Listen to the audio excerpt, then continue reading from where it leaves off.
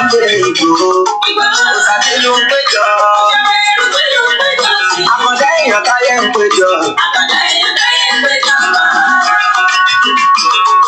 Àwùyé bẹ̀rẹ̀ lórí ọmọ Ìbàdàn nílé Olúyọ̀lé.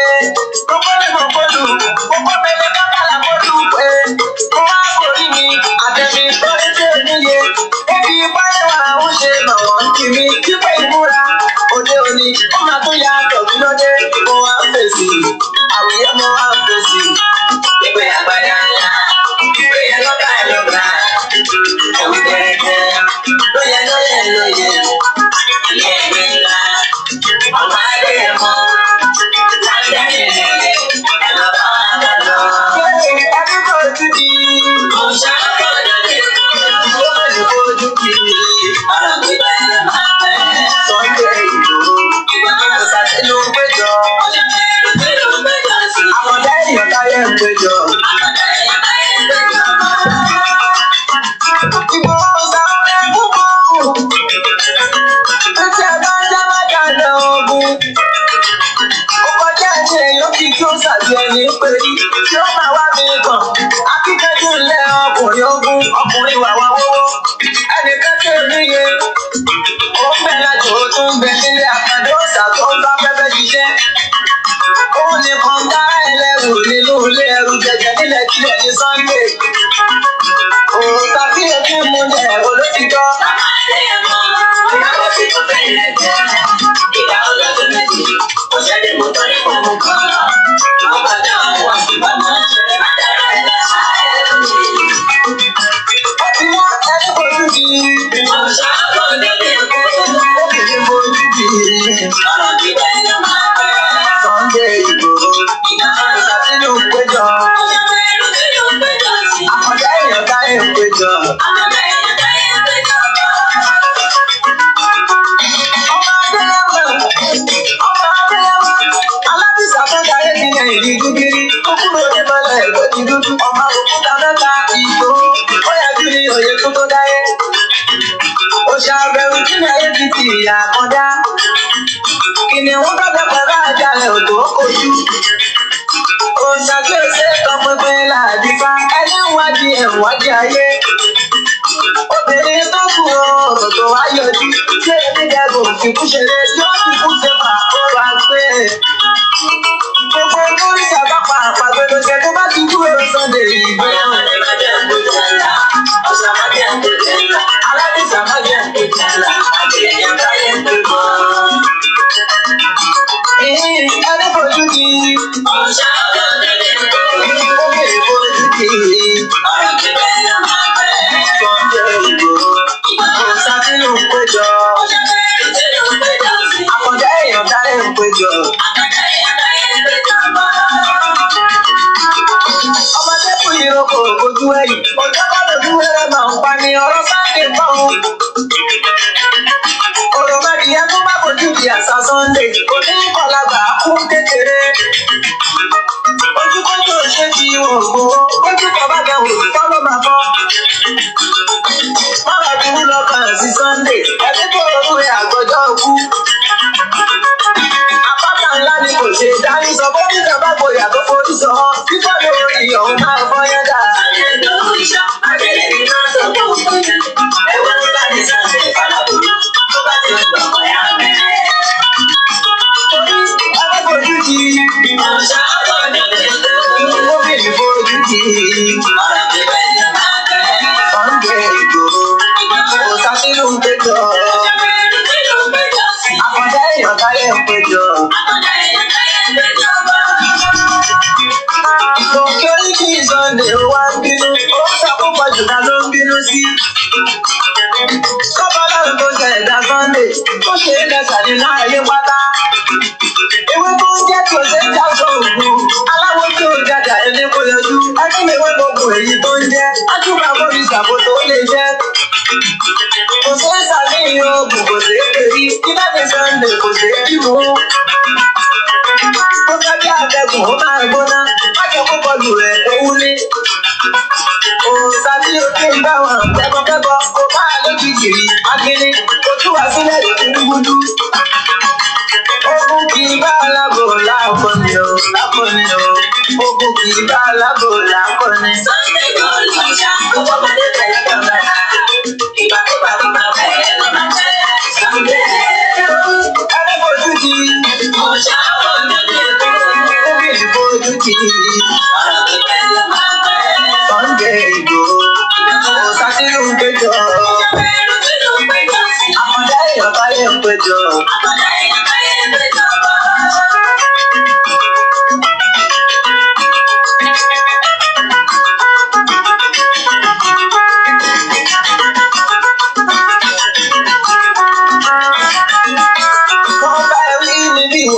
Ìyọ́nú àdìsá ni ọ̀rá gbòòlà.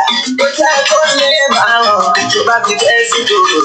Ó kì í kí lérí òun gbà àdìsá gbọ́. Aládìsá ni transformer bá ṣe pé mo fẹ́ tàn náà mi ni o.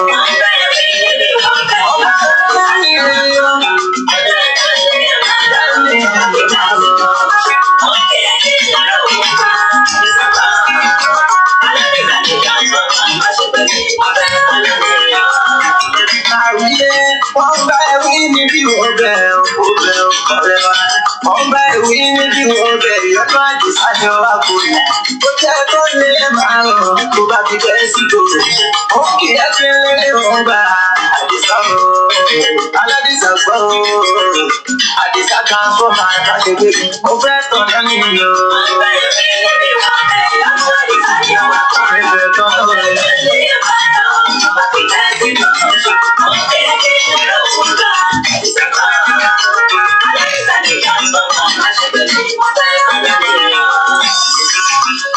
ọlọ́lá àgbàmọ́jẹ tó tó rẹ̀ òtótó ọlọ́lá àgbàmọ́jẹ tó tó rẹ̀ aláàánú ayé tó ga jù ohun tó bá ṣí ta ló lè tì ohun tó bá kì í ta ló lè ṣí ìwọ ló ní lára Sunday kò tó wọn lára mi ìwọ ni mò ń kí lára ẹ̀ láyé ẹ̀ iṣẹ́ rẹ̀ pọ̀ gan tí mo bá wá ń kí Sunday ò tẹ̀fẹ̀ mọ́ o ẹnu kọ́ iṣẹ́ rẹ̀ pọ̀ gan ó dára sínú ayé Sunday o.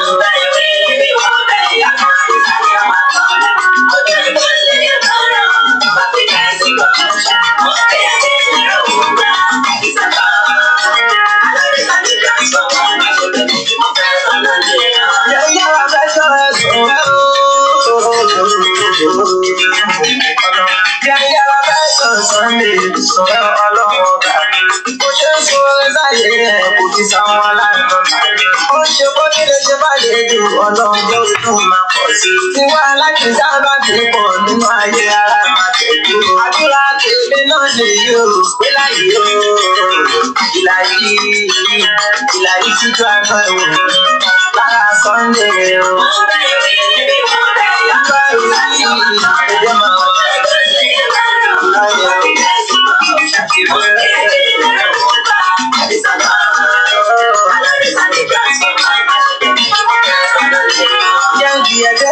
Sunday, Sunday, àdìsá ọmọ Adéyẹmọ. Bàbá Bísọ́lá, bàbá Àdáni, bàbá Michael Adéyẹmọ. Oníyàwó méjì rọ̀gbàrọ̀gbà, ìkan dúdú, ìkan pupa. Màmá Adáni bí ìkóró yìí ló dúdú àyà láṣìírí. Ìyá Michael tó pọ́tọ̀ ọ̀dẹ̀sẹ̀ tí ọ̀sẹ̀ lẹ̀ àwẹ̀. Ilé aláṣẹ fọlọ́ tí kì í ọmọ Adékun sí ọmọ Sẹ́ra àdìsá o.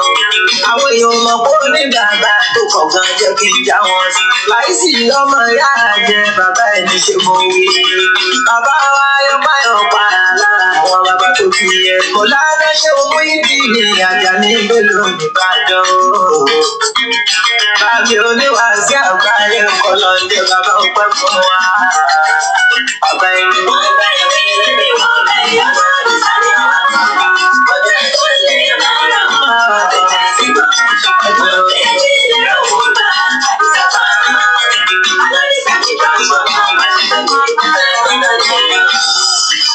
Aláàfin àgbààgbà mẹ́rin ni wọ́n tẹ́ ní fẹ̀sẹ̀ tí wọ́n ju ògúnlẹ̀ sígbó. Ojú orí wọn bẹ nígbò kò parun. Àfìgbà tó bá tẹ̀ láwá jẹ nígbò tó kó gbogbo ọmọ ọ̀rọ̀ yọ̀gbẹ̀. Kábíyèsí ọba gun ojú làkọ́kọ́. Tó tó bí aró ọba rọ̀pọ̀tọ̀ ní Torítorí Ajíbóyèdé, torítorí ọba tẹ̀lá ṣípa. Òfin òun kọjá, òun ló kọ́ mọ̀ yọ wá donílẹ̀ nígbò. Ìgbòho ẹtí ń ṣoríire bọ̀ lọ́jọ́ gbọ́rọ̀. Ìgbòho ní kó sọ fún òfìràn kọjá. Ìgbòho máa rẹ̀ nílé Ọ̀yọ́ ìjọ́sí. Nílé ikú bàbá yèyé lọ́ba mọ́bàjẹ́ wà. Ọ̀sọ́gà tí ó jẹ lọ́yọ̀ọ́ tí ò ní wá forí balẹ̀ fáwọn bàbá rẹ̀ tó jẹ́ kó. Ìdí nìyí tó fi ń kì í lọ́yọ̀ọ́ Ìgbòho. Wọ́n bá wí. Wọ́n bá wí níbi wọ́n bá wà lórí sáré wá kọ́. Ọjọ́ ìkọ́ni ní ìmọ̀ràn ló bá fi tẹ̀sí gbọ́. Wọ́n kéde kí ìlera òun gbà àdìsá gbà. Alódìsá mi dá sọ́wọ́ ọmọ ẹ̀jẹ̀ mi kúlẹ̀ ọmọ mi yọ.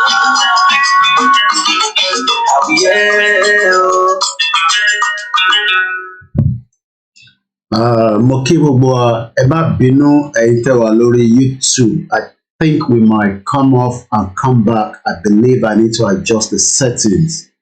A very good evening and welcome to the live transmission. This is a live program. My name is OLAMILEKAN.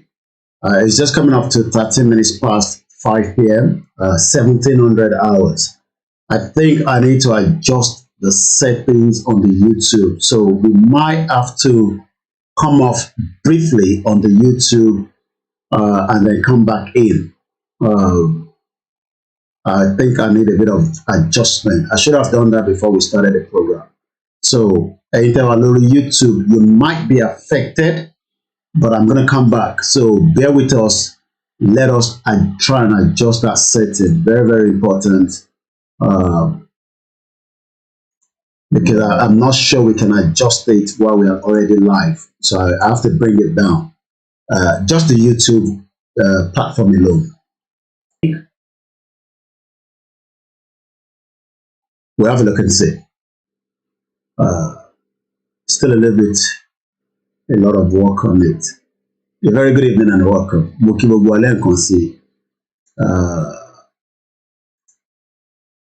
hope the YouTube will be good. Not too sure. Anyway, ẹ jẹ́ kí a mọ̀ tó bá ṣe ń lọ lórí YouTube. I believe all the other platforms are good. A very good evening to all the KOIKIMEDIA backend team. So let's hope things will stable. I know there's a lot happening at the back. Maybe we should take them down a little bit and we can always come back and make use of them as well as we go along into the program. There's a lot to discuss. Take a look at the topic. There's a lot to discuss tonight, depending on where you're watching from. It's 6 o'clock in Nigeria. It's just 5 o'clock in the UK. Let me know YouTube if things get better. If otherwise, we just manage it again. I'm not sure why we're not getting enough feed into it. A very good evening once again, and welcome to the program.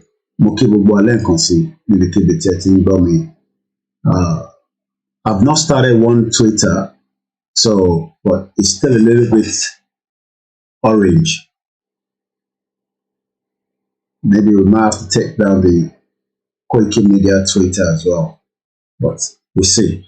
Let's play the anthem and we go into the program.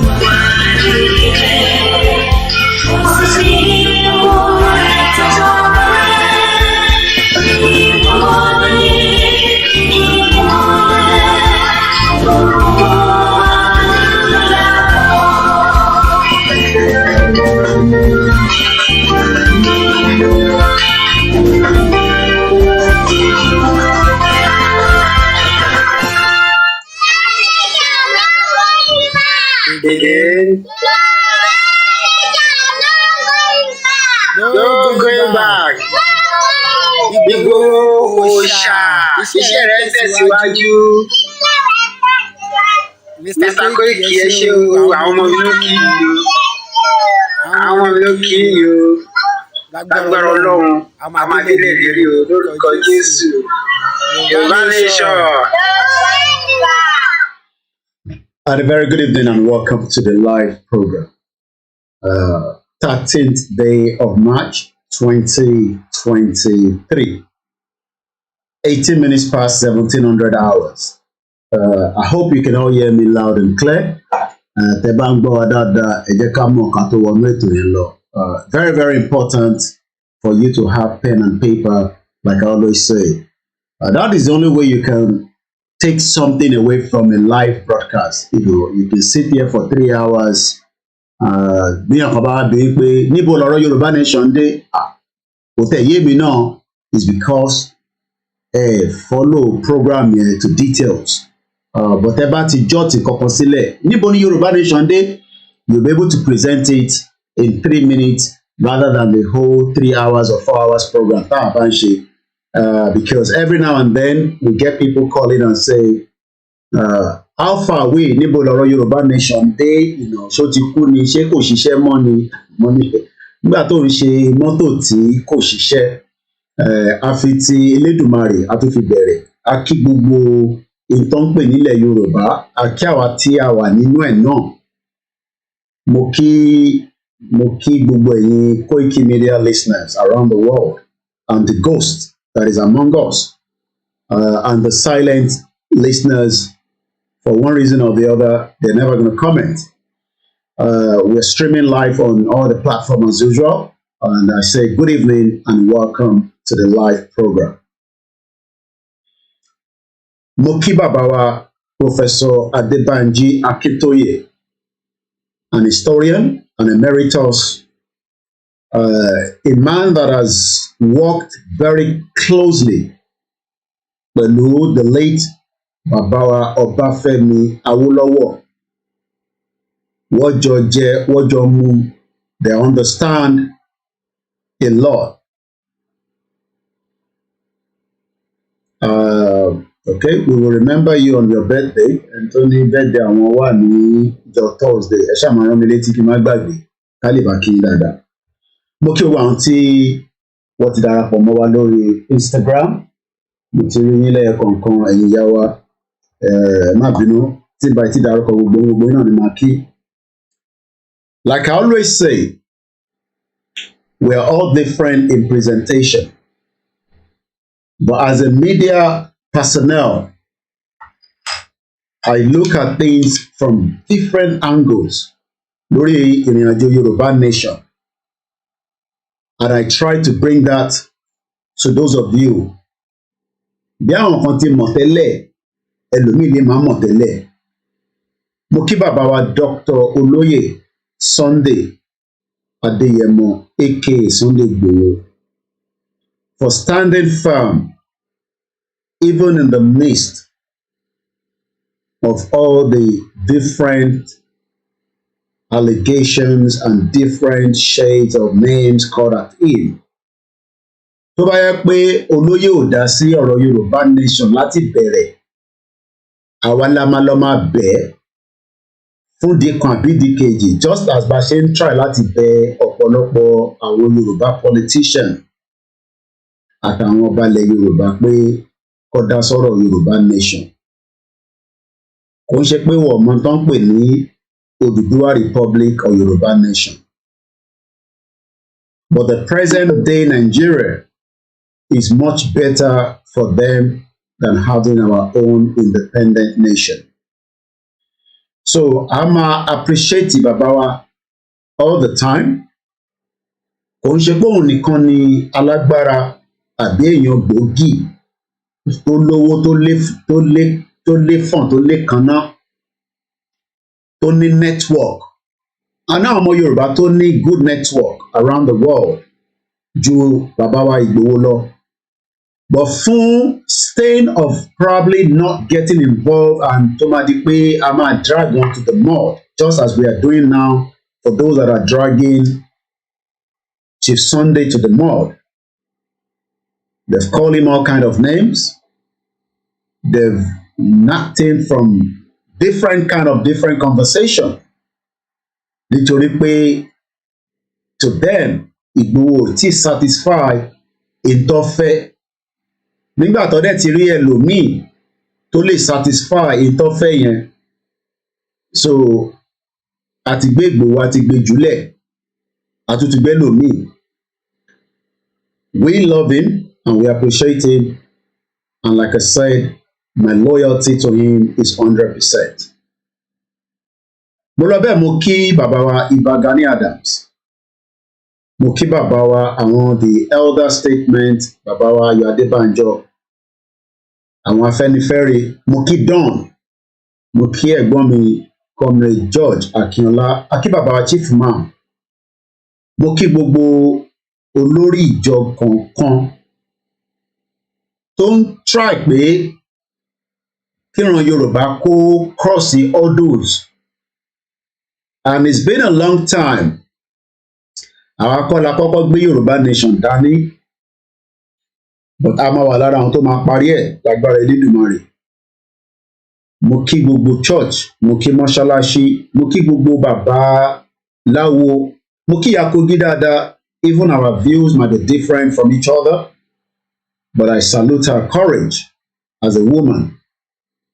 Mo kí gbogbo different organizations that are working tirelessly in meetings, awareness, engagement,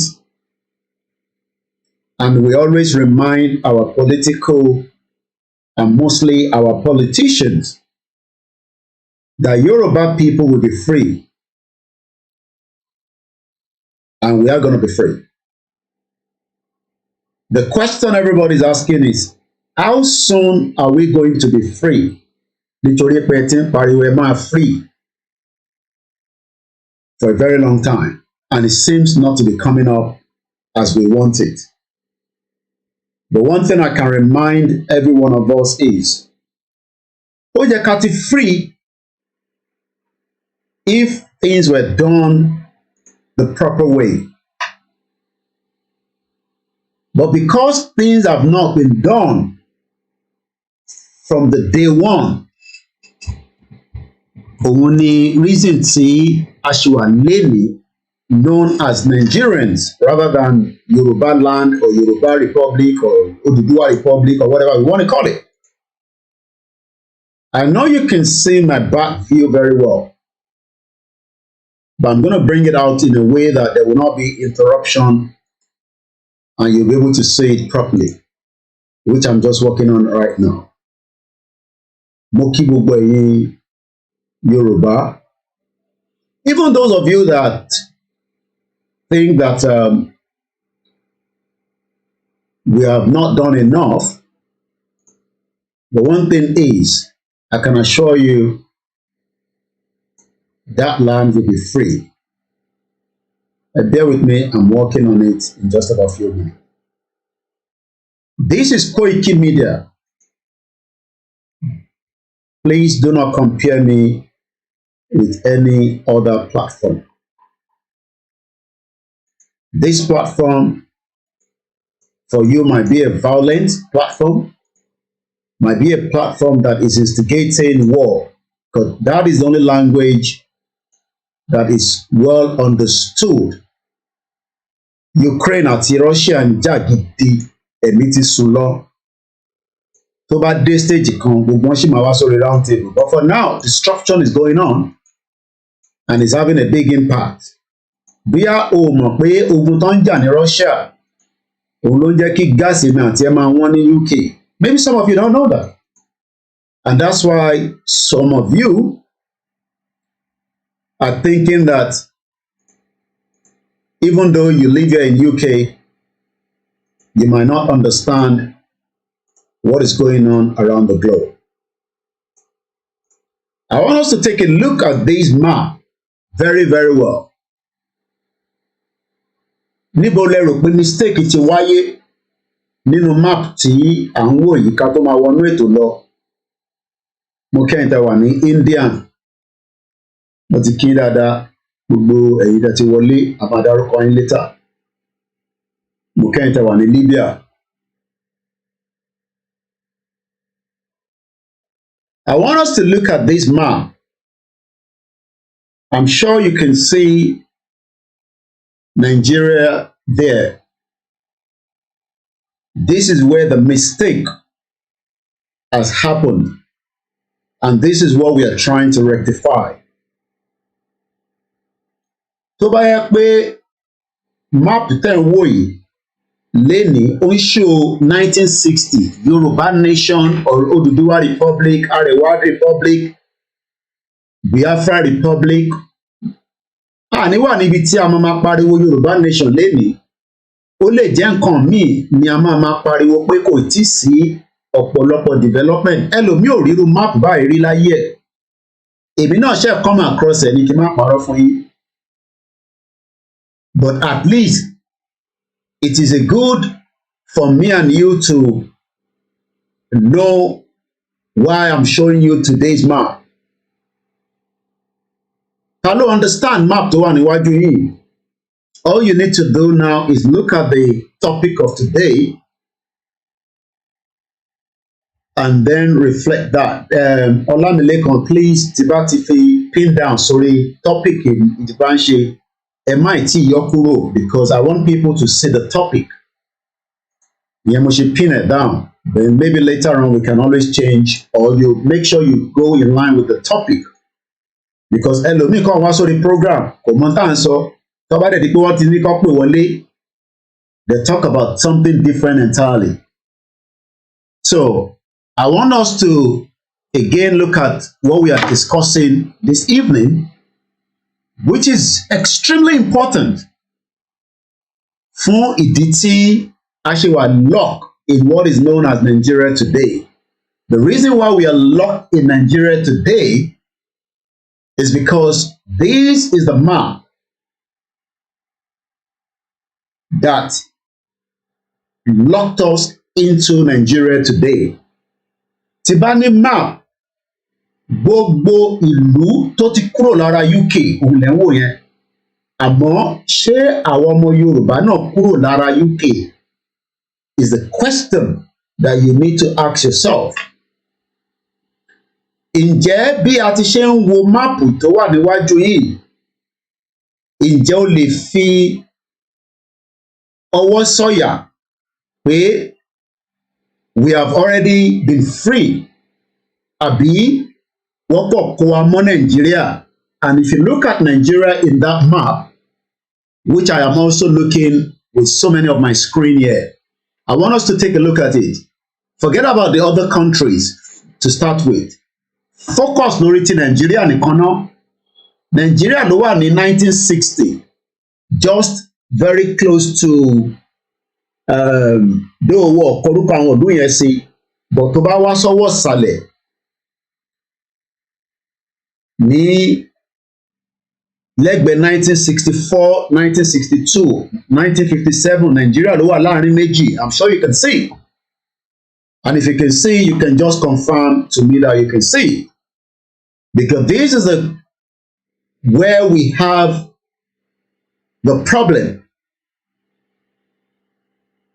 So many countries ló ti kúrò lára Great Britain during the empire. But àwa a kúrò tán nítorí pé the United Kingdom was very smart by locking every one of us into Nigeria. And today, èmi sọ fún ọmọ Yorùbá pé ó ṣe jẹ́ ká gba ìlú tiwa, ó ní kí n shut up, ó ní ó lè jókòó sí UK, kò dictate yẹn fẹ́mi, is because in táwọn òyìnbó dá sílẹ̀ fún wa òun lòún gbé dání. So ó difficult fẹ́mi láti ṣàlàyé fún irú èèyàn bẹ́ẹ̀ pé tó bá jẹ́ pé ní 1960 independent tí a lọ fún òun ni Yorùbá nation, Biafra nation, Arewa nation, Edo nation, Benin nation, whatever nation, lẹ́ni nísìn a ní máa pariwo pé Ìgbò fẹ́ gbalẹ̀ wa. Even though, like I say, ọ̀rọ̀ yẹn máa bí ẹlòmíì nú, I don't care. I disagree with it that Ìgbò fẹ́ gbalẹ̀. Our genesis of our problem inú máàpù yìí ló wà. Kó wá wo gbogbo ìlú tó ń wò yìí pátápátá tó kù tó bá ti yọ ti Nàìjíríà kúrò, gbogbo àwọn tó ti kúrò lára empire nìyẹn. All these countries tó kúrò lára empire, kódà tá bá fẹ́ wò lọ, mo ti study ẹ̀ púpọ̀, but looking at it in front of me right now, as at 1981, ìlú kan ṣì kúrò lára empire tá ń pè ní United Kingdom. The UK was very powerful during those era, and they were able to steal as many countries and change their borderlines and also change their identity. So lẹ́ni nísìn, identity tó gbélé àwa lọ́wọ́ òun ni pé we are Nigerians and we speak English as our language. So ọmọ Yorùbá tí mò ń bá sọ̀rọ̀ pé a kì í ṣe Nàìjíríà, ó ní ta ló fẹ́ mi ní evidence yẹn, ó ní báwo lèmi ṣe mọ̀. Okay, àwọn tó lọ́pọlọ tí ń bá mi break it down pé Zimbabwe left in 1981. As at 1981, ọmọ tó jẹ́ ọmọ Nàìjíríà tó bí síbí, you become a ìtẹ́lómi fi rí British passport gbà lẹ́ni nìyẹn o. Àwọn tó bí síbí, Margaret Thatcher ló paná òfin yẹn in the 80s. Tó bá jẹ́ pé Margaret Thatcher ò gbé òfin jáde pé anybody tó ń bọ̀ láti Nàìjíríà tó bá bí síbí British citizen ni, wàláì ìlú tí èmi ni wọ́n fi mí jìyà fún 14 years tí mo dẹ̀ ṣe ń jẹ lọ́wọ́lọ́wọ́ díẹ̀ nísìnyí, ìyàtọ̀ kan ni pé wọ́n fún mi níwèé pé ìwọ náà lọ máa ṣiṣẹ́. I would have become a British citizen automatically.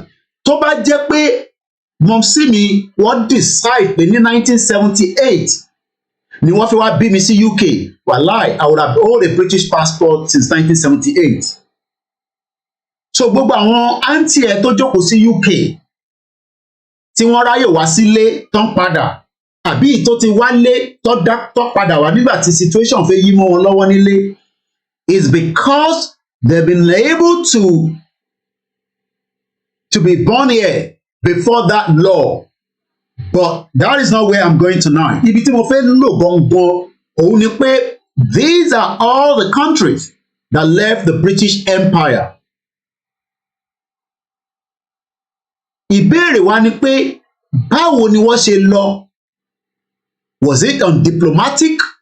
Ṣé wọ́n kàn ń sọ̀rọ̀ pé British or Britain a fẹ́ kúrò lára yín, we don't want to be part of this empire, or wọ́n jagun?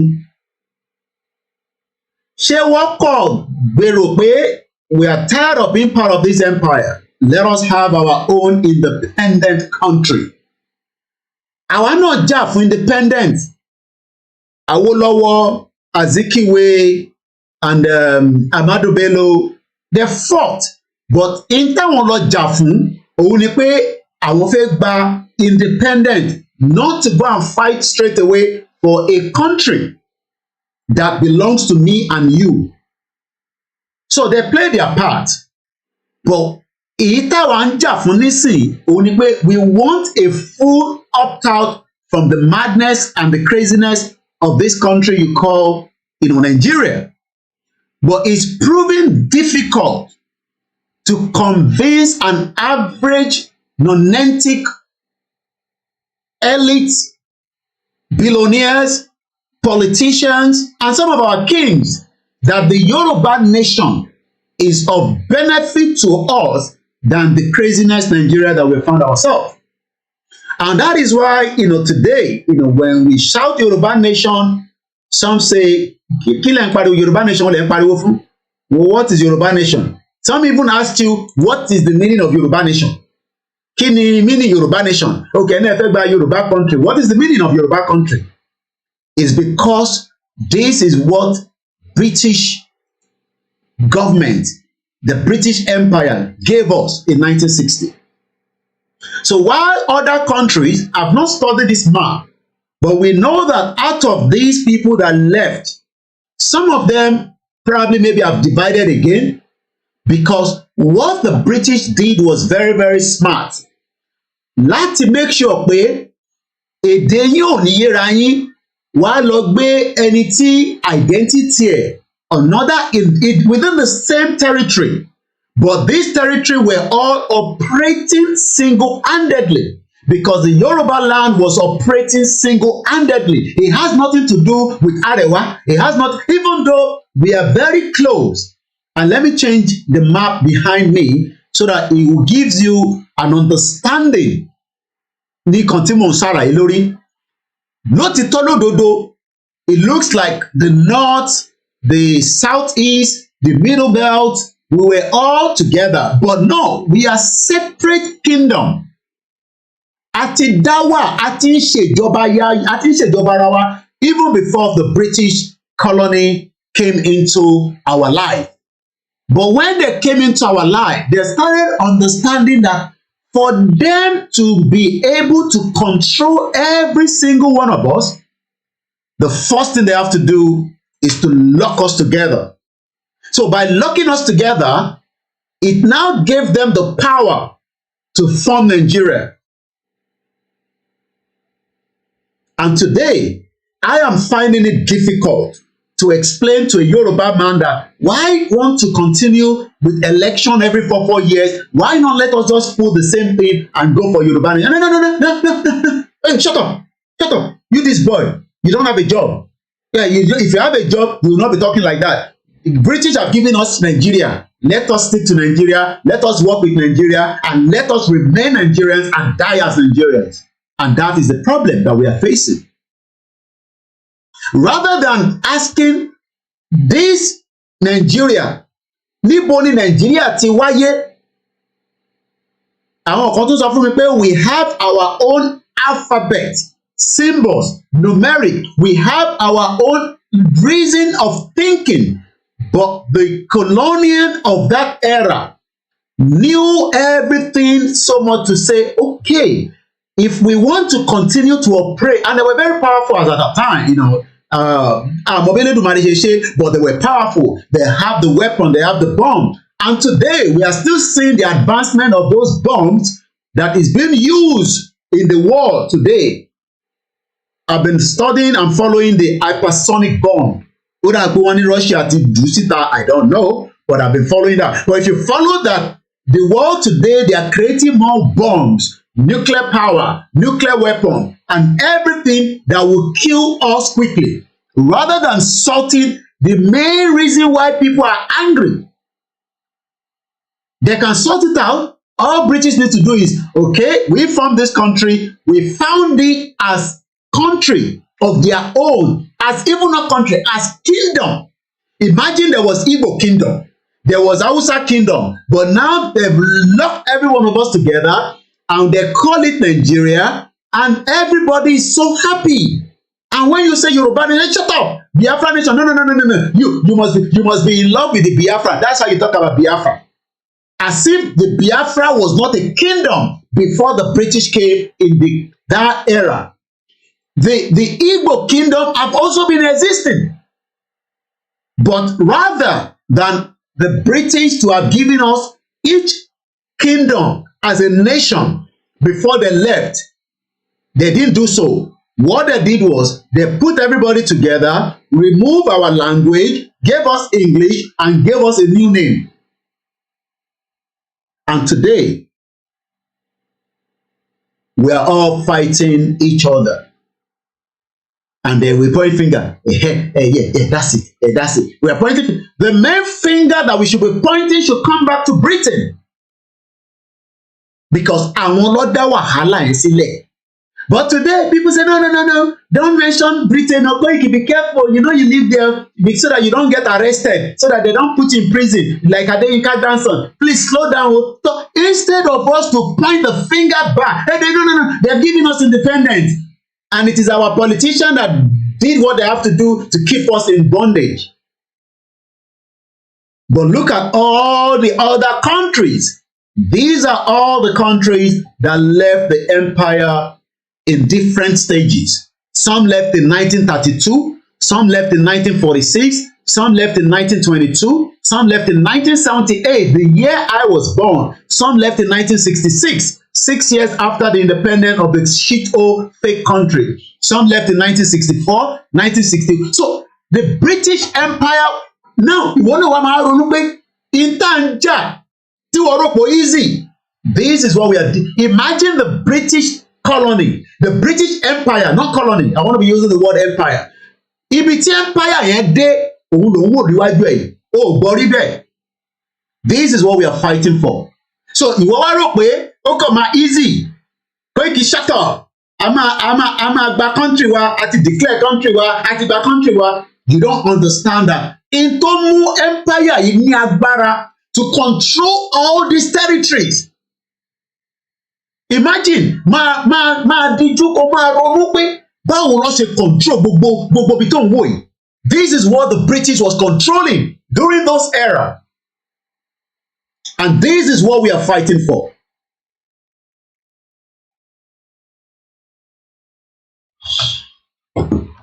Once again, a very good evening and welcome. Mo kí gbogbo wa lẹ́ẹ̀kan sí. Mo kí ọmọdé, mo kí àgbàlagbà. Ẹ̀wọ̀n kí tí bá ti gbé fóònù mi, mo fẹ́ deal pẹ̀lú. I don't have to mention myself, but anytime tí bá gbé fóònù mi báyìí, just for you to know, mo fẹ́ deal pẹ̀lú ẹni tí orí ẹ̀ ti gbálẹ̀ tí kò ní làákàyè, ọmọ àlè, bí a bàbá ọmọ àlè dẹ̀ ni tàbí ìyá ọmọ àlè. I don't have to even mention their name because it's irrelevant, but that will be the end of them. Crazy people all over the place, they're just so stupid. They don't understand anything. Poverty ti báyé wọn jẹ́. Poverty ó ti bà faculty wọn jẹ́. Let's continue. So, mo kí gbogbo wa lẹ́ẹ̀kan sí. Ó ṣe dandan ni pé kẹ́ wà ní bíbá. I don't need a lot of people here. I need people that have common sense. Mad people all over the place. Bí a bàbá Akíntóyè ló join in Nigeria together, èèyàn máa lè. Tí bá ti gbé fóònù yẹn, ẹ ti mọ iṣẹ́ tí mo fi ṣe nìyẹn. Èèyàn máa wọrí o. Screen tó wà níwájú mi, mo lè pick anything tó bá ń sáré káàkiri. Mad people all over the place. Let's continue. Now, mo fẹ́ kí gbogbo ọmọ Yorùbá kẹ́ fi ẹ̀mí bá mi lọ. Báwo ni UK, the empire, báwo ló ṣe conquer gbogbo àwọn ìlú yìí?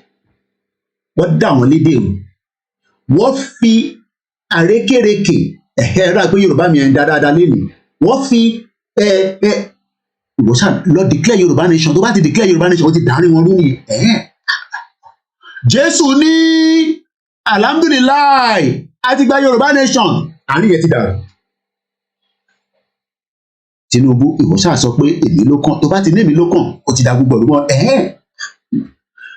Èmi ló kàn. Haúsá ya gbẹ̀rẹ̀ sí mo pè yé kó má tú àṣírí pé bí Buhari ti kú. Wọ́n pe Peter Obi náà wá sí London. Peter Obi, when you go out and the youth love you, okay? We have seen it, we have studied it. You just go away from Atiku PDP, just go to Labour Party and then start shouting and then be obedient. Obedient, obedient, obedient. Oh, and that is what the British have done. So you can see how they've been able to destroy us internally. Wọ́n kúrò níbi tó wà yẹn mọ́. Well, don't even in the country. You have a country now, so you have been told to go and vote. So have you not voted? So why are you all complaining? Oh, you are not happy. Oh, British say just go to court. Àkùkọ. Ìyá mi tó ń rán mi létí, ìyá mi Sarah. Àkùkọ. That is what they do best. So for the empire to be able to survive in all these territories, these are their territories. They were able to what? They also use fear and poverty. Mo máa ń gbọ́ tí ìyá ẹ̀ máa ń sọ pé fear. Bí àwa là ń dẹ́rù bá àwọn èèyàn. Ṣé èmi ni mò ń dẹ́rù bá àwọn èèyàn? The British Empire knew what we want. Not just us, every territory tó lọ, ẹ lọ study gbogbo territory tó lọ, láti Pakistan, Indian, láti America, láti Australia. Look at all the map. These are all the territories that was controlled. And this is what we are fighting. So if you are still asking, èèyàn kan pè mí láti Ìsẹ́yìn, coordinator Ìsẹ́yìn, ó ní bàbá Kóìkì, ó ní kí ló ń ṣẹlẹ̀, mo ní bíi ti báwo, ó ní Yorùbá nation, mo ní ó sì lọ náà ni. Ó ní àwọn èèyàn wọn, mo ní tó bá fi pé they are not happy pẹ̀lú ọ̀rọ̀ Yorùbá nation, kó lọ máa wo Nigeria and see if Nigeria will make them happy, because Nigeria will make wa happy. Mo bá grandfather wa kan sọ̀rọ̀, granddad ní America, so many investment everybody have done till date, nobody is happy. But the reason why we are still struggling, ẹ̀yin ò lè mọ̀ Britain, àwọn ló ní kọ́nikọ́ni wo jù lágbàáyé. Bó ṣe máa bẹ́ẹ̀ rẹ́rìn-ín ní tó máa fi mu tíì yẹn tán tó ti fìkan sí lára. And today, the Biafra was destroyed internally. The Yoruba nation was destroyed internally. Even Nigeria itself has been destroyed internally. So, ọ̀rọ̀ gbogbo ọ̀wá yíra wa mọ́. Ṣèbí bàbá wa Ọ̀jájá II some few years ago ṣèbọ̀ wá sí UK. Ta lọ welcome wọn.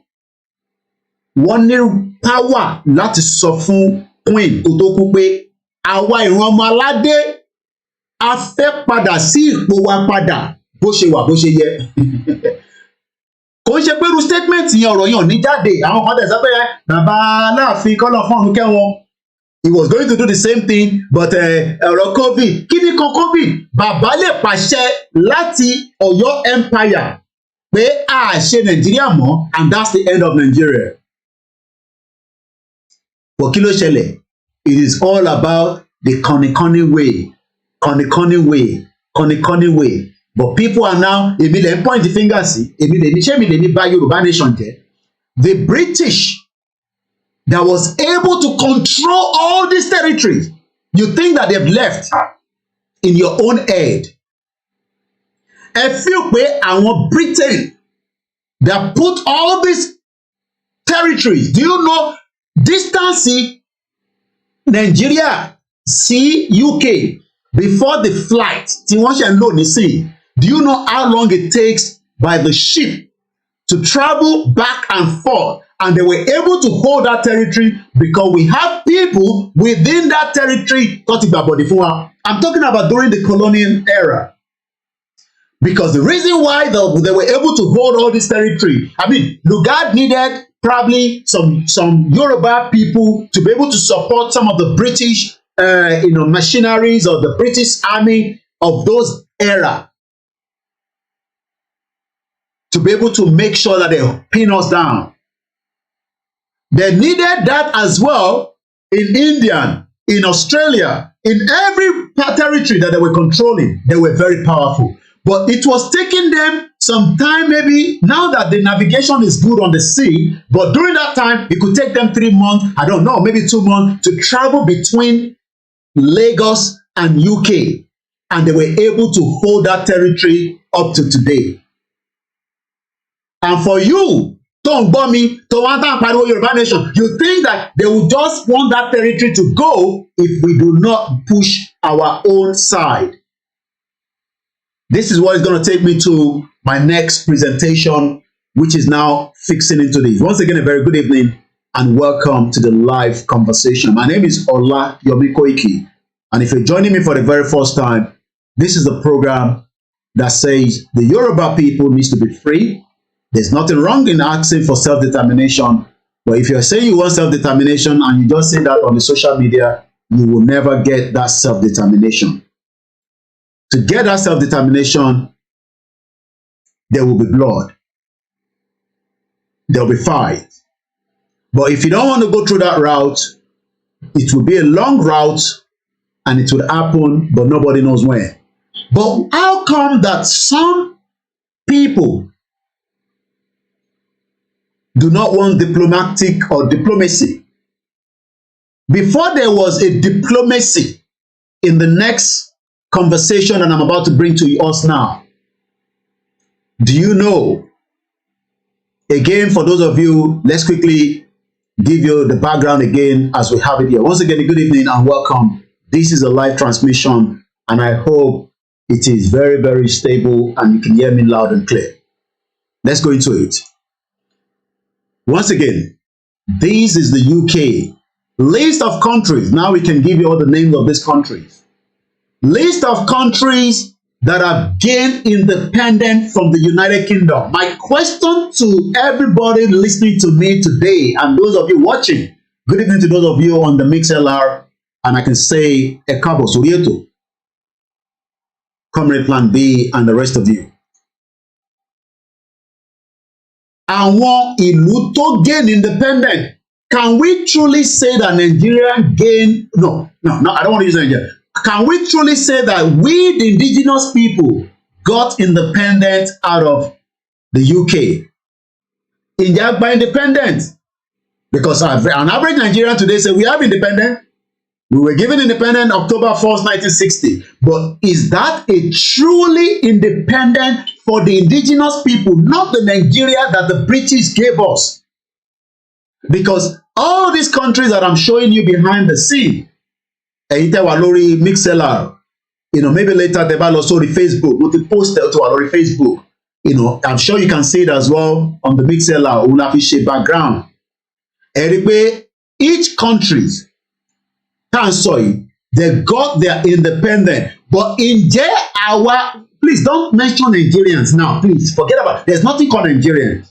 There's nothing called Nigeria. I'm talking about, did we, the real indigenous people, ever got independent from our colony, from the empire?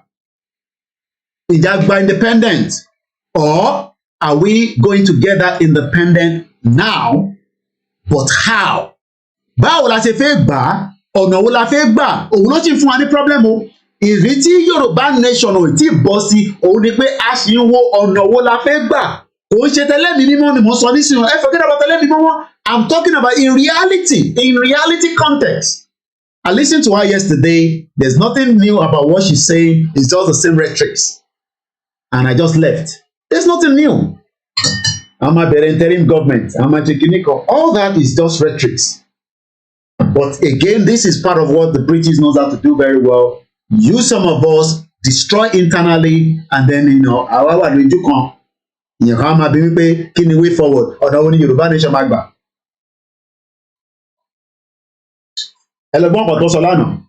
There's nothing new. I listened to a little bit of it. There's nothing new, so I didn't have to waste my time because it is just what we now call repetitive. The same thing. Gbogbo problem, àtìmọ̀ problem. What we expect, okay, government, okay, wait and see. But I don't believe that nonsense is just a game. Now, let me take you through some of the countries quickly. But mo fẹ́ kí mind yìí máa lọ sí ìlú kan tó ń pè ní àwọn Dublin. Northern Ireland and Scotland are on the long road out of the UK. Ẹ̀mú yẹn dání. A máa sọ̀rọ̀ nípa Good Friday Agreement. Èmi dé bá wọn lẹ́nu ẹ̀ ní April 1998 ní Tony Blair ni wọ́n sign Good Friday Agreement. Àmọ́ ta ló lè understand kí ló ti ṣẹlẹ̀? Kí ló ṣẹlẹ̀? Kí ló ṣẹlẹ̀? Ṣé wọ́n para wọn? Ṣé wọ́n tẹ̀jẹ̀ sílẹ̀? Ṣé bọ́ǹbù lọ káàkiri before the Good Friday Agreement? How many people know the Good Friday Agreement? Ta ló gbọ́ rí? Ẹ gbọ́ lórí live show yìí lẹ́nu. Kí ló fa Good Friday Agreement? Ọ̀nà wo ni wọ́n gbà? Ṣé diplomatic náà ni wọ́n kàn ń pariwo? A máa lọ o, àwa ọmọ Irish a fẹ́ kúrò ní UK o. Àbí wọ́n para wọn wọ́n jà? A máa débẹ̀. Because not everybody understand, the Good Friday Agreement. So these are the record of their agreement. Tí ìyá kan bá ní àwọn paperwork. Paperwork is not something you hide. You give it out. This is part of what was drafted at that agreement. ẹni ẹ ti gba Yorùbá nation ẹ fún wa ní paperwork kárí ká present ẹ sáwọn èèyàn káwọn èèyàn dẹ̀ decide pé àti ìgbà ó àti ìgbà ó mo tẹ̀ rí kan tó ń spread káàkiri tẹ̀ ń pa mí PDF kan tó ń send káàkiri àwọn Yorùbá I don't know how we got to that stage and everybody is excited wọ́n kàn send káàkiri wọ́n send àní website yìí lásán kan kò ṣiṣẹ́ and I saw people posting that àwọn kan send it sí mi I just delete it nonsense. This was the agreement. This is the agreement of the Irish people during and after the Good Friday Agreement. Àmọ́ ṣé Good Friday Agreement yẹn was it something that came easy? Because ẹ̀yin fẹ́ gba Yorùbá nation pẹ̀lú easy way. Èmi náà sọ fọ́nà pé Ọlọ́run jẹ́ ó bọ́ sí ní easy way o. Because ọ̀nà tó easy là ń fẹ́ lóòótọ́. Àmọ́ we cannot be deceived and also deceived. Also, mo kàn fẹ́ jẹ́ kẹ́ mọ̀ bí ta fẹ́ gbà lẹ́nìí. Devolution paved the way for Nicholas Sturgeon to strive, but she brought Scottish independence no closer to reality. Ẹ̀gbọ́n kan tó kọ sí bíbá. This was an article as at last month February. Ẹni tó bá mọ bàbá ẹ̀ dáadáa, àwọn ilé ń jẹ 6 figure ni wọ́n ń gbà ní salary. Koiki ti lè tọrọ owó jù lórí social media. Media tẹ̀ máa ń tọrọ owó ni. This Adam Bolton, èmi dé bá nílùú ìní lórí Sky, ó sì wà pẹ̀lú wọn. I'm sure he's earning up to 6 figure. But adúpẹ́ fọ́lọ́ pé orúkọ tàwa náà ẹ̀ nígbàgbé ẹ̀. Tá a bá ìtẹ̀ tí fi make owó ẹ ṣe gan ẹgbẹ́ mi ṣẹ́gun ọ̀nà. And Clement and those of you that keep, putting your little, support into our coffer. But one thing is, my name will be remembered as one of the media that stood and fought in educating a lot of you that don't know nothing.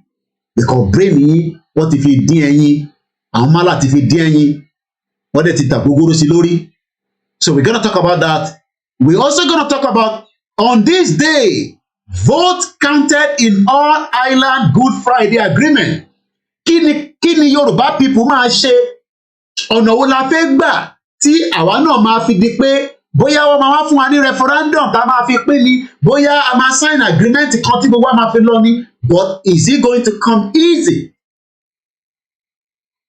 Àbí àkọ́mọ́ máa pariwo Yorùbá nation, but do you think that your politicians will allow you to go? So I just want you to have an idea where we're coming. But before we go into further, ẹni tó bá ti rí, this was put together by one of the KOIKIMEDIA team. Very, very powerful. Self-determination, a human right. Gbogbo ẹni máa pàdélẹ̀. Púpọ̀ náà. But ẹni tó bá ti kà, ẹlòmíì òkùnkùn ẹ bá ti lọ gbọ́ àwọn blogging.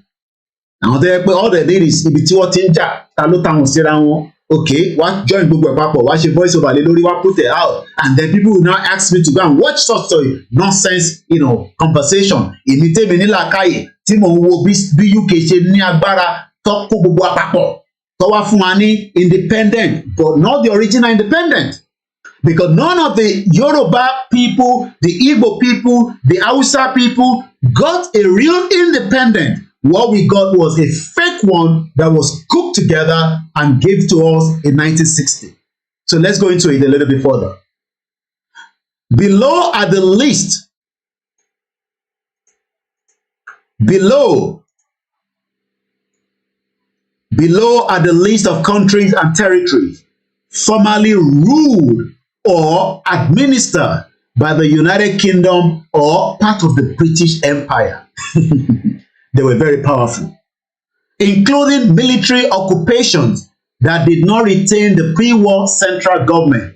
With their Independence Day, some countries did not gain their independence on a single day. Therefore, the latest day of independence is shown with a breakdown of date further down. A total of 65 countries. I hope you can take note of this. So táwọn èèyàn bá ń bi yín pé kí ló dé táì tí gba Yorùbá nation, ẹ sọ fún wọn pé Britain tó kó gbogbo àpapọ̀ 65 countries ló kúrò lára wọn ló claim their independent, but ti Nàìjíríà yẹn wọ́n parí ẹ̀, òun la ṣe fẹ́ gba Yorùbá nation. Because should we remain as Nigerians, our true identity wọ́ọ̀ ní ẹ mọ̀ pé tí àyè bá ti ń sọ̀rọ̀ bí ṣúgà tó ní bá wọn bíbélì question nínú wọn kàn máa jubilate nínú wọn kàn ń dùn ní ẹ jẹ́ ká fáwọn yẹn sílẹ̀ just a distraction to them. 65 countries ló kúrò lára Britain ṣe mọ̀ pé tó bá jẹ́ pé Britain ṣe dáadáa ó yẹ kó jẹ́ 67 lẹ́nìí tàbá á di pé ìtọ́fipè ní Nàìjíríà yẹn ká sọ pé okay Yorùbá nation Biafra nation Arewa nation kó wá jẹ́ pé àwọn tí wọ́n kó papọ̀ mọ́ wa tó jẹ́ àwọn smaller ones ló fẹ́ máa kúrò lẹ́nìí nísìn ẹ ti understand I hope you understand what I'm trying to say imagine tó bá yẹ pé British government is the British Empire not government British Empire was able to give us our own independent nation today ẹ dó lè sọ pé àwọn òfin bá wa ṣe and okay we will set a referendum àwọn ìgalà lè ní àwọn òfin báwọn kan ṣe I hope you understand irú àwọn ìlú kéékèèké tó yẹ pé àwọn èèyàn máa ń sọ pé what do we do with all these smaller countries or these smaller states or ethnic groups àwọn wọ̀nyẹn ló yẹ kó máa jà lẹ́nìí kò ń ṣe irú Yorùbá people that is about almost even if it's 30 million ló yẹ kó ṣe máa pariwo pé à ń fẹ́ Yorùbá nation this should have been done in the past but Britain the empire knew that if they have done so kòkó ọbẹ̀ wọn tó ń lá lójoojúmọ́ kò ní wá sáyé. So let's go quickly and look at some of those countries. Antigua and Barbados. Date November 1st, 1981. Antigua termination of association order. Sorry, ẹ jẹ́ ká kó padà lọ sí Afghanistan. So ibi tí Britain ní agbára dé, tí empire yẹn dé, wọ́n kúrò nílùú tí wọ́n tún di Afghanistan kó lè máa wo ìjà tá à ń jà pé kò ń ṣe ìjà kékeré. Because lọ́kùn ẹlòmíì ẹ kàn rò pé ìjà kékeré ni ìjà tá à ń jà yìí ìjà kékeré kọ́ ìjà tó lè mẹ́mi lọ ni ìjà tó ní agbára gan ni ìjà tí wọ́n lè ṣe so many things to stop us from not achieving what we want and they have been doing that perfectly well. So we start with Afghanistan 19th of August 1919 that was 4 years after tí wọ́n ti fáwa ní amalgamation. I hope I'm right. No, 5 years because 1914 15, 16, 17, 18, yeah, 5 years. Britain already ó ti ń dì pẹ̀lú wọn náà ní Afghanistan, but they were able to get out of the empire in 1919 through the Anglo-Afghan Treaty of 1919. Antigua and Barbados, 1st of November 1981, Antigua termination of association order. Bahrain, 15th of August 1971. Barbados, 30th of November 1966, Barbados Independent Act. Barbados Independent Act is an act of the Parliament of the United Kingdom that granted independence to Barbados with effect from 30th of November 1966. The act also provided for the granting of a new constitution to take effect upon independence.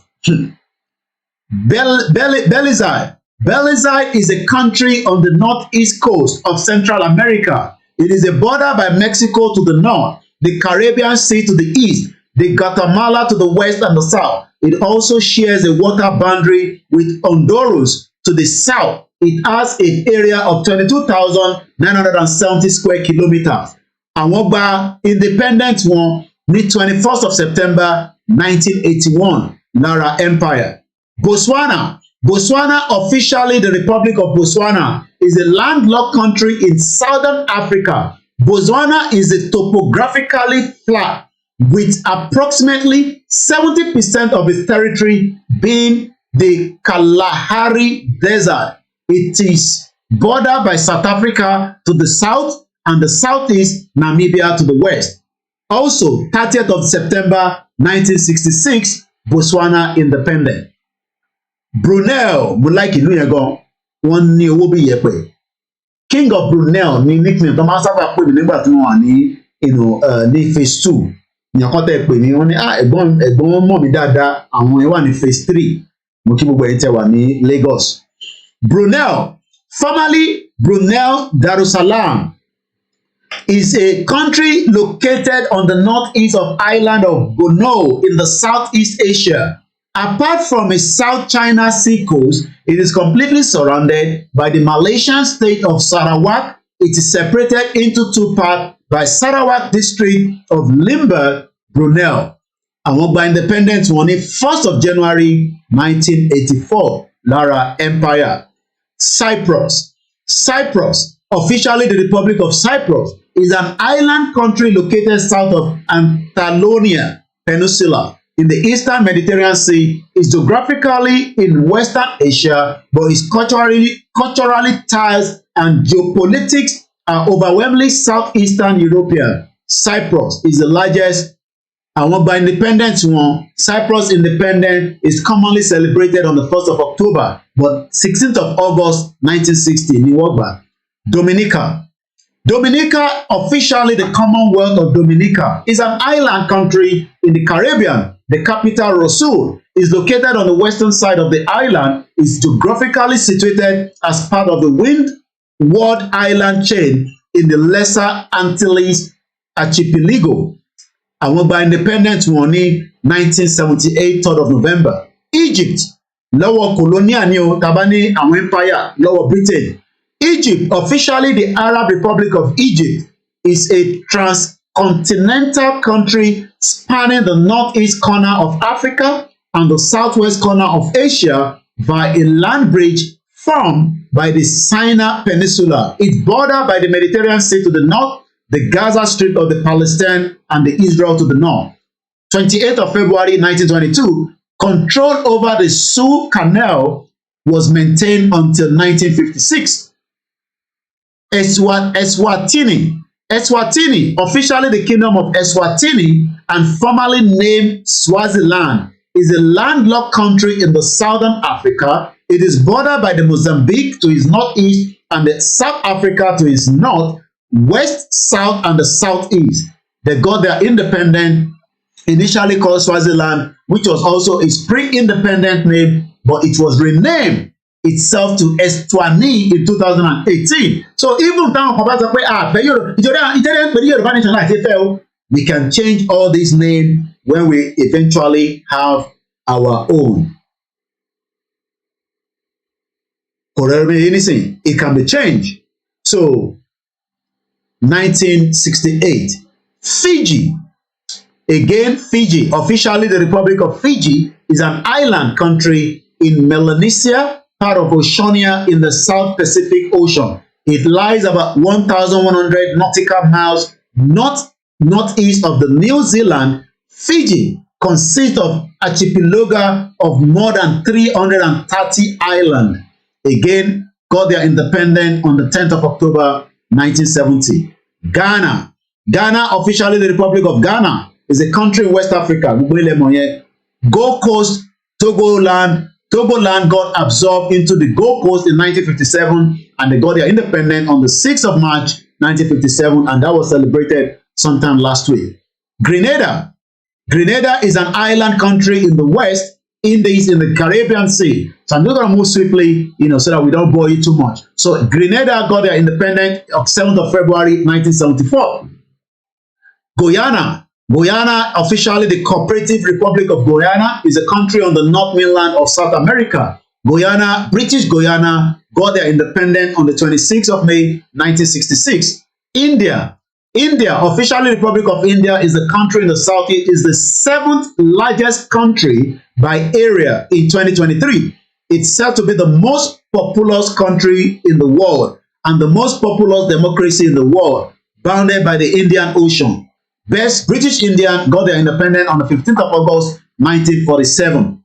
Iraq, officially the Republic of Iraq, is a country in the Western Asia. It is a border by Turkey to the north, Iran to the east, the Persian Gulf and Kuwait to the southeast, Saudi Arabia to the south, Jordan to the southwest, Syria to the west. Again, got their independence on the 3rd of October 1932, pursuant to the British mandate for Mesopotamia. Israel, officially state of Israel, is a country in the Western Asia situated in the southern Lebanon. It is a border by Lebanon to the north, by Syria to the northeast, by Jordan to the east, by the Red Sea to the south, by Egypt to the southwest, and it also got their independence. End of the British Mandate, Independence Day, Israel. Palestine declared independent from Israel on 15th of November 1998, but they actually got their own 14th of May 1948. Jamaica is an island country situated in the Caribbean Sea, spanning about 10,990 square kilometers in the area. It is the third largest island after Cuba and Hispaniola of the Greater Antilles and the Caribbean Jamaica lines. It got their independence on the 6th of August 1962. Jordan, Kelima, imagine how this empire was very powerful, was strong, and they were able, to, thank you so much, Sonke. They were able, to capture all these, territories for a very long time until they started getting a little way away from it. The question is, did the indigenous people, not Nigerians, because there's nothing called Nigeria until 1914, share our indigenous people, did we ever got a truly independent country, or we've been deceived since 1960? Jordan got their independence in 1946. Kenya, officially Republic of Kenya, is a country in the East Africa with a population of more than 47.6 million. This is what we should be looking. The British Empire was fair on us.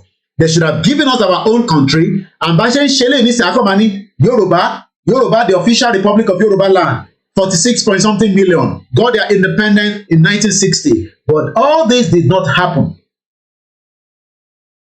All this is the reason why today we are here fighting for our right to self-determination. Kenya got their independence on the 12th of December 1963, just 3 years after the fraudulent one that was given to Nigeria. Kiribati, officially the Republic of Kiribati, is an island. Sometimes you ask yourself, I want island. I mean, these are small islands, but yet they are able to control. But the empire knew that if we were given our own independent country during that era, today, things would have not been what we are discussing today. But today, we are still fighting those that believe in the fake country called Nigeria. And they're happy. They think because they sit on Instagram, on Twitter, we are talking about the future of a country that should have been in existence as far back as before the British colony came and destroyed it, gave us a new identity. And when we say Yoruba nation, people say, shut up. We want Peter Obi. Shut up. We want Atiku. We want Tinubu. As if all these ones will be alive for the next 50 years. Tinubu, pẹ́ jù tó máa lò láyé 50 years. 50 years. Ó máa struggle. And yet, òun náà ti ṣe tiẹ̀ tán, á ti lọ, àwa máa tún máa wá lòmíì, tó tún máa wá bá wa lọ ṣe president after tó bá ti padà sí north. I don't think whether they're going to give it to the Igbo people because àwọn Yorùbá gan like Igbo now. Èmi yẹn láti ṣe fẹ́ balẹ̀ mọ́ yín lọ́wọ́. Tó bá jẹ́ pé Britain ò kó gbogbo àpapọ̀ ni, èèyàn ká máa sọ pé èèyàn kan fẹ́ balẹ̀ mọ́ òun lọ́wọ́. Ṣèbí àti lè defend ilẹ̀ yẹn to the extent that either kan pa wọ́n kó tó dórí ilẹ̀ yẹn fúnra rẹ̀. But today, let me tell you, the Igbo people will move around anywhere in Nigeria because they are Nigerians and they have the right according to the fraudulent constitution. You might not be happy with this statement. That is the fact. And that is what you need to understand, that as long as we remain Nigerians, every Nigerians have the right to move around anywhere they want to move to. As long as the state welcomes them and they sit in that state, they pay the tax. If the state is not happy with what they are doing, criminality, then they can deal with them under the state law. But you cannot stop any Nigerian today from living inside Yoruba territory. Territory. How are you going to do so? When the British Empire should have given us our own country and we would have been able to talk about our country right now, rather we're going to be talking about Nigeria, where everybody have the right to live in whatever territory they want to live in, whatever state they want to live. So, but that is the reality on the ground. And until everybody comes back and say that Yoruba nation, a bit of immigration to control, who is migrating into, okay, we want Igbo people to come, but are they going to be the ones that are going to be flourishing in our own state? But today, you can't stop them. And I think I saw someone do one two mechanic bell two computer trying to see what is going to happen on Saturday. We leave everything into Bamashele or Weledumari Lowa. I don't care whatever is going to happen. Whatever is going to destroy Nigeria is what I pray for every blessed day. I don't care. Let's go back to Jordan. Jordan, officially, the Hashemite Kingdom of Jordan is a country in Western Asia. It is situated at the crossroad of Asia, Africa, and when I open my phone line, I'm not going to tolerate all this Igbo feedback. I'm not going to tolerate it. At Santama Solelori. So by the Igbo by disconnect. It doesn't matter wherever you are. Ẹ má gbé ọ̀rọ̀ Igbo wá sí orí program lẹ́nu. Ẹ jẹ́ ká sọ̀rọ̀ lórí kí ló dé tí Britain ò fún wa ní kingdom tiwa, tó fún wa ní nation tiwa. Ìyẹn ló yẹ ká máa focus lé lórí. Wọ́n máa gbalẹ̀ mọ́ yín lọ́wọ́, ilẹ̀ ọlọ́fẹ́ gbà mọ́ yín lọ́wọ́. Tó bá jẹ́ pé Britain ṣe dáadáa ni, we will not be here today talking about Yoruba, Igbo máa gbalẹ̀ mọ́ wa lọ́wọ́. I will not tolerate that on this live show today. Neither will I tolerate it even in another program as well. My focus always is we deal with the root of the problem, we uproot it, and we start afresh. Tẹ́ ẹ bá fẹ́ deal pẹ̀lú ẹ fẹ́ ká lọ sọ ká survive àwọn pọ̀lì kémi KOIKIMEDIA wá torí pé wọ́n fẹ́ gbalẹ̀ mọ́ yín lọ́wọ́ kémi wá àmọ́ dọ́gbọ́n okay ẹ má dẹ̀ àti PDP àti Labour Party APC they are criminals. Whatever will destroy that system is what I pray for every blessed day of my life. Let's go back again. Jordan, got their independence on the 25th of May, 1946. Okay, so Kenya now. Kenya ni mo ń sọ̀rọ̀ tí mo fi ń sọ̀rọ̀ pé àwọn náà ní population. Our population is more than Kenya. Lẹ́ni Kenya tẹ́ ẹ bá mọ̀, ojoojúmọ́ ni flower máa ń wá láti Kenya, ó máa arrive sí UK, ó dẹ̀ máa lọ sínú store. Flower tí wọ́n ń rà nígbà tí èèyàn bá fẹ́ ṣe birthday, tí èèyàn bá kú, bí èèyàn ṣe ìyàwó, ìwọ mọ̀ pé Kenya ló ti ń bọ̀. Do you know what the Yoruba people would have been doing in business-wise with the British? But no, the British doesn't want that. They want everybody to lock together as Nigerians. And some idiot come here and tell me, hey, let's keep Nigeria. Keep Nigeria for who? I want to enter Nigeria for. Kiribati is officially the Republic of Kiribati is an island. Kiribati got their independence in 1979, just a year after I was born on the 12th of July. Kuwait, officially the state of Kuwait, is a country in the Western Asia. It is situated in the northern edge of Eastern Arabia at the tip of the Persian Gulf, bordering Iraq. They got their independence on the 19th of June, 1961, a day after the independence. 19 minutes past 1800 hours rather, is Monday, March 13, 2023, and this is live program. As I'm looking at the countries that left the empire. That is where we are right now. Nobody knows how it's going to happen because already the system that is going to break Nigeria has been infiltrated. Yes, I know that Kenya export flowers and tea to the world. Ojoojúmọ́ ni aircraft máa ń land láti Kenya tó ń gbé fresh flower wá. Àwa wà níbi ebi ń pa wá, ìyà ń jẹ wá, and I fẹ́ gbalẹ̀, ilẹ̀ ọlọ́ fẹ́ gbalẹ̀, ìgbọ́lọ́ ti fẹ́ gbalẹ̀ náà. Ṣé ilẹ̀ ẹ̀yìn ṣọ̀pù ilẹ̀ yẹn? Let me quickly show you this. Some of you don't even know that. You don't know. I just wonder when you say ọlọ́ fẹ́ gbalẹ̀. Let me give you this. At least, èmi kúkú kọ́ ni mo sọ. Adeleke, òun náà ní Igbo lineage, is the governor of Osun State. Ẹ̀gbọ́n kan tó sọ, ìyẹn kọ́ mo fẹ́ lò, Igbo lineage ẹ̀kọ́ mo fẹ́ lò. Osun lost billions of naira through illegal mining. Ṣé àwọn ọmọ Igbo ló mine ní Osun State? Because when we talk about our land, ṣé Lagos State nìkan ni land ilẹ̀ Yorùbá? Osun State ò kì í ṣe land. So kọ́ destroy us. Ẹ mọ tó bá jẹ́ pé wọ́n mine Osun mine yẹn fún ilẹ̀ Yorùbá gangan. Ṣé ìyá máa jẹ wá létí pé ọmọ Osun State? Kí lọmọ Osun State fẹ́ lọ ṣe ní Lagos State? Nígbà tó bá yẹ pé Osun State ń ṣiṣẹ́, kí lọmọ Ògùn State fẹ́ lọ ṣe níbẹ̀? Bóyá kò fi lọ wo bí Lagos ṣe fẹ́ rí. But rather than us talking about the reality, Tani mining, illegal mining. And I already showed that to you before in one of the TVC videos. I don't want to show it again. I'm sure some of you know it. Where the Chinese, and this is an article that came out, some few days ago. Osun State Governor, we all have the evidence that lótìtọ́ lódodo owó tó jẹ́ kó generate sínú Osun State nípa natural resources ilẹ̀ Yorùbá ní Ọ̀ṣun ṣẹlẹ̀ Ìgbò ni. Right? Ta ló ń gbalẹ̀, ta ló ń lo resources yẹn, ṣé àní baálẹ̀ ni, ṣé àní ọba ni, ṣé àní ìjòyè ni, ṣé àní gọ́ọ̀mẹ̀ntì ni. Osun State Governor, ẹ má bínú pa kọ kúrò briefly, I'm about to say list of the countries, Osun State Governor Ademola Adeleke has revealed that the state lost billions of naira tó yẹ kó wúlò fẹ́yìn ará Ọ̀ṣun tí wọ́n mọ̀ Ọ̀ṣun State náà sọ pé àwọn ọmọ Igbo fẹ́ gbalẹ̀, àwọn ọmọ Chinese ń gbalẹ̀ lọ́dọ̀ tiẹ̀ òmùgọ̀, wọ́n ti ń gbalẹ̀ lọ́dọ̀ tiẹ̀, ò wọ́rì nípa Lagos State, ò wọ́rì nípa Ọ̀ṣun State tí wọ́n ti gbalẹ̀ mọ́ yín lọ́wọ́. The billions of naira that should have been earned as in tó ń pè ní internal generated revenue IGR to illegal miners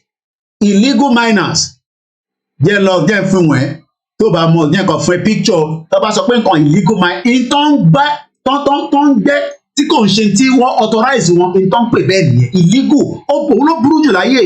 Illegal mining is a mining activity that is undertaken without the state permission. Ta ló ń gbalẹ̀ mọ́ yín lọ́wọ́ ní Ọ̀ṣun State?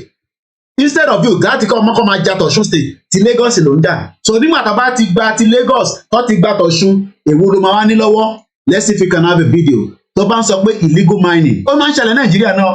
Ẹ jẹ́ ká kọ òbí amárẹ́ ní fídíò ní sí Nàìjíríà. Ó máa wá ń bẹ̀. Okay, kí ló gbé jáde? Gold rush and illegal mining in Ivory Coast improving Nigeria's inside story, illegal mining. Okay, there's another one here. This was 12 years ago video. Search for gold is proving costly in Nigeria after school. I do not own the copyright to this video. It belongs to Al Jazeera. I just type illegal mining. Tó o bá mọ wọn pè bẹ́ẹ̀ lómi illiterate ló pọ̀ jù mú yín.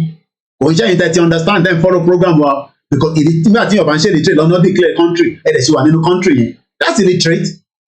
So we are dealing with too many illiterate people. So tí bá ń lo àwọn terms and language yẹn, I'm not talking to those of you that have been able to understand the fact from reality. Fiction àwọn kọ́kọ́ wà, you know. And I don't know, she just keep looking at my status every day. Lead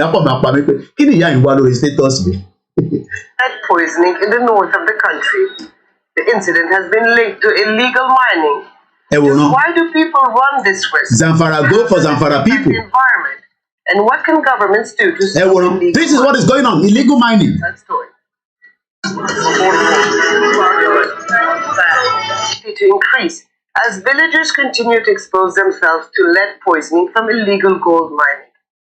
Nigerian authorities have asked for assistance from various international agencies. Why must they ask for assistance? Tó bá jẹ́ pé Britain fún wa ní country tiwa, maybe Yoruba nation ní kò bá lọ máa support the north láti máa bá wọn manage mining wọn. Why do they need international support? These are the problems that we should deal with, not, the fake that we are currently. Once again, a very good evening and welcome to the program. Help contain the outbreak, but the Nigerian government hasn't stepped in to curb the illegal mining. They are not going to curb it because it is used for terrorism. It is used by the leaders in the north. Osun State don't say Osun State. I just typed in illegal mining, and this video was 12 years ago. 12 years ago, it has been watched by 6.7K view people. 12 years ago. Has anything changed today? Tó bá change ní Osun State, àti màmá sọ pé he alleged that the past administration, Adegboyega Oyetola, ṣorúkọ ọmọ Igbo nìyẹn. Ṣé orúkọ ọmọ Igbo ló ń wá ilẹ̀, ló ń wá resources ní Osun State? He said that it is your former governor, okay, a Yoruba man in Yoruba territory, wasted resources in the way the Ilesha water project was executed. Governor Adeleke made this known as he addressed academic, non-academic staff during an unscheduled visit to Osun State College of Education. In his address during the visit, the governor took the opportunity to inform the people of Ijesha about the Ilesha water project and the effect of illegal mining activities in the region under the previous administration in relation to water pollution, environmental degradation, and income leakage. And they will come here, quick, shut up your mouth. Yeah, shut up your mouth. One boss, you want to know that team. And just pada so the list of the countries: Tibola Kade, Atika, Kuwait, Lesotho, and let me close them. I can share this one for those of you that wants to go and watch it later. But for now, I share that already. The second laptop, Tibati, let's busy later. Let's come back here quickly. 27 minutes past, and we have just the first hour into the program, so we're still doing very well. Mukia to Dimilomo, even though I've not seen a logo yet. Lesotho. Lesotho, officially the Kingdom of Lesotho, is a country landlocked as an enclave in South Africa. It is situated in the Malato Mountains and contains the highest mountain in Southern Africa. Population 2 million. Ọgbà independent wọn ní October 4th, 1966. Libya, mo kí ọgbà ìtẹ̀wà ní Libya. Ǹjẹ́ gbọ́ pé Britain ló colonize yín? O mọ̀, okay. Ọmọ reason náà tó ṣe take out Gaddafi. So ọmọ reason tí, I mean, imagine that a country like Libya tó gún lọ níbẹ̀ lójoojúmọ́ inú ogun ló wà, but stability ṣì wà. Ṣé ìyẹn ọ̀sán ju Mukiyawa Comfort ẹ̀ka bọ̀mọ̀ Mukiyawa Domileke ẹ̀gbọ́n mi Ṣẹ́gun Waris Jinoda and the rest of you that have joined. Mukiyawa grandma mo rí picture yín tẹ̀tí update ara yín ẹ ṣé gan ni Yawa grandma Comfort Adeleye Mukiyawa Ọmọlára Ìyábọ̀ Àjàlá àti gbogbo ẹni tí ẹ ti darapọ̀ mọ́ wa. Let's continue quickly. Libya ẹ̀yin tẹ́ wà Libya Ajani Àjàlá Kenny Bright gbogbo ẹ̀yin ìyá wa ẹ̀yin sisters wa tí Ọlọ́run ní ibẹ̀ ní kẹwàá nísìn. I know it's very difficult, especially ẹ̀yin tẹ́ wà ní Benghazi. Ọlọ́run àmọ́ àfiṣẹ́ ẹ̀ṣọ́ yín ẹ̀yin náà ṣe ẹ̀ṣọ́mọ jẹ́jẹ́ lọ́hùn.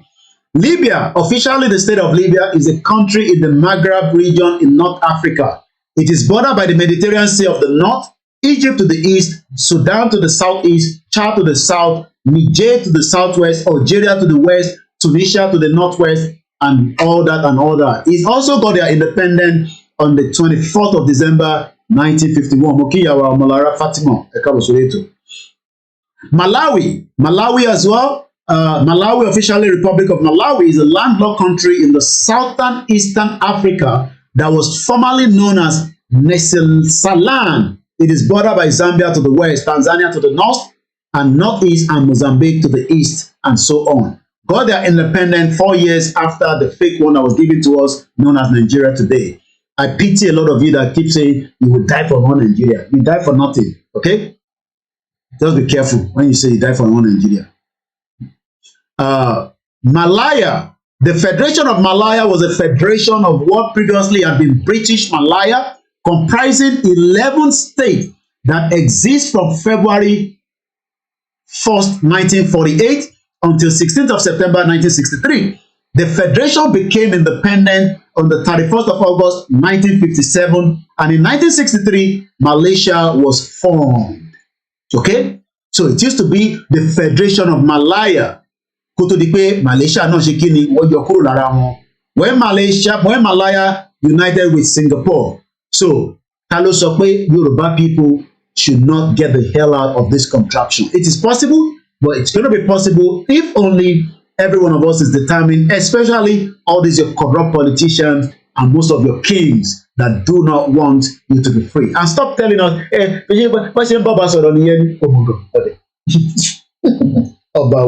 àwọn ọba tó ti talẹ̀ yìí dànù ọ̀talẹ̀ ní Ọ̀ṣun state ló ń gbẹ́ mineral resources tó bá yẹ pé ìlú ìníṣẹ́ níbọ̀dí kọ́ ló máa gbẹ́ ní tì King Charles ò ní sọ fún yín pé abẹ́mu kan yó.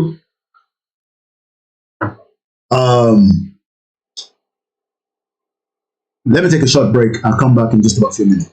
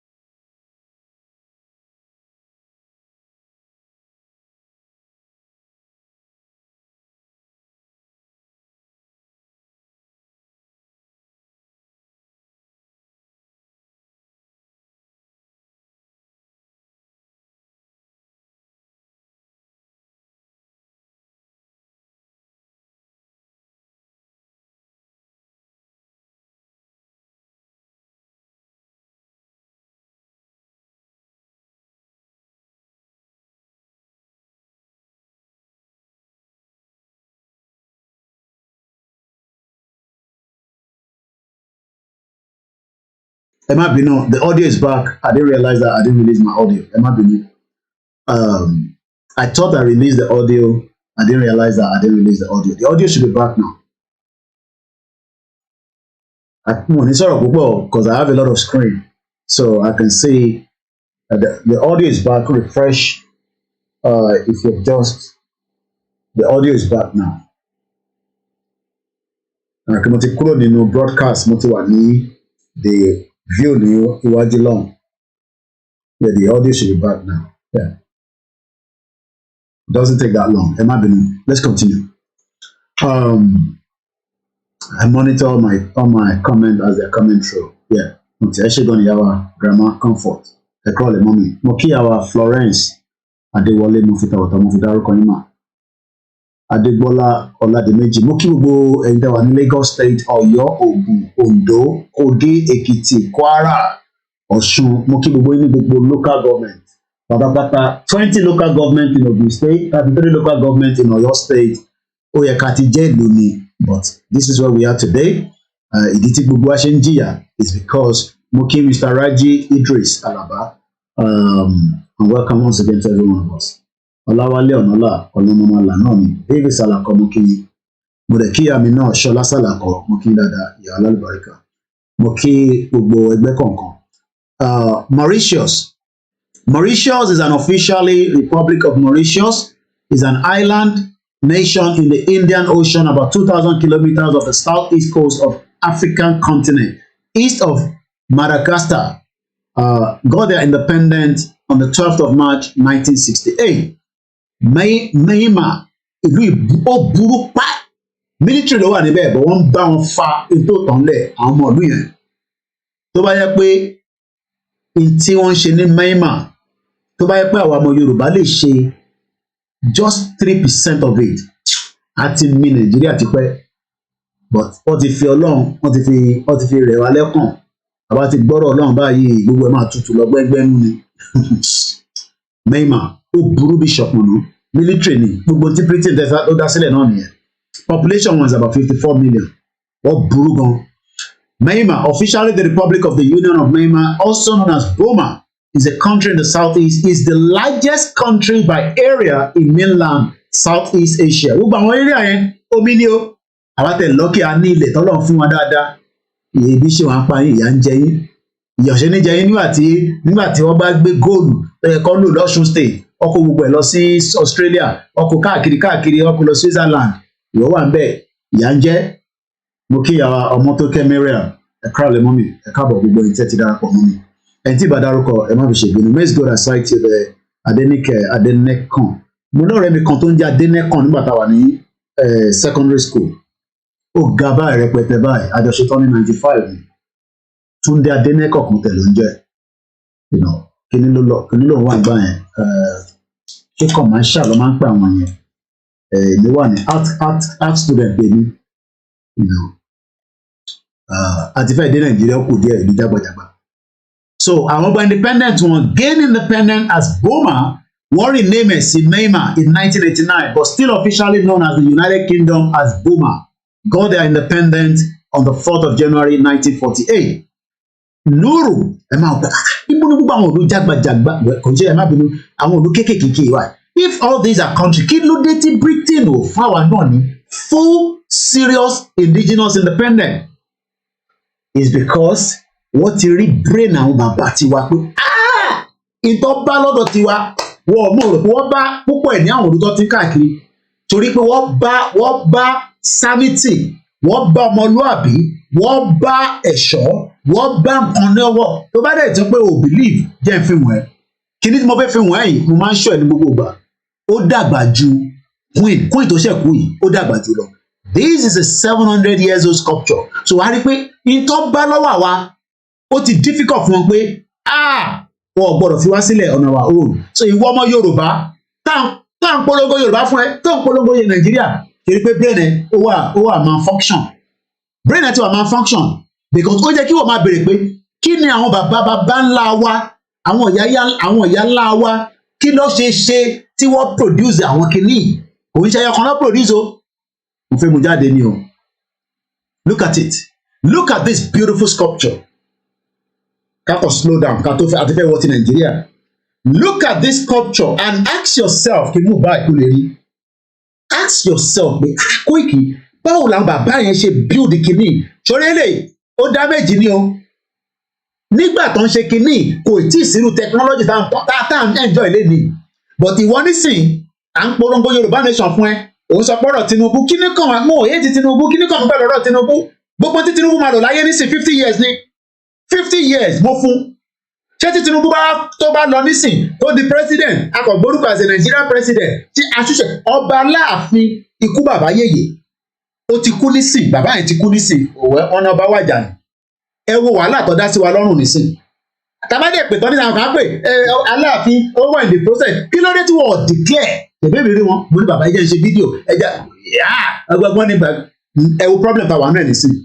It was a very long reign. Ọlọ́run fún bàbá yẹn, ó tètè jẹ ọba yẹn nígbà tó wà ní Ṣàngó Òde. Bọ̀tọ́ fi lọ.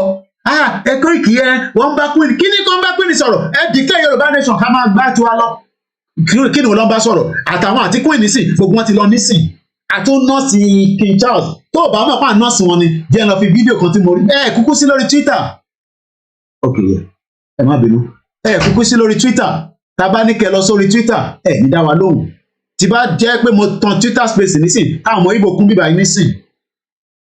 Everybody will start, Koiki, àwọn ọmọ Ìgbò yìí, àwọn tá ti take over share, wọ́n ti ṣe kinní kan.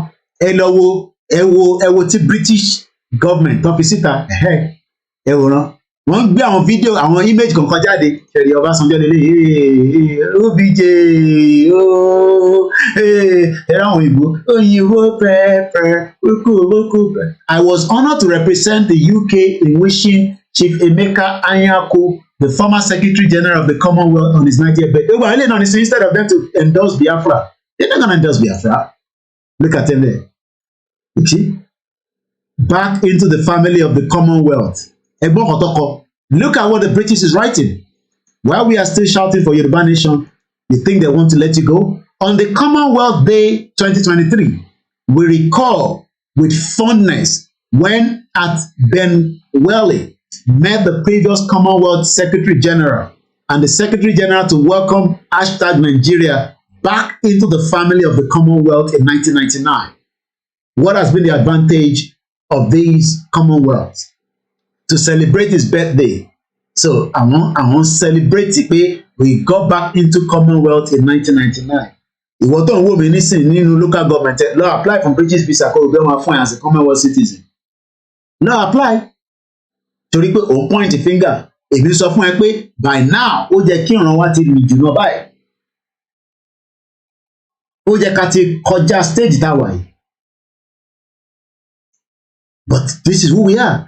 And look at them celebrating Nigeria, return back to Commonwealth. This man as well is an Igbo man. He should be endorsing and supporting Biafra, but he's not. Let's go back. This is what I want to show you. Hey.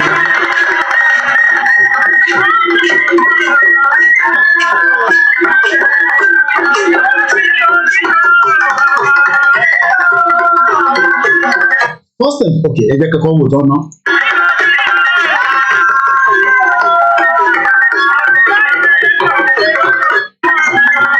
This is a first culture. Ó yàtọ̀ sí culture tiwa, ẹ jẹ́ ká tó wo the next one. This is another culture. Ó yàtọ̀ sí Yoruba culture. And now look at our own culture. This is who we are.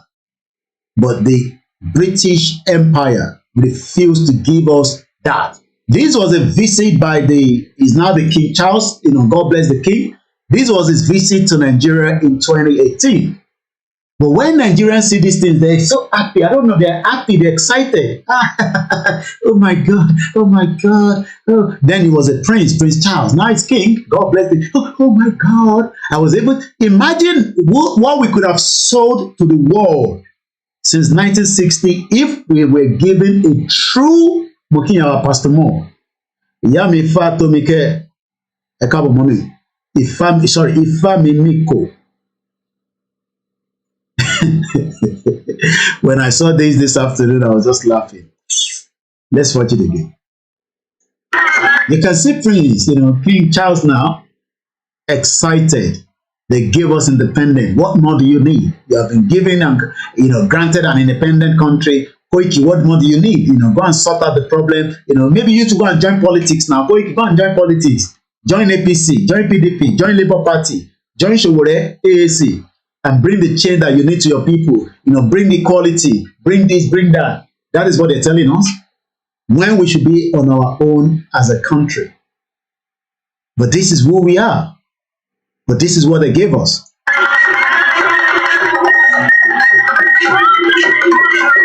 And when I shout here every day, people say I should shut up. Now sit down. Look at the beautiful sister. Pẹ̀lú kébé tó gbé jáde yẹn. Àwọn ìyá wa ní àwọn kébé kan. Ẹ bó ṣe tátátátátá. Wọ́n bàtà ẹ wọ ọkùnrin yẹn náà bó ṣe wọ aṣọ tó dáa. This is who we are. And now ask yourself. Compared statue tó ń wò lẹ́yìn mi, sculpture yẹn, not statue, sculpture is older than the queen. Not to even talk about the sun. That sculpture is 700 years old. But today, an average Yoruba man is so pleased, is so happy inside Nigeria. They think it's about leadership problem. You get people like Dipo, you get people like Reno, you get all these influencers on social media. They are fighting for obedience. They are fighting rather than us fighting for who we are as people. This is who we are. We are separate nations that was put together. Do you notice the red poppy thing on the dress? Yes, I saw it. Yes, Mori. This is what we are. Mukiyawa Elizabeth Adesanya. This is who we are. But this is not what we have been enjoying. We have been locked together in the madness we call Nigeria since 1960. The drums, they have is a talking drum. Mukiyawa Christina Ademola. It gives you a message. This is who we are. This is what the colony empire, the empire, this is what they met. They met what is Shashoki. Wo bawani wo bawani ni omoluabi. When the empire came to our territory, kì í ṣe pé àwọn pátákó là ń wọ̀, aṣọ là ń wọ̀. We were intellectuals. To bá dẹ̀ people understand what I'm saying. Wo sculpture to wà lẹ́yìn mi yẹn. That is 700 years old. Wá trace lineage bàbá tiẹ̀ àti mọ́mí ẹ̀ trace ẹ̀ padà sẹ́yìn pé okay, Koiki tó wá sọ pé kíní 700 years old. So great grandfather mi wo ló máa wà lára àwọn tó jọ ṣe kíní. That's what we should be talking about. But today, everybody is just, yeah, it's more. Ó tẹ̀jú 419 country lọ. Mo kí ẹ̀ dá wa lórí Instagram. Èyí tẹ́ ń gbọ́ wa lórí Mixlr, à ń ṣe ògbà tí ọba wa tuntun nísìn, because ọba wa ni níbí báyìí. But nígbà tó sì jẹ́ prince, ó lọ Nàìjíríà ní 2018. So wọ́n jó, wọ́n yọ̀, ẹ̀ṣẹ̀ ṣáà ń gbọ́rin yẹn, ẹ̀ ń gbọ́ kọ̀ọ̀kan tó ń dún. Àwọn tó kọ́kọ́ wọlé dé, ṣá lè sọ pé àwọn Igbo lélẹ̀ àbí Efik? Àwọn tribe lélẹ̀, ṣé Igbo náà ni ó máa ń múra báyìí? Ta ló lè confirm fún mi? This particular one here are the Igbos. Catholic movement, with the other one they're Igbo, but are these ones Igbo as well? I'm talking about this particular one dressed like Egungun here. Okay, it's both Igbo. Okay, so Igbo and Yoruba, because àwa náà ni méjèèjì tó di Nigeria mú. Tẹ̀lé Hausa ní bíbá. No Hausa one here. Unbelievable. Let's watch it for the last time. I know some of you are angry with the video. Okay, they are Delta or Ijaw. Okay. Mukin ẹ̀gbọ́n mi ọmọgbọ́nlá Robert. What a very sad situation we find ourselves. Sure. The Egungun is Igbo. Okay.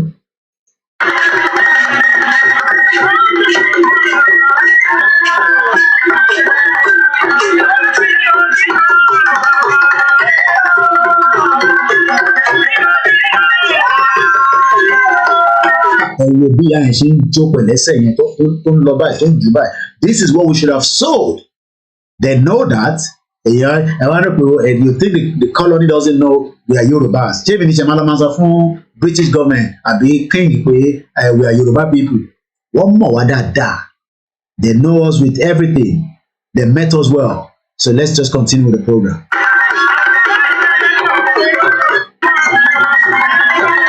So these are just some of what they've been posting, recently. When people see all this on their Twitter, and I can assure you, Tibalo sorry page and listen. Àwọn tó máa attack wọn níbí báyìí, the Biafrans. Hey, how lovely. Hey, God bless His Royal Highness. Ọmọ Yorùbá nìyẹn. Hey, Victor. Eléyìí náà, Esther, beautiful. Hey, love it. Eléyìí ní àwọn attacker lélẹ̀. Rejoicing with your oppressor is a goat. Àwọn ọmọ Biafra nìyẹn, ṣe rí wọn. Ìwà Chineke, nonsense. Stupid people. Egbele, Oyi call her. You are all hypocrite. You brought us democracy and say you believe in it. However, you could not condemn an unjust democratic act in Nigeria, world powered by foot. Russia and Putin are the real true leaders. Amo Biafra lele, Mazi, Ofi, and then Susan. How did you put Igbos into the state of suffering in their own land, British government? You can see. This is what we tell you. You can comment like that. The commenting. You see more? Biafra Obina say royal bandit in their created zoo Nigeria. Ophio released Mazi Nnamdi Kanu, a British citizen that was kidnapped in Kenya by the Nigerian government. It is an international crime. Nigerian court discharged and acquitted it. Stop killing Biafrans. Stop your evil against Biafra. Then Susan says again, UK, you have killed many Igbos in Nigeria. Yoruba kankan níbẹ̀ tó sọ pé Yoruba nation now, Sure. We don't use Twitter. Anyway, let's continue. So now let's go to Nigeria. Ẹ jẹ́ ká wo bó ṣe portray Nigeria. Nigeria, officially the Federal Republic of Nigeria. Níbo ló ti Federal Republic of Nigeria if it was not what the British, which I'm going to give you now, created, that formed Nigeria through this man called Lugard. There is nothing called Federal Republic before 1914, okay? But according to what we have here, it was part of the empire that created what is now called Nigeria. Nigeria, officially, the Federal Republic of Nigeria, is a country in West Africa. It is situated between the Sahel to the north and the Gulf of Guinea to the south in the Atlantic Ocean. It covers an area of 923.76 square. What they've done here is, rather than breaking this Nigeria down, now it gives us Nigeria as a whole. What we should be talking about here should be Yoruba land with about maybe 40,000 square kilometer. Biafra land, about maybe 40 or whatever. Igbo Ijo land, Arewa land. But what they did was, they put everything together and they say it covers 923.76 square kilometers. But we know that this is all lies. This is what the British wanted. And I'll back that quickly with these from Jonathan. Let's watch this. I'll come back in a minute. Thinking about how we've been having this conversation about the unity of Nigeria. And I reflect back at some of the prominent statements made by some of our founding leaders. And I feel that probably this will help us to have a conversation on the Nigerian unity. I just brought four, not to bore you. First, and I quote, not my statement, Nigeria is not a nation. It's a mere geographical expression. There are no Nigerians in the same sense as there are English, Welsh, or French. The word Nigerian is merely a distinctive appellation to distinguish those who live within the boundaries of Nigeria from those who do not. This is accredited to Chief Obafemi Awolowo, the former Prime Minister of the Western region. The second one, and I quote, It is true that we politicians always delight in talking loosely about the unity of Nigeria. 60 years ago, there was no country called Nigeria. What is now Nigeria consisted of several large and small communities, all of which were different in their outlooks and beliefs. The advent of the British and that of Western education has not materially altered the situation, and the many and varied communities have not knit themselves into a composite unit. This is accredited to Sir Amadu Bello, former Premier of Northern Region. They thought, and I quote, "Since 1914, the British government has been trying to make Nigeria into one country. But the Nigerian people themselves are historically different in their backgrounds, in their religious beliefs and customs, and do not show themselves any sign of willingness to unite. The Nigerian unity is only the British intention for the country." And that is about it. So today, before we move away from this, let me just quickly finish the remaining part of that countries that is left after Nigeria.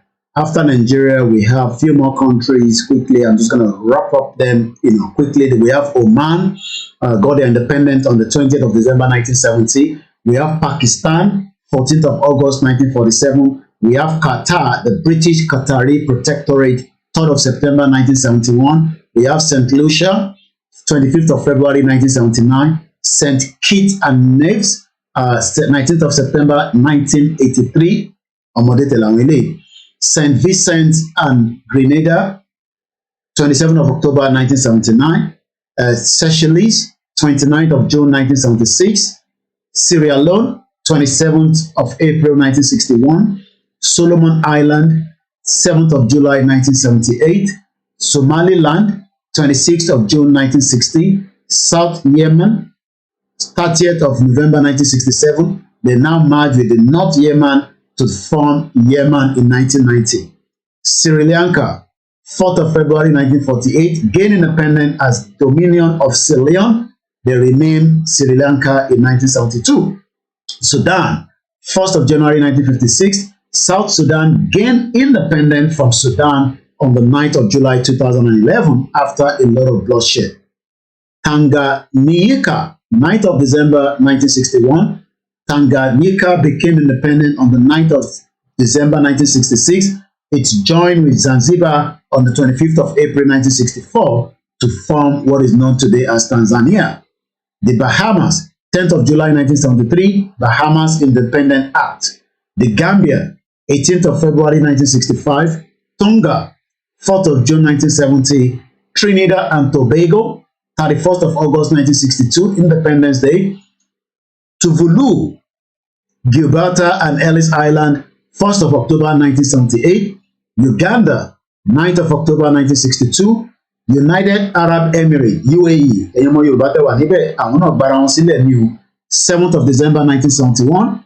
United States of America, 3 American colonies, àwọn náà jà ní 4th of July 1776. 4th of July, Declaration of Independence from the Kingdom of Great Britain in 1776. British government recognized independence in 1783.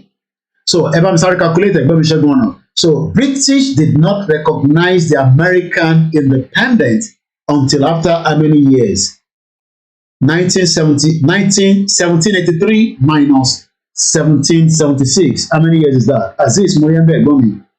Mukewaris. 1783 minus 1776. How many years was that? Quickly. 8. Ṣé tí ẹ̀dẹ̀ fẹ́ kọ́ ni ẹ̀kọ́ dáadáa? Àyùbá Adébíyì. 8 years. Are we right? Ká tó gbé àṣẹlẹ̀ lórí. Kò sẹ́ni tó mọ̀. Ẹ ṣì ń sáré lo calculator. Àmì tó ní further maths lórí. 1783 minus 1776. How many years is that? 7 years. Okay. So tí Yorùbá nation bá declare bí Britain bá náà recognize wa, àwa kọ́ la máa kọ́kọ́ jẹ́ ìlú tí wọ́n ní recognize. But báwo la ṣe fẹ́ declare? Ọ̀nà wo la fẹ́ gbà? Àwọn kan ní ọ̀nà tẹ́ bá ṣáà máa gbà ẹ má yẹ kó tẹ̀jẹ̀ sílẹ̀, ok àti gbọ́ à ń padà bọ̀ lórí yẹn. So mo fẹ́ ká mú yẹn dání pé nínú gbogbo ìlú tá a fẹ́ lò ní bíbáyìí náà yàtọ̀ sí àwọn Irish tàbí US tá a mọ̀ sí United States of America. United States, God bless America. They had 13 colonies. So I just want to write it down so that if I reference but I see later. 13 colonies, American colonies. Just as báwa náà ṣe ní different colonies, but so they got their independence from this empire on the 4th of July 1776. But the British government recognize one 7 years after. Ilé ìròpọ̀ wọ̀ ṣe recognize one because they know the British government wọ́n fi agree sí. Ṣé a gbọ́dọ̀ ṣe tó máa dùn mọ́ British nínú ni àbí a gbọ́dọ̀ ṣe tó máa bà wọ́n nú jẹ́ a máa fi lọ? Ìyẹn máa wá sí nígbà tẹ́ bá máa pè ẹ máa mú yẹn dání sí ìgbà àyà yín. Ṣé a máa bá wọn ṣe ní kákan máa pè sórí program ká má sì prepare àbí báwo? Independence. So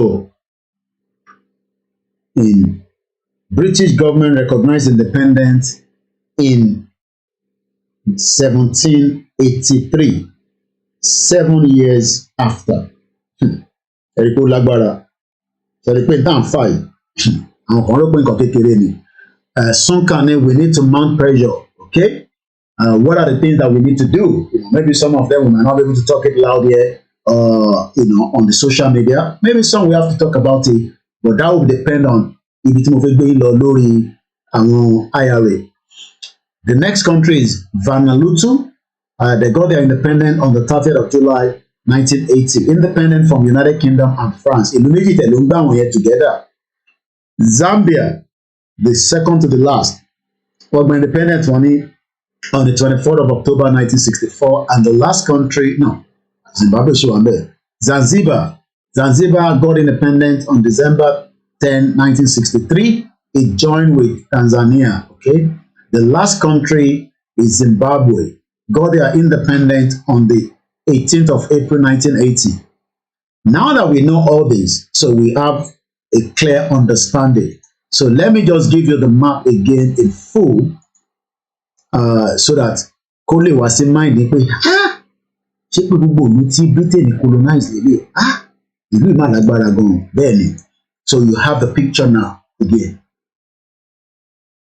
65 countries have now got their independence, including a fake one that was given to us known as Nigeria, because Nigeria one yẹn ó yẹ kó pín sọ́nà bíi mẹ́fà rather than lock it together as one. So today, that's why people are saying we are better off as one country, because it's what they lock together and àwọn olóòpin tó lock yẹn gbọ́dọ̀ unlock it.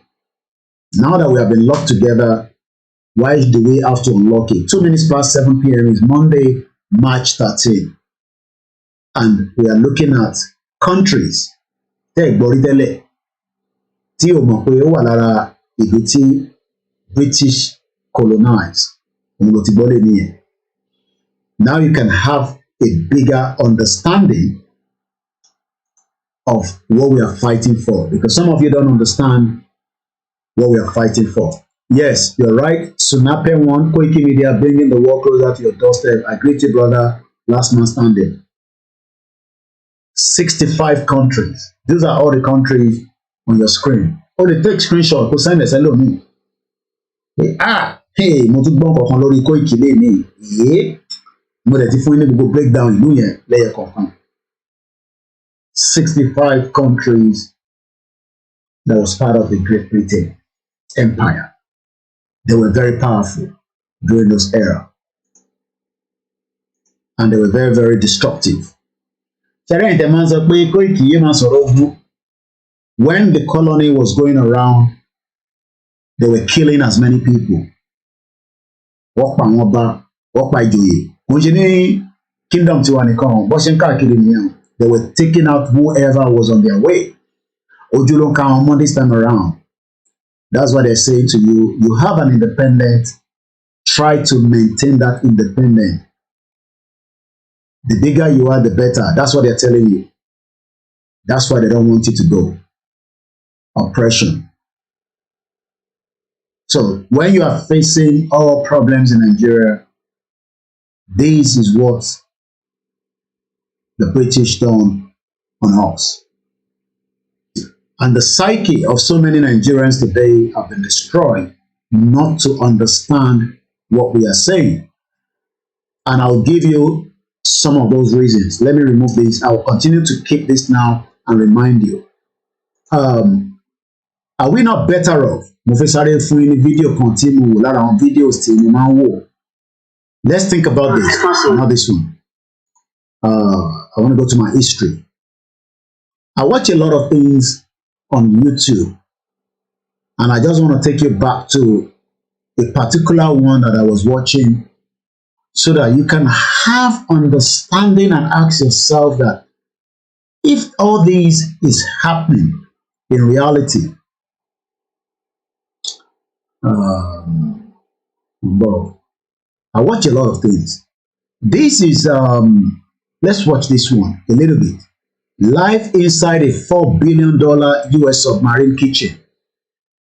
Ṣọmọ Yorùbá náà fẹ́ ká ní submarine tiwa. Ṣé ẹ fẹ́ káwa náà develop?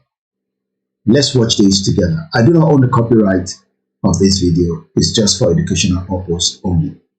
$4 billion US submarine kitchen. And the serenity of its waves lies a vast battleground.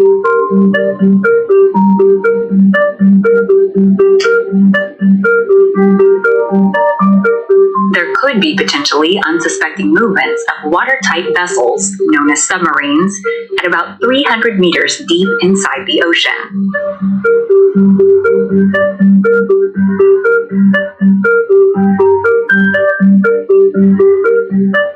Modern submarines can have around 130. Look at those.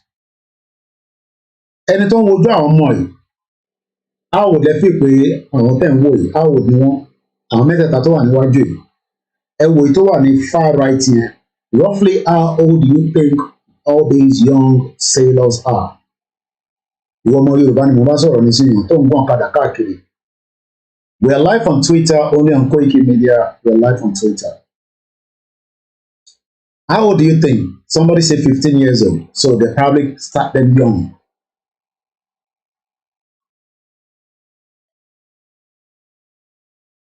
Look at their age. Somebody say, Maze Good said 20. They're allowing them to take control. And honey, they are between, Dennis also said between 25 and 30. This is what they are doing with their lives. While ẹni tó jókòó sẹ́yìn yẹn ó monitor wọn àwọn ẹni tí di àgbàlagbà, they are training the next set of people. Submarine and Bahrain is the home to the US fifth less than 30 years ago. All these are very, very young. Àwọn mi wà ní kitchen láàrin wọn. Let's continue watching. Crew members living together for several weeks during deployment.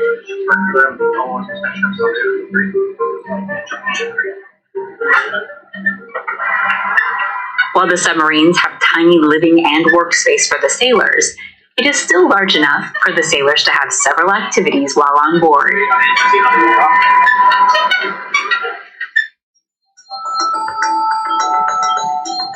Entering a submarine is like entering a 3-story building through a manhole cover on the roof.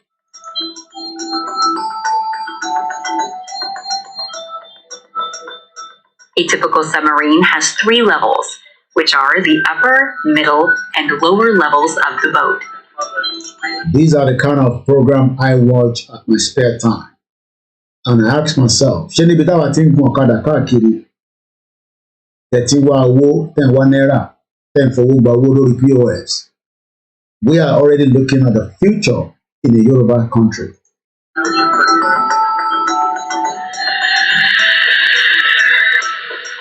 of the things to notice on a submarine is how compact and deliberate everything is. Ǹjẹ́ mọ̀ ọ̀pọ̀lọpọ̀ ọmọ Yorùbá tó ń ṣiṣẹ́ pẹ̀lú àwọn US Navy, US Army. But today, we are locked in what is known as Nigeria and you're expecting to grow.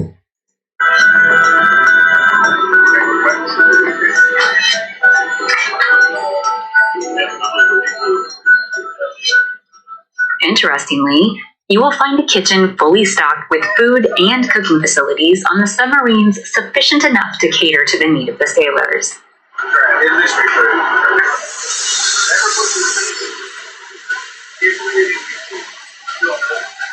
More so, there is usually a culinary specialist on board who dishes out sumptuous meals for the crew members. However, cooking the submarine is very challenging because of the tight spaces.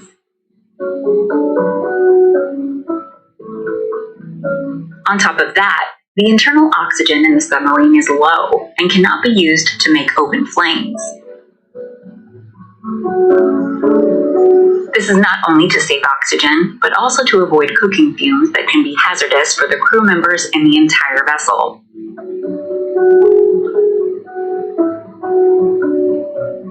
Therefore, cooking on a submarine is achieved with the use of microwave ovens and induction cookers to heat food. Make the leap. So you can see why we are saying we want a country, not the zoo that we are living at the moment. There is also a deep fryer, twin cavernous soup pots, and an industrial-sized mixer as part of the kitchen equipment. Although space and time can be limited, food service cannot. On a typical submarine, there can be between 2 and 4 cooks on board to prepare meals for the crew members.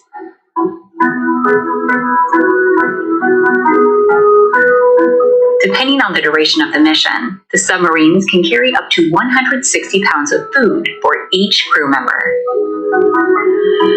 They have recipes for well-known dishes like fried chicken, creamed eggs, corned beef and cabbage, and ginger pot roast. Whatever is not available in a recipe, the culinary experts make up for it by a variety of recipes, provide hot food, and coordinates all the logistics.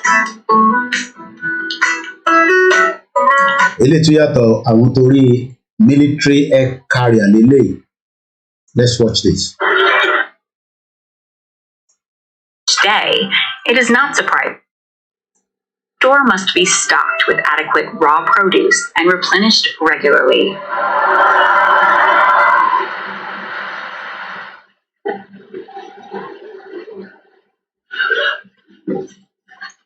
Ó lè jẹ́ ọmọ Yorùbá kan lélẹ̀ ẹ̀rù gẹ́ òye.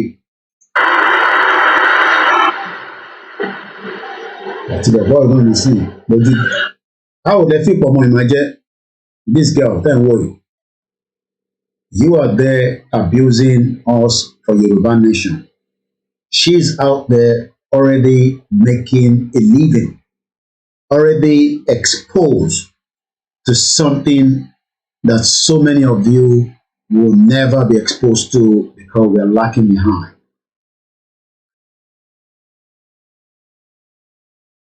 Okay, 21 years old. So we agree that this is a 21-year-old girl that has started a life. By the time she's, let me say, 40, if she remains in this role for 20 years, position iná ló ṣe máa ṣe máa gbé ẹrù wọnú flight àbí inú cargo eléyìí tó yàtọ̀ sí submarine air carrier lélẹ̀ àwọn tó máa ń gbé plane máa ṣọ́ yín láìpẹ́. By the time tọ́bọ̀ ìmá máa fi lo 20 years in service, position lẹ́rù kó máa earn pẹ̀lú more training, more opportunity in a country like America where she is. She would also be able to normally hand over air carrier fóònù náà láti máa gbé kiri. We're gonna come back to her. Let me just see 1 minute. The carrier has refrigerated. This is another beautiful one. To buy the Nigeria ni bẹ́ẹ̀ mú ọyún ẹ̀yẹn bẹ́ẹ̀ ṣe máa gbà mú ẹ̀yin wèrè politician tẹ máa fi kan síbẹ̀ tẹ tó lè fún ní position yìí. Ìgbà ayé ẹ̀yẹn lẹ máa wọ̀ ẹ̀ ní wo potential pé ọmọ tó ń dáná yìí. How many women and girls have been abused in hotels in different, every part of this shit hole country you call Nigeria.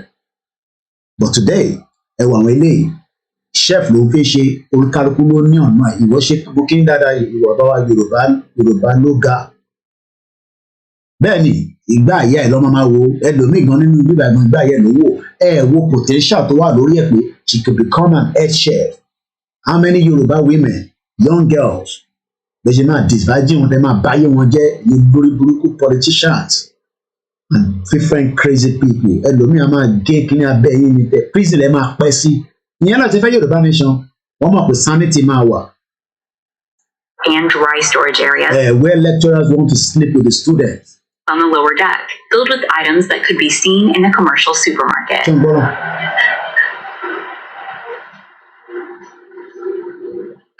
Since each crew member. Wọ́n náà wojú gbogbo bó ṣe ń dán. Lọ́dọ̀ tí ẹni sìn, ó wá ní ìyáálé ẹ̀ ló ń pa ẹ́ oníhùn làjẹ́, onídàádì ẹ̀ làjẹ́, mọ́mí ẹ̀ làjẹ́. This is what IGBOHO is fighting for. This is what Baba Akintoye is fighting for. Is this the same thing that your shit-hole politicians are fighting for? Member must be served 3. But sometimes when you bring this kind of video, I'm a fún energy because I don't confirm so because some of you don't have the time to go and watch it.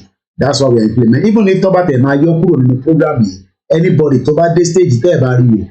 LOC YouTube, live inside a $4 billion US submarine kitchen in a deep underwater.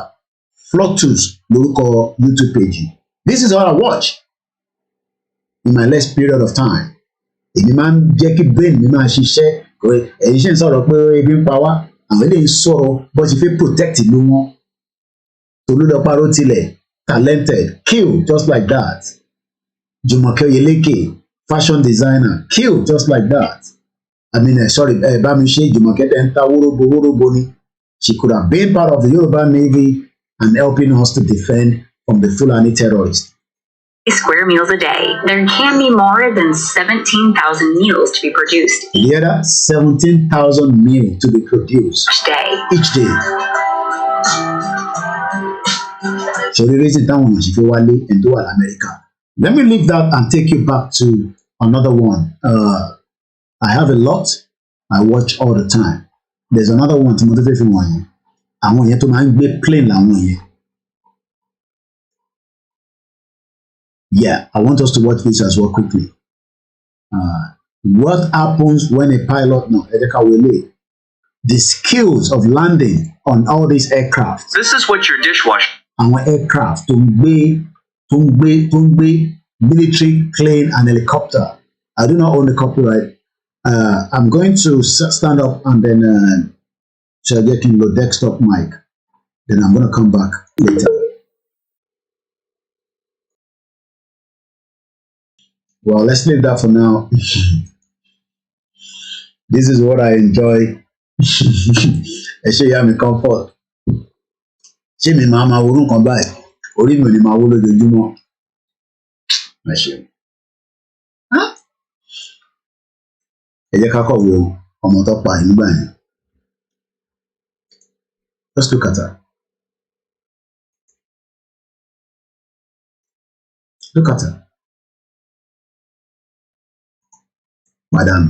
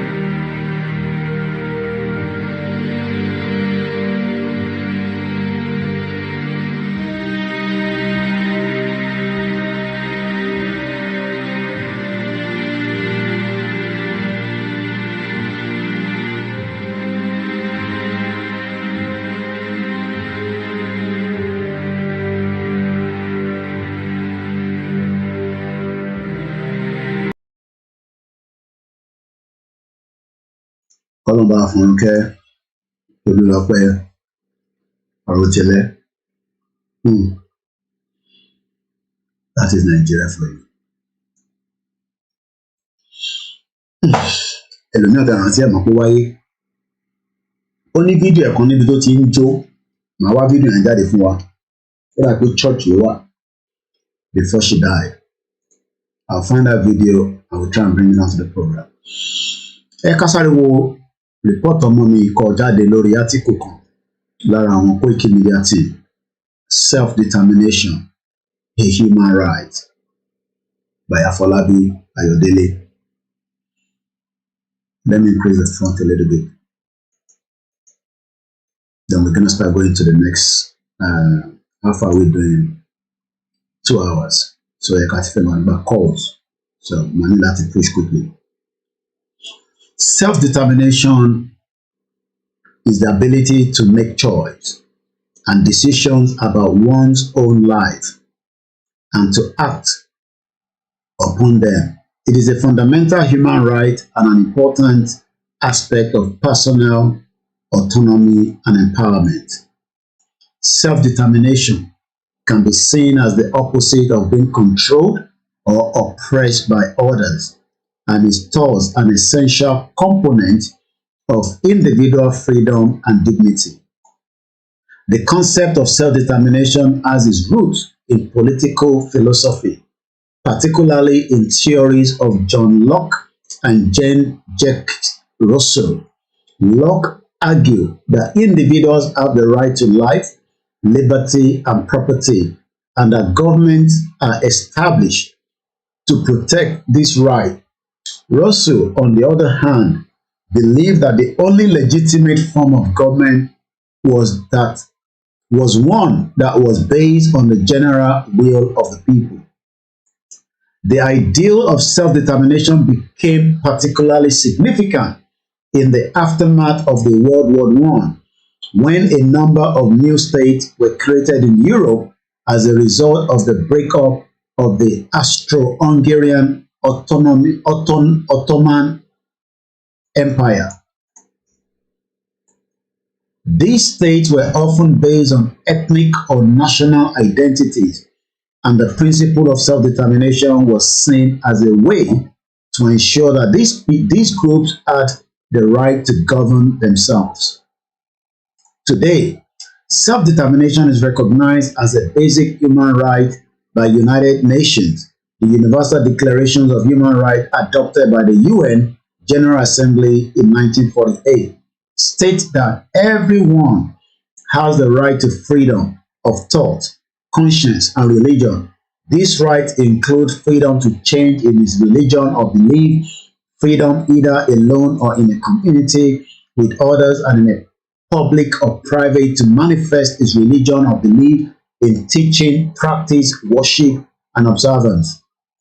Self-determination is not only a political concept, but also a personal one. It involves making choice and decisions about one's life and taking responsibility for the consequence of those choices. This can include decisions about one's career, education, relationships, and lifestyle. It also includes the right to express one's own opinions and beliefs and to have those opinions and beliefs respected by others. However, the exercise of self-determination is not always easy. Many individuals face obstacles and challenges that make it difficult to make choice and decisions about their own lives.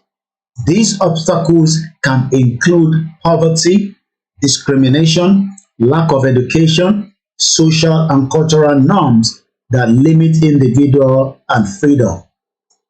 Furthermore, the exercise of self-determination can sometimes come into conflict with the right and interests of others. For example, one person's decision to pursue a particular career path may conflict with another person's expectations or desires. In such cases, it is important to balance individual autonomy with the need to respect the rights and interests of others. And the final part. In conclusion, self-determination is a fundamental human right that is essential for individual autonomy and empowerment.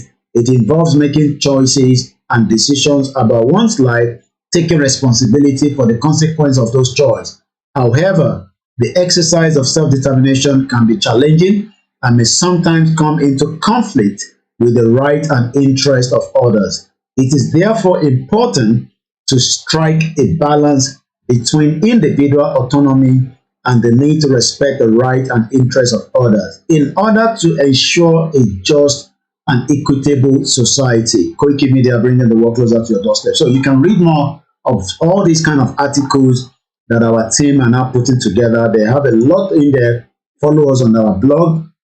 The team are doing their best every day. They are putting articles there. But if you are not going there to read it, and then you go and listen to Bole Kaja, social media bloggers, and then you come and ask me, Koiki, Galafik by Yoruba Nation, is because you don't know about Yoruba Nation. DZ man 123, good evening and welcome to the program. So this is why we have got all these, and the KOIKIMEDIA is full of different information. We are doing our best to continue to update it as we have it, and the information are already being uploaded there on a daily basis for the benefit of Yoruba people. Whatever, WhatsApp group, Twitter, you don't even know what is happening. Then you come onto the show and they asking, as we saw in the morning, somebody was asking, when are we going to get Yoruba Nation? But how do you want to get Yoruba Nation when over 3 million Yoruba people that are gullible went to vote for Tinubu? Let me quickly bring this before we go to the Irish. Why should Scotland sit here watching Northern Ireland flourishing in the European Union economically, while England conservatives keep us captive colony in their self-roughed mess? We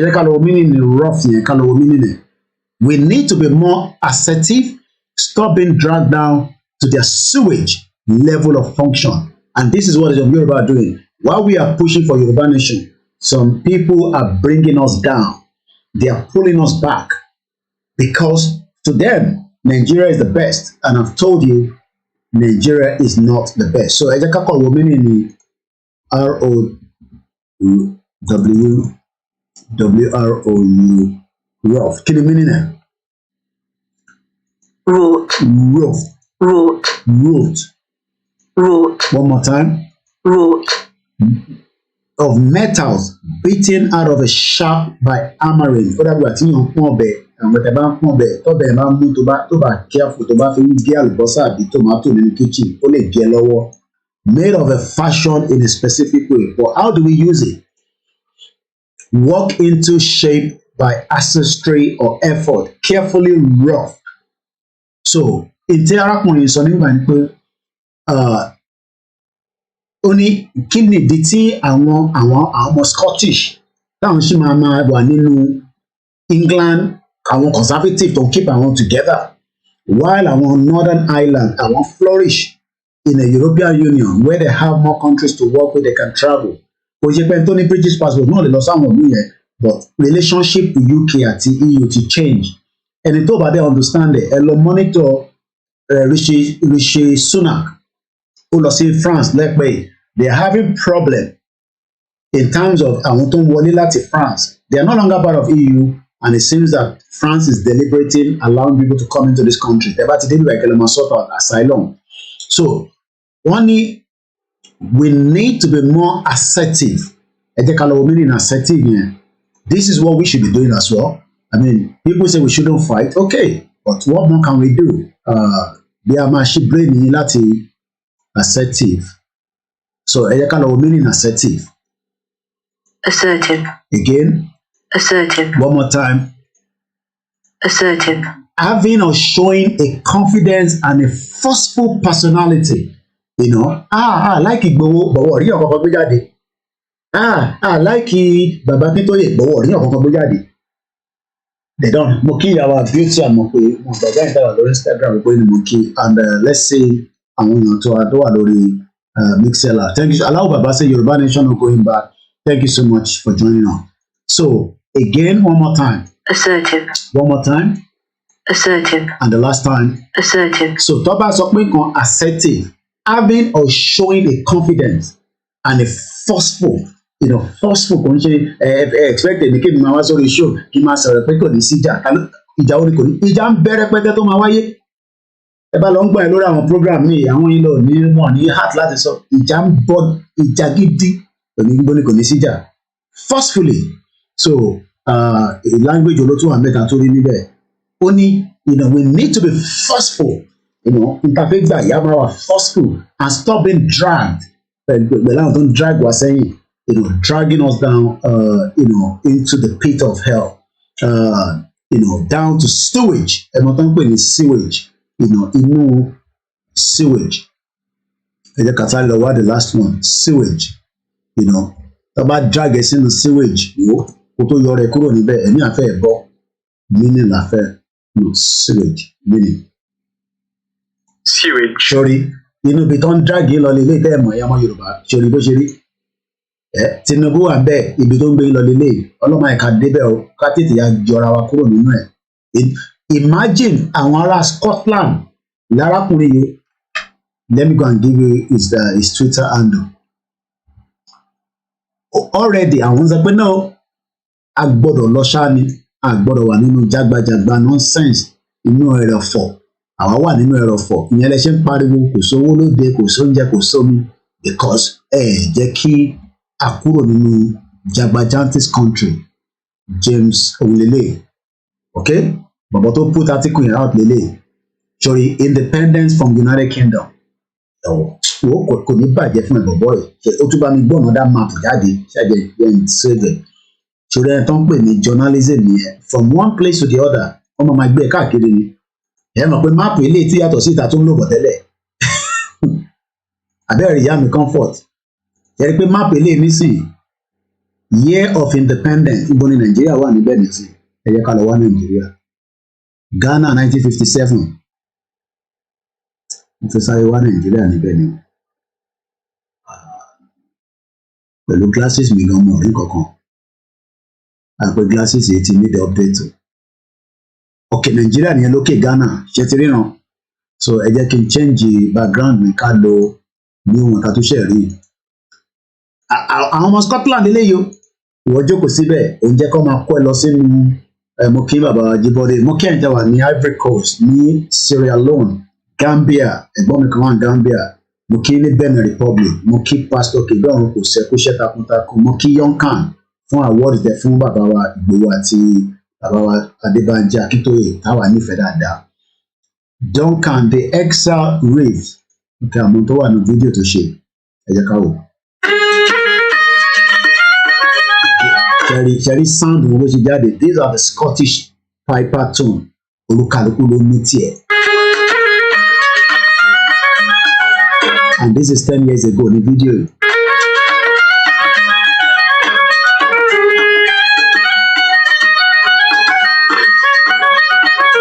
So this is called the Exile Reels.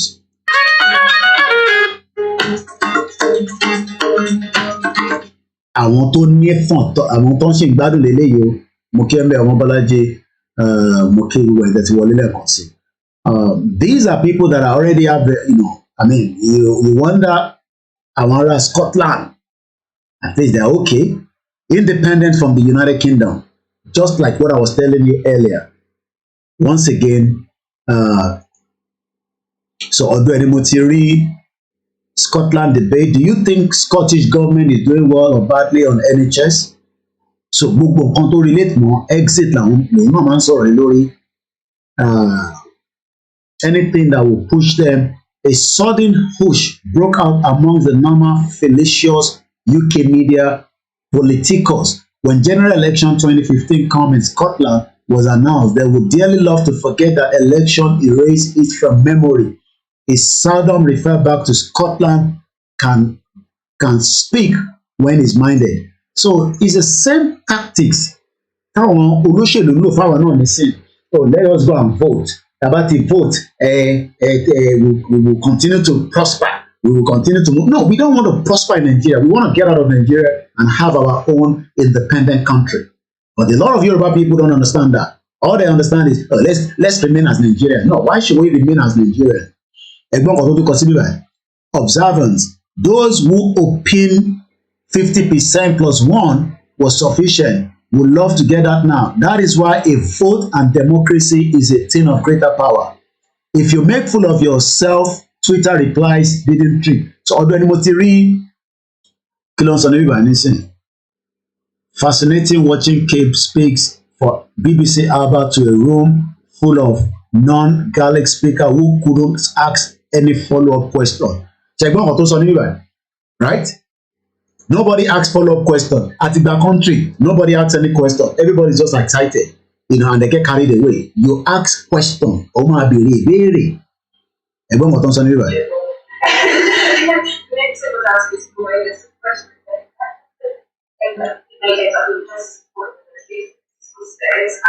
So anyway, we don't understand what they're saying there, but what you can say that is arábìnrin Laura website ó wà ní fascinating watching Kate Forbes.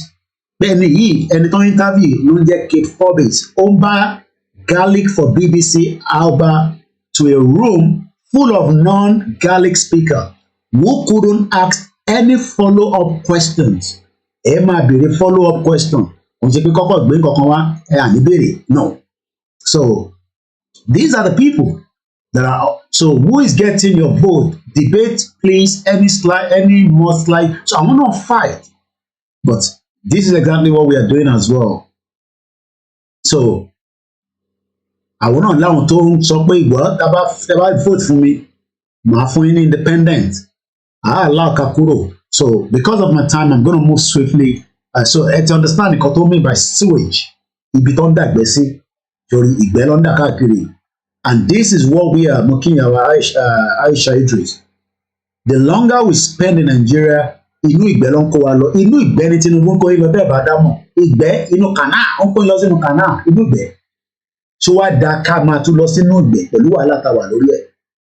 That's why we are saying, let us get Yoruba nation now. But people are saying, how? How yẹn ní sìn òun ni mo fi gbé yín lọ báyìí. There's what they call the Good Friday Agreement. Was it easy? How many people knows what they call Good Friday Agreement? Taluti Bori, let me enlighten us a little bit, and then just after this, we will start opening the phone line because we are almost 3 hours, so we have a bit of more time at 7:41. So that Aleni at least about 2 hours or thereabout for the calls. So program ile pẹ̀lú ní díẹ̀ má bínú, at least just to catch up pẹ̀lú weekend. That ráyè ṣe program wa, so mo ti push gbogbo ẹ̀ together. So Good Friday Agreement. Èèyàn mélòó ló gbọ́rí? Ẹ má parọ́ o. How many people knows about Good Friday Agreement? Ta ló gbọ́rí pé yes, mo gbọ́dọ̀ tọ́kọ́ ìtumọ̀ mi ń pẹ̀. No, okay, school players ọ̀pá wọn gbọ́rí ó dàbẹ̀. Ẹ má parọ́ o. It's just to educate ourselves. Èèyàn parọ́ lórí platform yìí.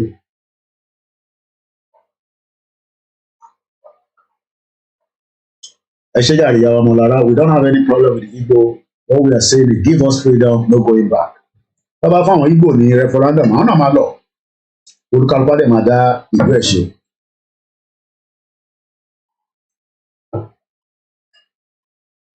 So once again, let's go into it. Good Friday. Let me educate us a little bit around it. Let me increase the phone. So when you hear Good Friday, kò ń ṣe Good Friday tí àwọn Christian. Good Friday tí agreement kan wáyé ní May 23rd, 1998. The vote count in all Ireland Good Friday Agreement referendum revealed that agreement had overwhelming support in both Northern Ireland and Ireland. There's been a lot of fight between àwọn ará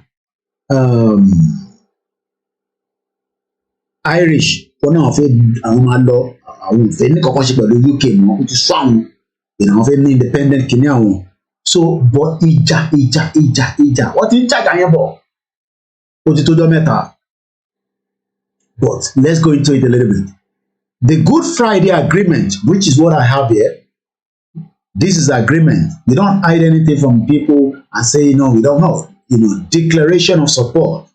So this is about 35-page, word of draft interfere, and all that. So I'm just going to break it down quickly. Let's go back here. Where are we? No, here. The Good Friday, also known as the Belfast Agreement, was signed on April 10, 1998, and represented the most important and enduring development of the Northern Irish peace process. The Biafra will push the federal government to a peace process, but not without a fight with the federal government. Whether we, the Yorubas, will do the same thing, Amari, Amamu, with time. But what I can say to us is, the longer we stay in Nigeria, the longer the frustration will kick in, and then our people would then have to fight. If we do not fight, we don't come to a peace process, okay? You can't just say we want Yoruba nation diplomatically. We can do things that can crumble the government, but to be able to do such, we need a lot of money. And when I mean a lot of money, by that means that by establishing our own monetary system, which we are going to boycott using the Naira, and you will need a lot of money and process and plans to be able to do such. And I hope something of such is being worked around. So, Sherry Naira pass in low yen.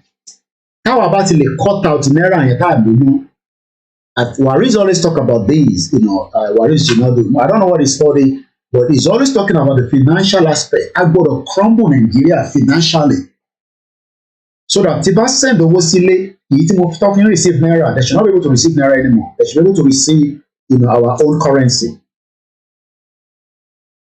But again, I am not in that sector, but I know it is something possible and doable.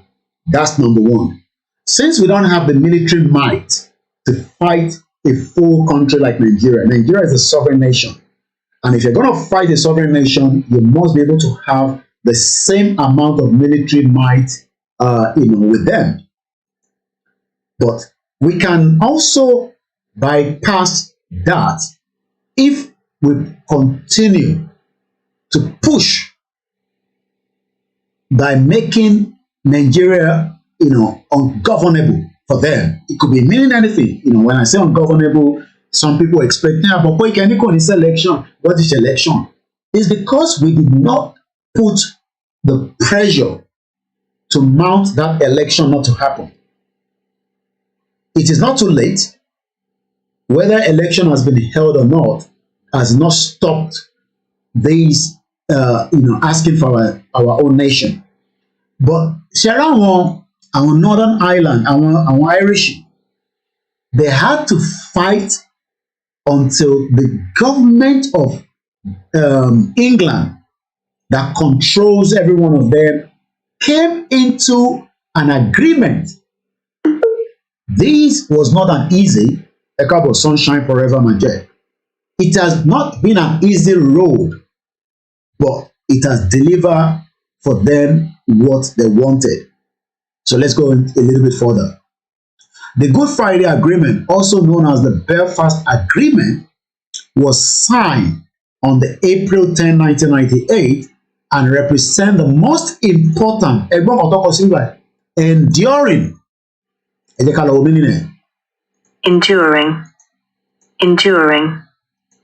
enduring. What we are facing now as Yoruba people are endure. Moki, it's in North London. Lasting over a period of time. If we do not end ourselves from this shithole country called Nigeria, that enduring touching face, Pushimawa láàrin. But the moment ìjọ tí a bá ti wá sí negotiation table pẹ̀lú Nigeria, in tó dẹ̀ máa mú wa wá sí negotiation table ni pé a ti máa fọ́gi mọ́ra wa lórí. Àgbáyé máa wá sọ pé okay, no. We don't want this kind of, in 2021, we can't be saying this kind of things. Let's come. Then that means pé Ashimama sọ̀rọ̀ peace agreement. But today, the Western world is saying that, hey, need the peace agreement. What is election? Election here is not working. But ẹ lọ sí court, ẹ lọ deal pẹ̀lú ẹni court. Yewari say it is possible it takes more than one Yoruba to pressure location 9 and the naira collapse indeed. Tí a bá ti lo naira, especially àwa tí a wà níta, because àwa là ń subsidize àwọn èèyàn wa nílé. If we can bypass that system by not making sure that the federal government have access to our money, because owó tèmi àti tẹ̀yìn wàhálà tá à ń ṣe labroad, most especially òun ló fi ń running that shit old country called Nigeria. So for us to avoid bloodshed, then that is another way by making sure that my money, my pound sterling, my Dutch, my naira, my foreign currency will don't want Nigerian government more. Then we have to bypass their own banking system. And that way we can collapse Nigeria, because they will not be able to have access to that money. Nigerian government is having access to that. They believe in Nigeria, even though UK London, but if majority of us start stopping the use of that money, we can collapse Nigeria in no time. Let's go back to the Belfast Agreement. This is Tony Blair in 1998, the British Prime Minister, well loved until Tofiko Alosogun Ogun Iraq, at the Castle Building Belfast, signing the peace agreement, which will allow the people of Northern Ireland to decide their future. My question now is,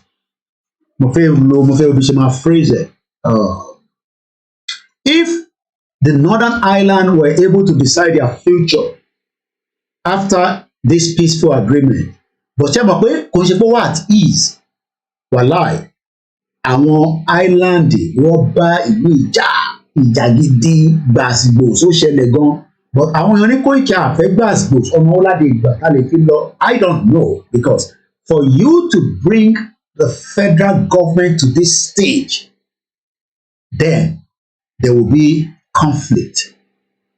Okay, picture them way. It was easy to see, but the atrocity that led to this picture is a different thing entirely. So Edeka, go further. So I'm going to see how I want to use it. Okay, again, signing the peace agreement, which will allow the people of Yoruba to go. So when are we going to sign the peace agreement? When we going to sign the peace agreement that would give us our own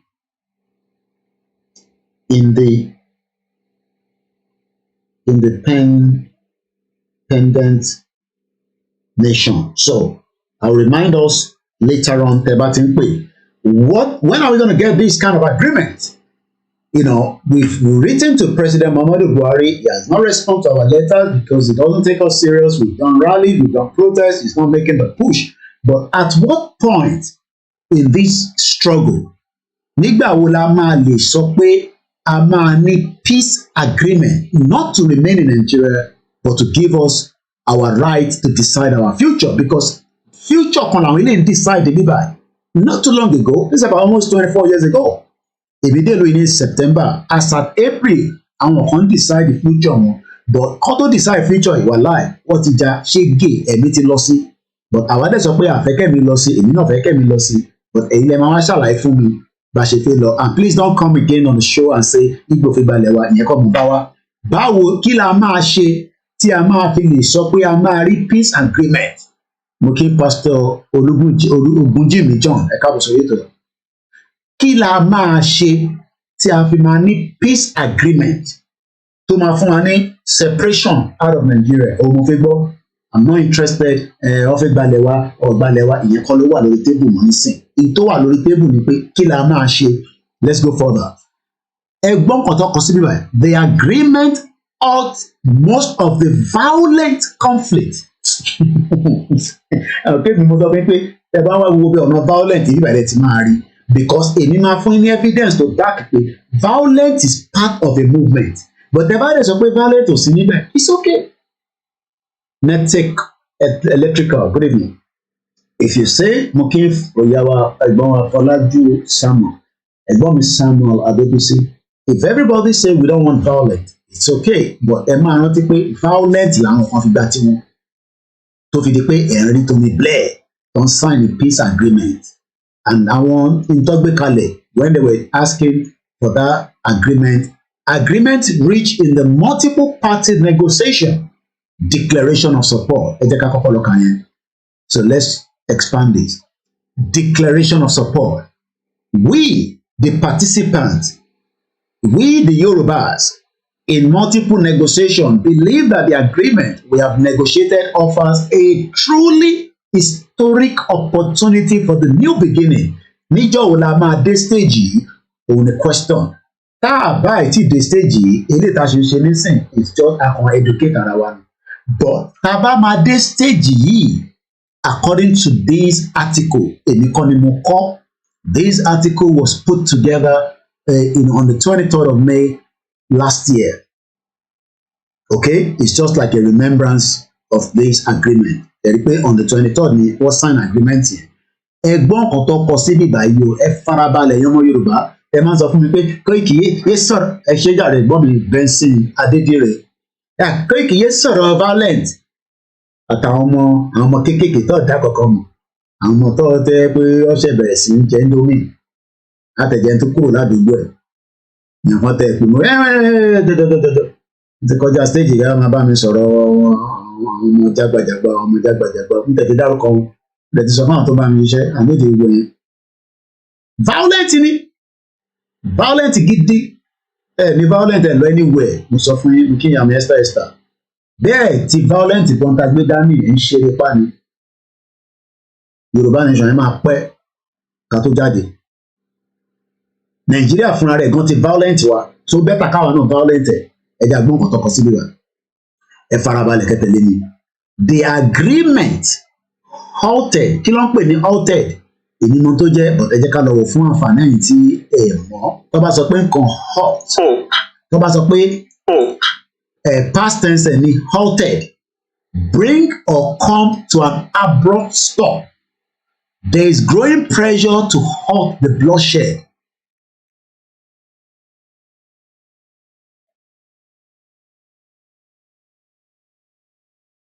Well, I believe they're working on something, but I don't want to go into too much details because I think we need authorization to do so.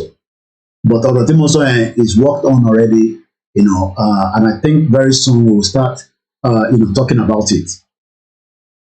Ìjọba bá ti hot owó sẹ́ndì sí Nàìjíríà tó ń gba náírà wa, that's it. A ti fẹ́ pa Nàìjíríà ni, a dẹ̀ gbọ́dọ̀ pa Nàìjíríà. Kò ṣe pé torí mo wá ní a máa pa Nàìjíríà dáadáa kẹwàá máa ń sọ pé ṣèbí ìyá kan ti declare gbéjágbájágbá náà. Bọ́lọ́dé kìlẹ̀sì àwọn yẹn ṣeré pa ni ẹni bá máa sọ pé ká pa Nàìjíríà ìyàwó mi ní mò ń sọ dáadáa jẹ́ òbí àmà gẹ́tà lálẹ́ ọjọ́ ikú erin oríṣiríṣi ọ̀bẹ la máa tì bọ̀ bọ̀kọ̀ wá ń ṣerú ọ̀bẹ declare Yorùbá nation lórí eré ọwọ́ tó ń ṣe tán ìfá tẹ owó yẹn tó bá ń sọ̀rọ̀ bá mi àpọ̀ máa rẹ̀ ìyá wa àdúpẹ́ fọlọ́hùn ìbọn lọ ti gbé jágbàjàgbà ìwà torí social media yìí ṣá oríṣiríṣi ló wà níbẹ̀. ìyá wa àwọn kan máa wá bá wa ṣe kọ́kàn mo wà lórí program yẹn lánàá mo kàn rẹ́rìn ni jágbàjàgbà.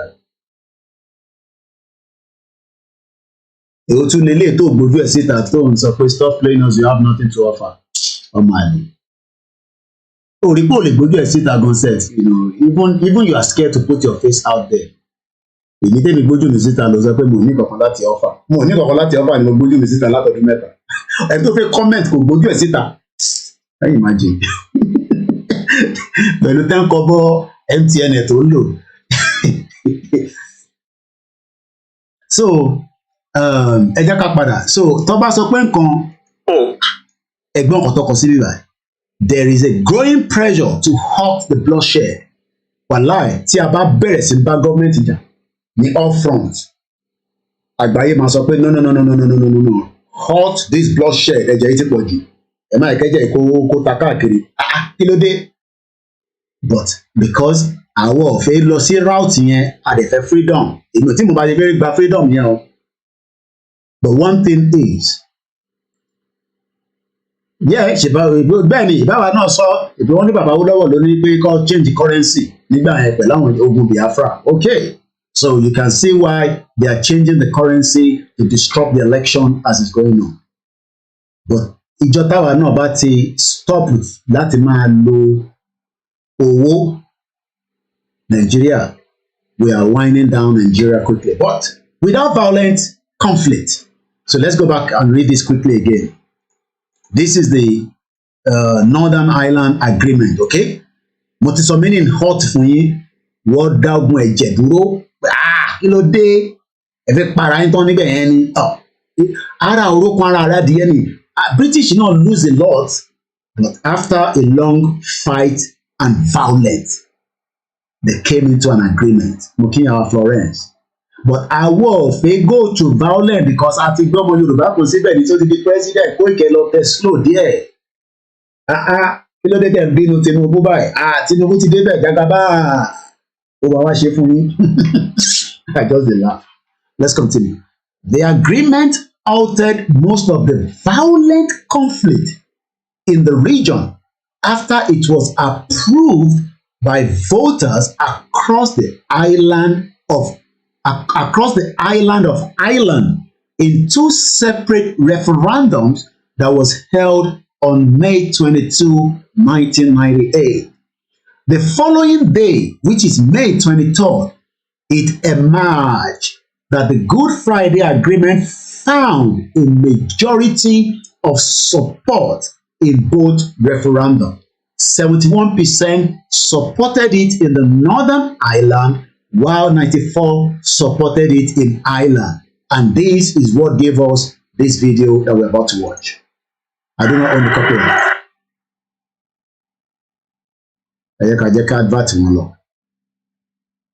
Once again, this is a live transmission, 8 p.m.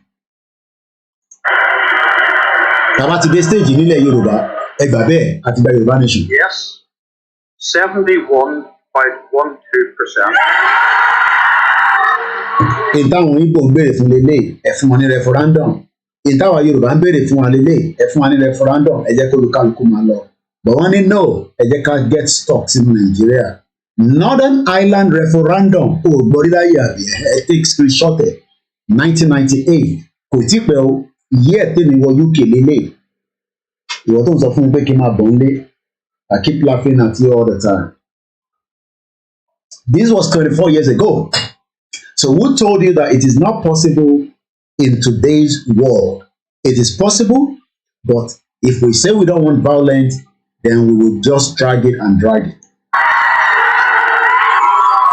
In táwọn eléyìí ń jubilate fún ẹ̀jẹ̀ ti sùn lọ rẹpẹtẹ.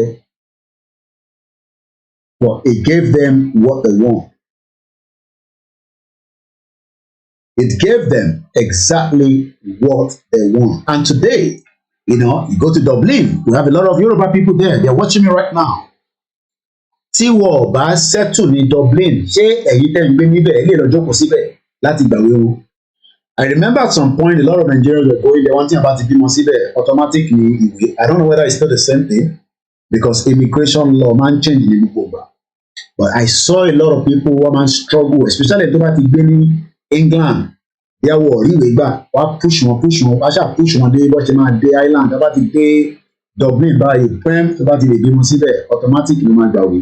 Just as England was doing in the 80s. Mo mọ̀ bí America ṣe ń ṣe the same thing náà tó bá bímọ sí America you become an American citizen automatically. But all these things are changing because of the immigration. Wọ́n rí pé à ń pọ̀ sí àwa ń súnmọ́ bíbá. So let's listen again. This was people voting. 71% vote yes in a peace referendum. But it did not come as easy as you are looking at it now.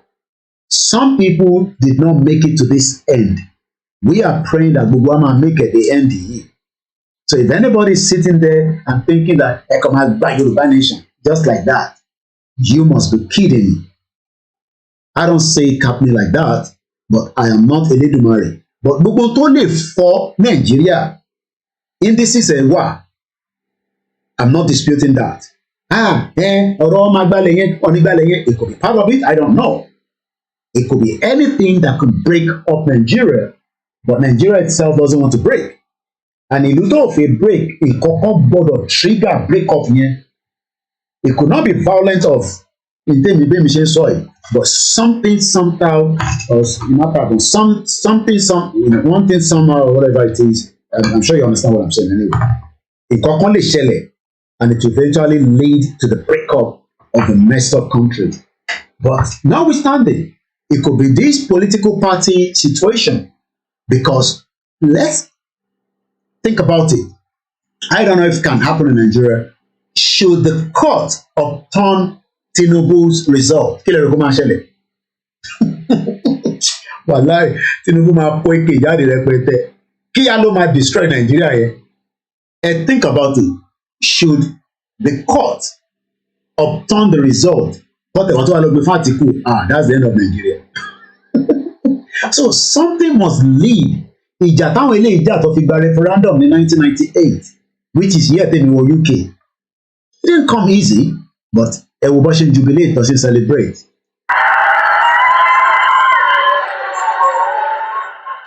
The percentage for the no was 28.88%. Àwọn Haúsá tó fi lọ nìyẹn 28 point something. Nígbà táwọn méjì ti sọ pé àwọn fẹ́ lọ, àwọn máa ṣe referendum, àwọn Haúsá ò fẹ́ lọ. Àwọn làwọn tó dárúkọ bíbá. I'm sure when we do a referendum today, the North will be the one to say they don't want to go.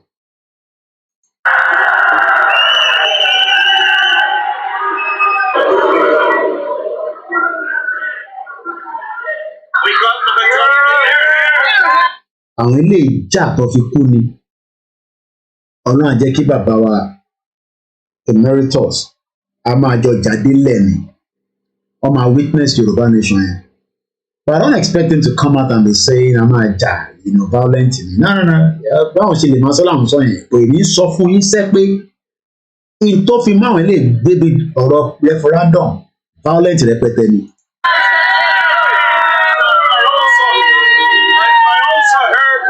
Saying I was busily preparing for tomorrow, for I work in the summer day, and I was hearing all that were spewing out of your mouths, and we'll never do it. Ṣẹ̀gbọ́n ọdún sọ, ó ní some of you dem máa spew nonsense ìwọ ọmọ ọ̀dẹ̀ tó ń wá wo program yìí tó ń sọ pé Koiki chapter ó máa wá lójú ẹ̀, just as the Biafra saying that you wake up in Biafra now, something will trigger that last push and everything will start dissolving and we will now come back. There's no way we are also going to come back to a round table, but it is not going to be a round table to continue to remain in Nigeria. It will then be a round table to bring down Nigeria finally. So now you've seen where we were coming from. We started with countries that left UK, but what they did with our own is rather than have 3 countries coming out of Nigeria, they locked the 3 countries together, gave it Nigeria, and expect us to live side by side. Let me rewind this a little bit and hear what this man was saying here.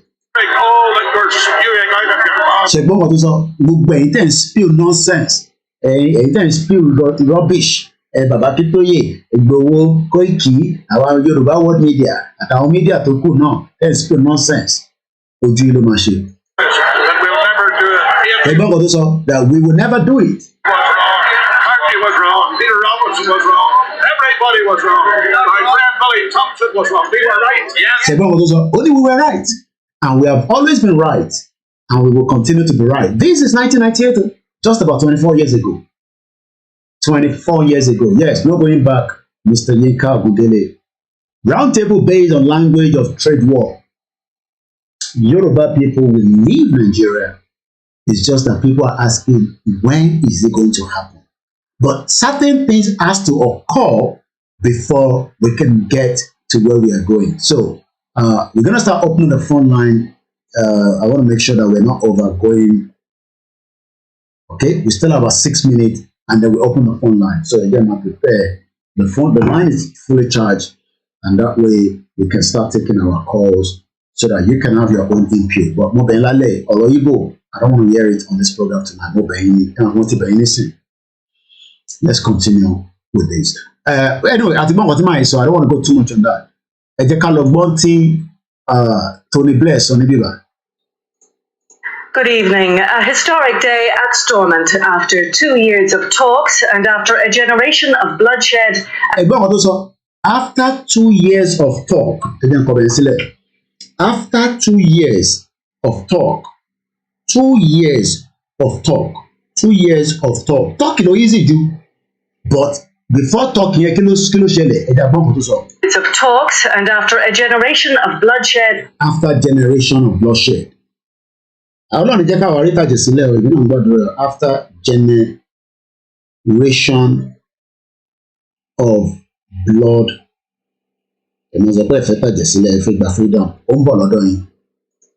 And decades of division and acrimony. And decades. Division ti wà láàrin àwa náà nísìnyí. Decade of division. Division ni la ṣe sort out báyìí ní sáà kéde kéde ẹ̀. Ìgbà country. George Mitchell ushers in what the whole island hopes will be a new era of peace. And a new era of peace. Are we going to see a new era of peace in Nigeria, where everybody will go their separate ways, or there will be no Nigeria and everything will be pieces? Agreement that unites loyalist and Republican, unionist and nationalist leaders in a wide-ranging historical accord. The two prime ministers emerged just before 6 this evening to inaugurate the historic agreement they hope will usher in a new era for the island. There was praise for the Taoiseach and for the parties from Tony Blair, who paid tribute to all who had lost their lives in the conflict, suggesting that the nation... We pray for those that have lost their life, just as we continue to pray for those that have lost their lives as well. Of today's deal would change relationships in Northern Ireland forever. The principle of consent is absolute and is throughout the agreement. And the breakthrough is that is now accepted by all, North and South. Also, those who believe in a united Ireland can make that case now by persuasion, not violence or threats. No, those are not violent or threats. Who echoed by the Taoiseach. My ultimate political aspiration remains the coming together of all the people of Ireland, achieved peacefully and by consent. I value deeply the close relationship between the Irish government and the British government. But I look forward equally to a new era of friendship and reconciliation between unionists and nationalists, in which each tradition can learn truly the value of the other. Wow, what more can I say with this tonight? I hope I've touched on everything. Northern Ireland and Scotland are on the long road out of the UK. It was a French man who recently observed that every nation has its own massive, historically, irreparably problem. For France, he said, this is the stubborn popular opposition to rising the national pension age in response to ever-increasing longevity. For Germany, it is still the spectre of Hitler. For the US, it's guns. For Britain, it's Ireland. This week, fizzy controversy broke out within the ruling Conservative Party about John Bush, about Ireland threatening to rend Prime Minister Rishi Sunak government asunder. For more than 5 centuries, British ruled over Ireland almost unfailingly, incompetent as well as cruel, inflicted misery on the Irish people, just as our poor, and we know all kinds of things that is happening to the Yoruba people, and Irish not to go through, and created military and political crisis for England.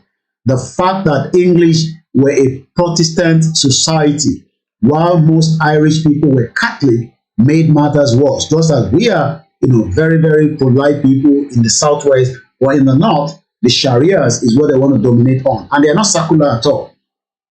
Until the mid-19th century, England was in a state of almost permanent strife with the Catholic Europe. Then came Irish independence in 1921, just as they were doing so by amalgamating us in 1914.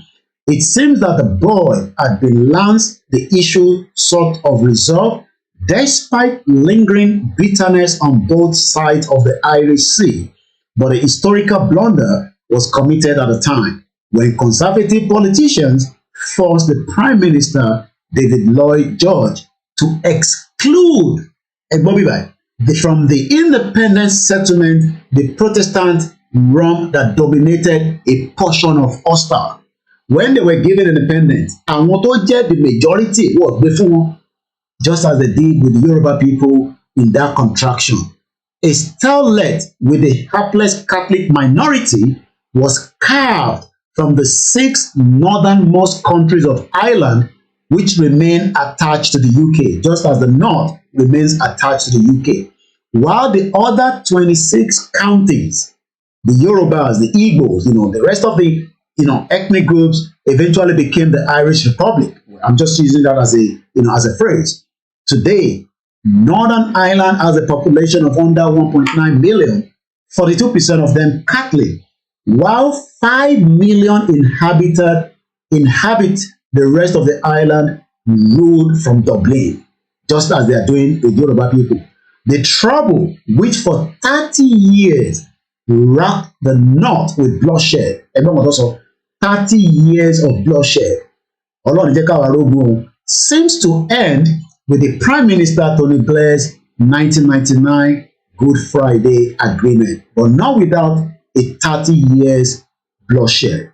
British and Irish membership of the European Union appear to make much more real the prospect, which many of us English people welcome, that within our lifetime, Ireland might once more become united. But the UK departure from the EU has now proved a disaster for that prospect, because tẹ́lẹ̀ gbogbo wọn jọ wà nínú EU ni, UK dọ́gbọ́n pull out, Ireland dáwọn lọ, àwọn sì fẹ́ wà níbẹ̀, àwọn Northern Ireland, UK lókè a máa dọ́gbọ́n, and there's a protocol, because oúnjẹ tó fẹ́ wá láti UK lọ sí European country ó ní procedure, but UK fẹ́ máa lo kọ́ni way máa gba border àwọn Northern Ireland máa fi penetrate the EU market, and in reality you can't have your cake and eat it, àbí báwo ló ti máa ń pe òyìnbó yẹn. But the UK departure from the European Union has proved a disaster for the prospect of the Irish togetherness. Former Prime Minister Boris Johnson negotiated a Northern Ireland protocol as part of his BRICS exit deal, which granted a special trade status. Taba kúrò nínú Nigeria, we will still have trade status between us and the Biafra, the Arewa. If they want to bring their tomato, okay, I got to make sure put tomato to up to standard name, because we don't want to feed our people with poison. The same thing goes with the Biafra. Cherry Bubu, our threat, we can dissolve that threat in no time, because a new protocol, and this is where we stand. We open the phone line for those of you that would like to join us right now. And if we don't see anybody, we start winding down. It's exactly 8 o'clock. So again, some countries did not gain their independence on a single day. Therefore, the latest of independence is shown with a breakdown of dates. Total 65 countries have claimed their independence from the British Empire. And I believe I've touched everything I wanted to touch on this particular episode of today's program. So let me come back to my full screen as we say Yoruba Nation has come to stay, but it's not just come to stay by mouth. It has to be done with a fist fight to get ourselves out of the contraction. Let me remind you again, your country that you love so much is compromised, and we know that based on what we have been told, based on lessons that we have learned from those that understand the system properly. Every one of us must rise up. The armed forces are not neutral. They collude. They collude. They collude with the armed bandits that kill people, kill Nigerians. They facilitate their movements. They cover them. If you are depending on the armed forces to stop the killings, you all die one by one. So, one by one. We have our first caller. The number to call is on the screen there. Plus 44 74 0440 5917. Hello, good evening, and welcome to the first caller. Hello, bros. Hello. Yeah, máa sọ pé violence wà. Àti lọ síbi violence díẹ̀. Ẹ bá wo ìṣe Nàìjíríà, ẹ rí pé kò sí general election tó ní problem gbélé rí, kò sí bó ṣe lè jẹ́, wọ́n máa ti lè announce jẹ́. Ẹ rí pé election yìí lẹ́nu kùn jù. And the main man that won the election loses his own stronghold, which is Lagos State. So, somebody that is ọ̀rọ̀ kọ́ọ̀tù yẹn làwọn dúró dé sí i. Mo jẹ́ fọ́lọ́ àwọn prọfẹ̀sì kan tó ń jáde. Kò sí gbàgbó tẹ́sán yóò ní tẹ́lẹ̀. Ó máa tẹ́lẹ̀ gidi. Tí ò sí nǹkan tó máa ibi tá a máa gbà jáde nìyẹn. That is the MP for Yoruba nation, for Yoruba people and Biafra people. Because the only option left now is for everybody to go on their own separate way. Very, very, very clean and clear, because there's nobody that will come to power now in uniform and be telling people that my fellow Nigerians. People will revolt. Who is your fellow Nigerian?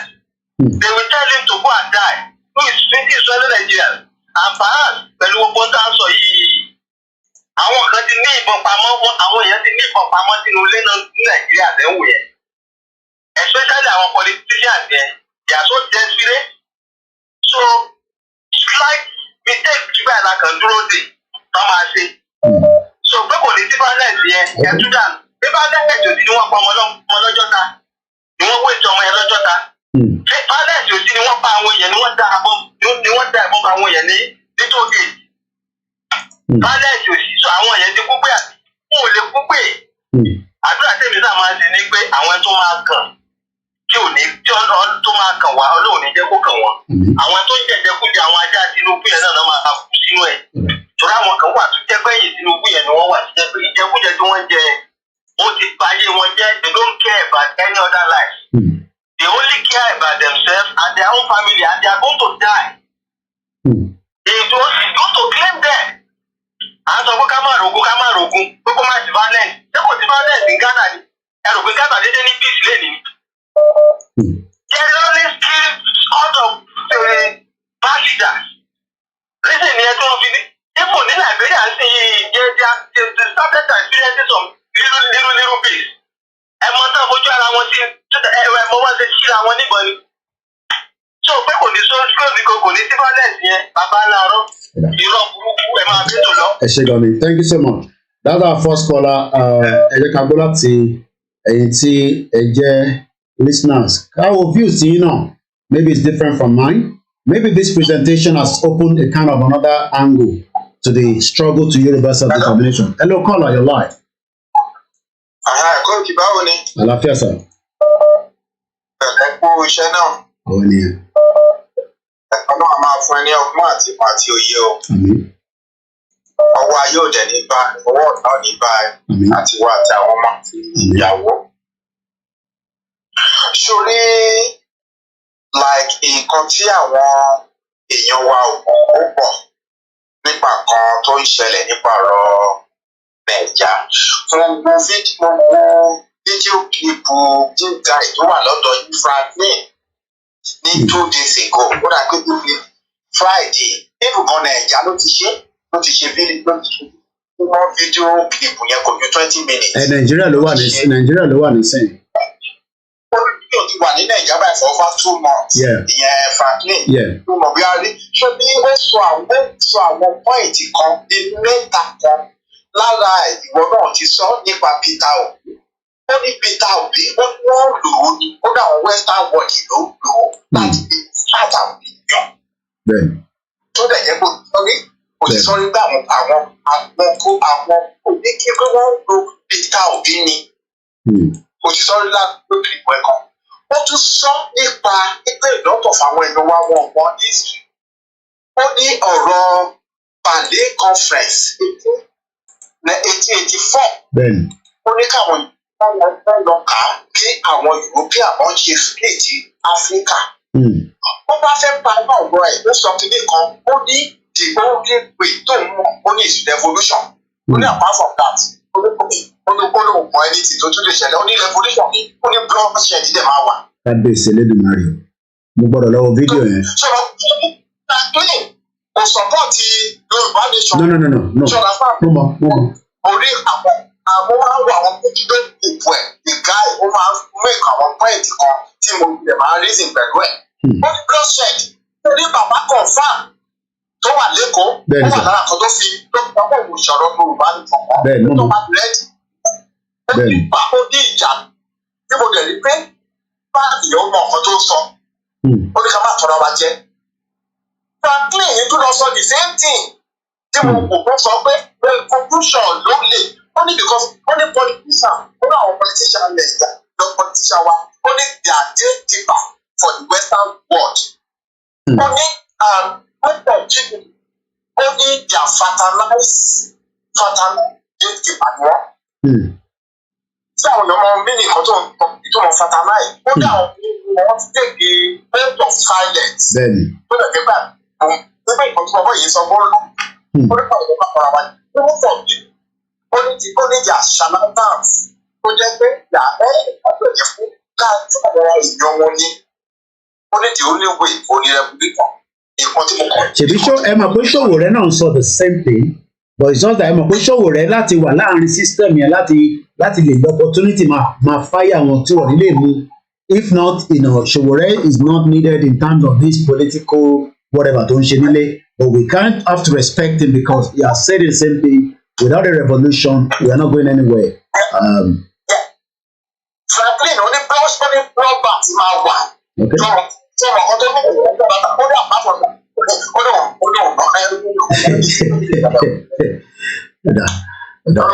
Okay. We are here. We're going to remind a lot of people what we have been saying. Ẹ wo bó ṣe kọ́ àwọn Irish together.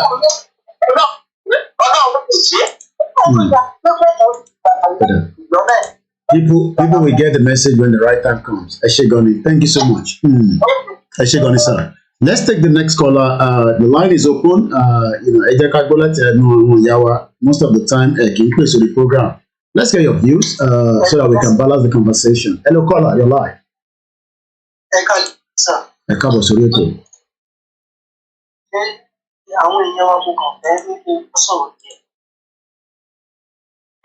Yorùbá nation máa dúró kò sí tó tó lọ jẹ́ Yorùbá nation máa dúró. Àwọn Mr. Koiki tó ń bá wa sọ̀rọ̀ yìí wọ́n ti mọ tọ́rọ̀ yìí lọ. Wọ́n fẹ́ ṣe ní ìpalára fún wa kókó níbi máa ní báyìí. Nínú mo Yorùbá ẹ̀rọ ọ̀hún. Kò sí kan táwọn politician yìí ti ń ṣe tó bá dórí ipò kò sí kan tó promise wá kí ilẹ̀ ẹgbẹ́ ìfẹ́ tó ṣe fún wọn. Àwọn gómìnà wà nínú ọdún Nàìjíríà tí ọmọ ìwọ kàwé ní àmọ́ ọpọlọ ni. Àwọn Haúsá ni mo mọ̀ tó máa ń ṣàlùmọ́ ní lọ́dọ̀ wa tẹ́ àwa là ń kọjá ọmọ Yorùbá ló tún àtúntì báyìí ní Nàìjíríà ṣe lé mọ́. Àwọn láàyè tó ń ṣe níta àwọn náà fi ṣe pé bóyá tó ń ṣe bóyá tó ń gbádùn. Àwọn náà tó ń wọ̀ wọ́n tó gbádùn ẹ̀kú náà láti ṣe kó sáà pín. Lórúkọ Nàìjíríà ta wà yẹn kò sí torí wa tó rí ọmọ Yorùbá tó ní Nàìjíríà tó bẹ̀ láìpẹ́ yẹn. Àwọn àgbẹ̀kọ́ṣẹ́ náà pé ti lọ́gàlọ́gà. Àwọn agbára ká gbé wa gà. Kágbé aláìsẹ̀sì àtàwà àṣàwà àtàwà àṣìgbàgbé ẹ̀. Ó lọ ọmọ Yorùbá tó lè mọ òwe tó lè gbé. Wọ́n wá fi ẹ̀sùn wọ́n gba ìṣe wa, wọ́n gba àṣà wa tó dé ẹjọ́ jẹ́ ká ronú. Bàbá Tinubu tètè ní òun tó bá kó àwọn èèyàn tiẹ̀ ṣe. Another 8 years ṣé tó mọ ká fún wa padà ní. Kí àdìdájú fún pẹ̀lú gbogbo tó ṣe ń bá èèyàn tó ń bá èèyàn lẹ́bi dè, ó yóò wò lè yóò fún gúúpù sí ìpínlẹ̀.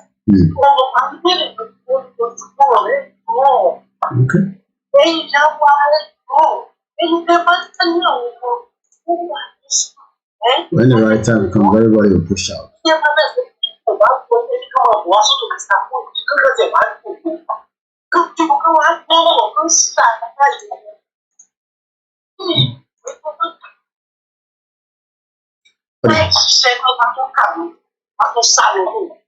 Okay. Àwọn tẹ bá mọ̀ kó wà ní ṣùgbọ́n ìdílé àbẹ náà wo ẹjọ́ ẹ máa bò. Kọ́mọ fún àgbo ìsàkóyìí. Àbí kẹ́yìn náà bá àwọn tó ṣe kẹ́yìn àwọn olóòjì wọ́n dìde. Wọn ò fẹ́ jẹ́ kókùn yẹn bá wa ni. Tí yóò bá lè ṣọ̀mà dúró, bàbá ní kẹ́nu wá kó ọ̀pọ̀ ọ̀pọ̀ wá sí pẹ̀lú yàrá wa. Àwọn ọ̀dà sọ́ọ̀dì pé irú yàrá ìgbà àwọn kúkú yìí fẹ́ gbà wá ní. Ìrànlọ́wọ́ náà fẹ́ ṣe fún torí àwọn ọjọ́ wájú wọn ọjọ́ wọn ò lówó ògbà táwọn tó lọ́wọ́lọ́wọ́ báyìí wọ́n gbọ́dọ̀ ọ̀la fún wa ni.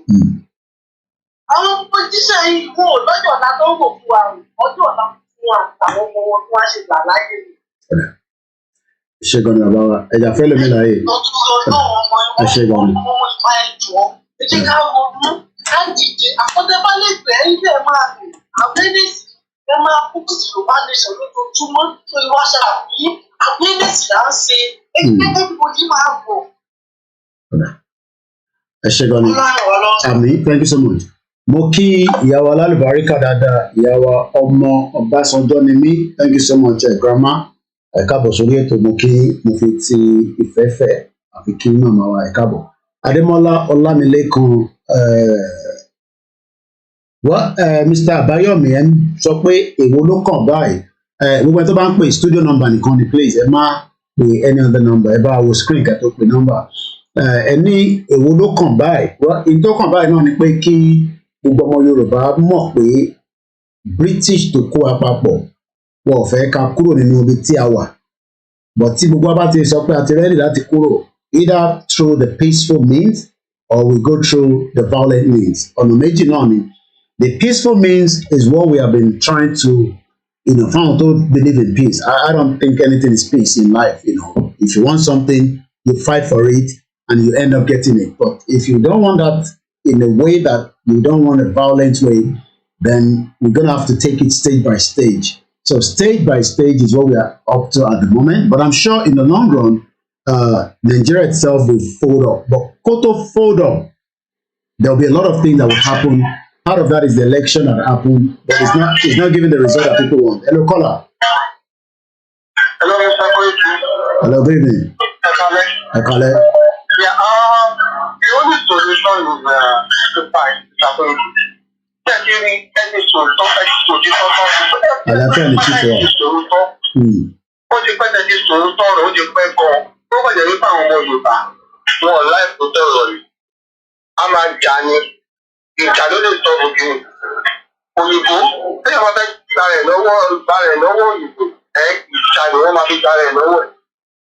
Wọ́n ń jà ní òyìnbó lọ́dà fáwọn tó wà ní òsì bíi fáwọn òyìnbó wá ń jà wọ́n mọ̀ fáwọn òyìnbó gangan lọ́kọ́ ní báwọn lẹ́sìn ìjà. Tòtáwọn náà bá fẹ́ gba wọn lórí oko ẹrú a máa jà ní. And all what is happening in the world Nigeria it is intentionally done. Ẹ̀wọ̀n kan tó ṣẹlẹ̀ ní Ghana ní ìpè ṣé mo pé Ghana ẹ̀mọ̀ wípé tó ń láwọn ọmọ onílùú jáde náà ní Ghana. Àwọn òyìnbó wọ́n ti lọ́ọ́ dìbẹ́lọ́pù ìlú wọn tó jẹ́ wípé àwọn ọmọ onílùú wọn ò lè ra ní sílẹ̀ mọ́. Wọ́n ti pa kọ́ńtì wọn jẹ́. So all these things are done by the Western countries. It's just that Africans àmọ́ nǹkan tó I don't understand. Bí àwọn àṣà tẹ̀síwájú ti jáde láàárín gbogbo kìíní because àwọn tó wà nílé yẹn pẹ́ni tí wọ́n ti dé nǹkan kan ti dé orí wọn sínú agolo. So they don't know what is going on in the world as in. They don't know that the word Nigeria is a illusion. It is a fake country. It is a man-made. How they are waking up is man-made and everything is all done by a white man. Okay. It's all done by the breathing. But they need to understand this. It took them almost 12 hours. Tó bá ju bẹ́ẹ̀ gan lọ kọ́tọ́ àná rẹ̀ àwọn òyìnbó ti jókòó ní UK nígbà yìí wọ́n tún sọ̀rọ̀ pé tàbíkà mú nínú wọn àdúgbò wọn. So Peter Obi is a distraction just to distract the Biafra. Which work, Mr. Toriki? Oh yeah. I think it's work. Oh yeah, it did. You know? Yeah. Huh? I said yeah, it did. I mean, some of them are probably not realizing it, but it is too late. So all of them now are clamoring for Obi. So all these things are intentionally done. Àwọn òyìnbó, àwọn ló ń trap ilé ayé àwọn Yorùbá. So ẹ tún sọ̀rọ̀ something Mr. Toriki. And I know that a lot of people are trying to like say má sọ̀rọ̀ bẹ́ẹ̀ yẹn. Òyìnbó sọ̀rọ̀ ní ibi tó bá ti kó inú you know, you have to talk to the person. That's just the truth. Okay. That's the truth. And you keep saying that truth, you know. Yeah, possible. Consular platform. Okay.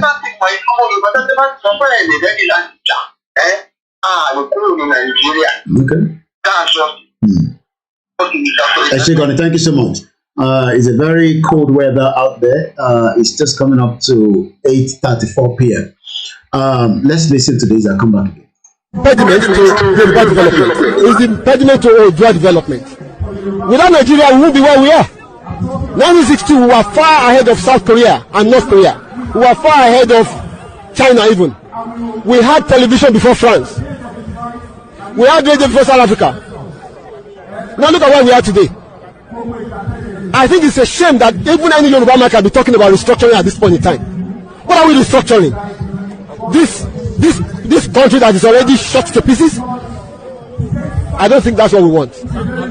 But they are always talking about giving Nigeria a chance. The patience of Yoruba with Nigeria has come to an end. Everyone's okay, it's all alive.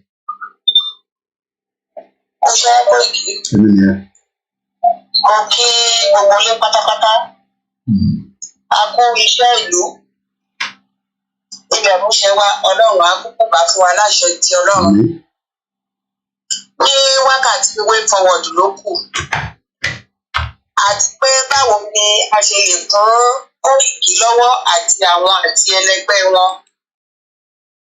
ọ̀nà wo ni a lè gbà láti kún lọ́wọ́. Gbogbo wa la wà lórí gúùpù ìlú wa, àwọn ẹlẹgbẹ́ wa tí a ti bá lọ sílé ìwé, àwọn ẹlẹgbẹ́ wa ládùúgbò wa a wà lórí WhatsApp group. Gbogbo àwọn ọ̀rọ̀ kéékèèké tó ní ìtumọ̀ tí Koiki àti àwọn ẹlẹgbẹ́ máa ń gbé, ẹ jẹ́ ká máa pín fún wọn. Àwọn tí a bá ń bá sọ̀rọ̀ náà bá gbọ́, ẹ jẹ́ ká máa kó ọ̀rọ̀ yẹn sínú gúùpù yẹn. Ìkejì tó tún dàbí rẹ̀, ṣàṣà ni nínú wa tí ò ní gúùpù churches nílé àti níbi tí à ń gbé. Ẹ jẹ́ ká máa ju kinní sí wọn lọ́kàn òjọ̀kan. Ìkẹta tí ó tún dàbí rẹ̀, mo gbọ́ níbì kan pé àwọn olóṣèlú wọ̀nyí, àwọn ọmọ tí wọn ò jẹ́ kán lọ sí school tán sọ di cultism, àwọn ọmọ wọ̀nyẹn náà lọ ń lò tán níbì kan tán lọ ń kó wọn sí, tán lọ ń pre wọ́n ṣì wọn pẹ̀lú owó àti oríṣiríṣi. A rí kọ̀ọ̀kan nínú wa lọ́kùnrin lóbìnrin tó wà nínú gúùpù àwọn pípọ̀. Ẹ jẹ́ ká máa ju kinní sí wọn torí àwọn wọ̀nyẹn kò tí ì wọn rárá. Ẹ jẹ́ ká máa ju kinní sí wọn. Ọ̀rọ̀ ilẹ̀ Yorùbá wa yìí àti àwọn ọ̀rọ̀ kéékèèké tí Koiki àtàwọn ẹlẹgbẹ́ wọn bá ti ń pé pépèpé tó nítumọ̀ ká máa jù sí wọn. Tá a bá lè fi jù ú sí wọn, ìkọ̀ọ̀kan tá a bá ti rí nọ́mbà wọn, ẹ jẹ́ á máa pè wọ́n. Àwọn ọmọ wọ̀nyí wọ́n ṣòro láti bá sọ̀rọ̀ ṣùgbọ́n a máa ní sùúrù fún wọn pátápátá. Torí Yorùbá ọgbẹ́ ẹni tó bá máa ṣe bí tó bá máa mú ọ̀bọ máa ṣe bí ọ̀bọ ni. A máa ní sùúrù fún wọn pátápátá. Torí fún mi àwọn olóṣèlú ẹ̀ wọ́n ti fowó pàdé wọn jẹ́. Wọn ò ríran rí mọ nǹkan kan tó ń ṣẹlẹ̀ rárá. Bí gbogbo ayé ṣe kí tó ipò sí nǹkan kan tán rí. Mo bá méjì nínú wọn pàdé ní agbègbè ìlú mi, nǹkan tó ń ṣẹlẹ̀ láàrin. Kí n tó lè rí mú nínú wọn ṣe díẹ̀. Ẹ jẹ́ ká ṣe bẹ́ẹ̀ gẹ́gẹ́. Ẹ má jẹ́ kó tú wa rárá. Ẹ má jẹ́ kó jẹ́ pé lórí Koiki, lórí àwọn ìjọba kan ti rí náà tá a máa dóde tó ṣe ìyẹn la máa bá káàkiri. Ẹ jẹ́ ká ṣe gẹ́gẹ́ bí Koiki ṣe ń ṣe. ẹ jẹ́ ká ṣe gẹ́gẹ́ bí àwọn mídíà ṣe ń ṣe àwa náà ká sọra wa di mídíà sórí kúkú tá a bá ti wà ká máa ṣiṣẹ́ yẹn lọ́kàn ìdọ̀kan. A lè sọ pé referendum kò ní ṣẹlẹ̀ kó wá wáyé tó bá wáyé kí sì àmì ìdánilójú pé a máa gbégbá rókè ohun tí a lè ṣe tí a fi gbégbá rókè ní ara nǹkan tó ìní sọ yọ náà gbogbo wa lọ́wọ́ láti ṣe lé. Thank you so much. Eshegon Grandma. We are just about 20 something minutes at exactly 9 p.m. We're going to bring the program to an end. Just to recap everything, Professor Olilori, àwọn ìlú tẹ̀ ń wò yìí 65 àwọn Britain náà ní agbára ṣá 65 countries was part of the empire, don't control different parts. And today, those countries have got their independence one way or the other.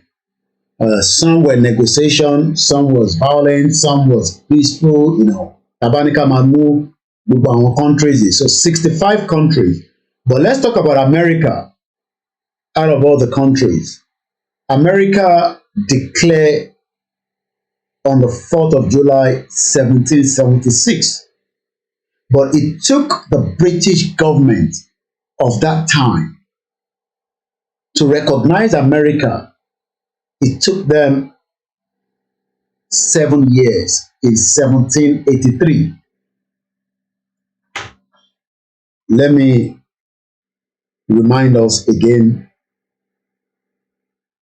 I'm going to record a lane because it will be easy for me to share it to some of you later. So, we are looking at a particular conversation. Today is the 13th day of March, Monday at exactly 8:40 p.m.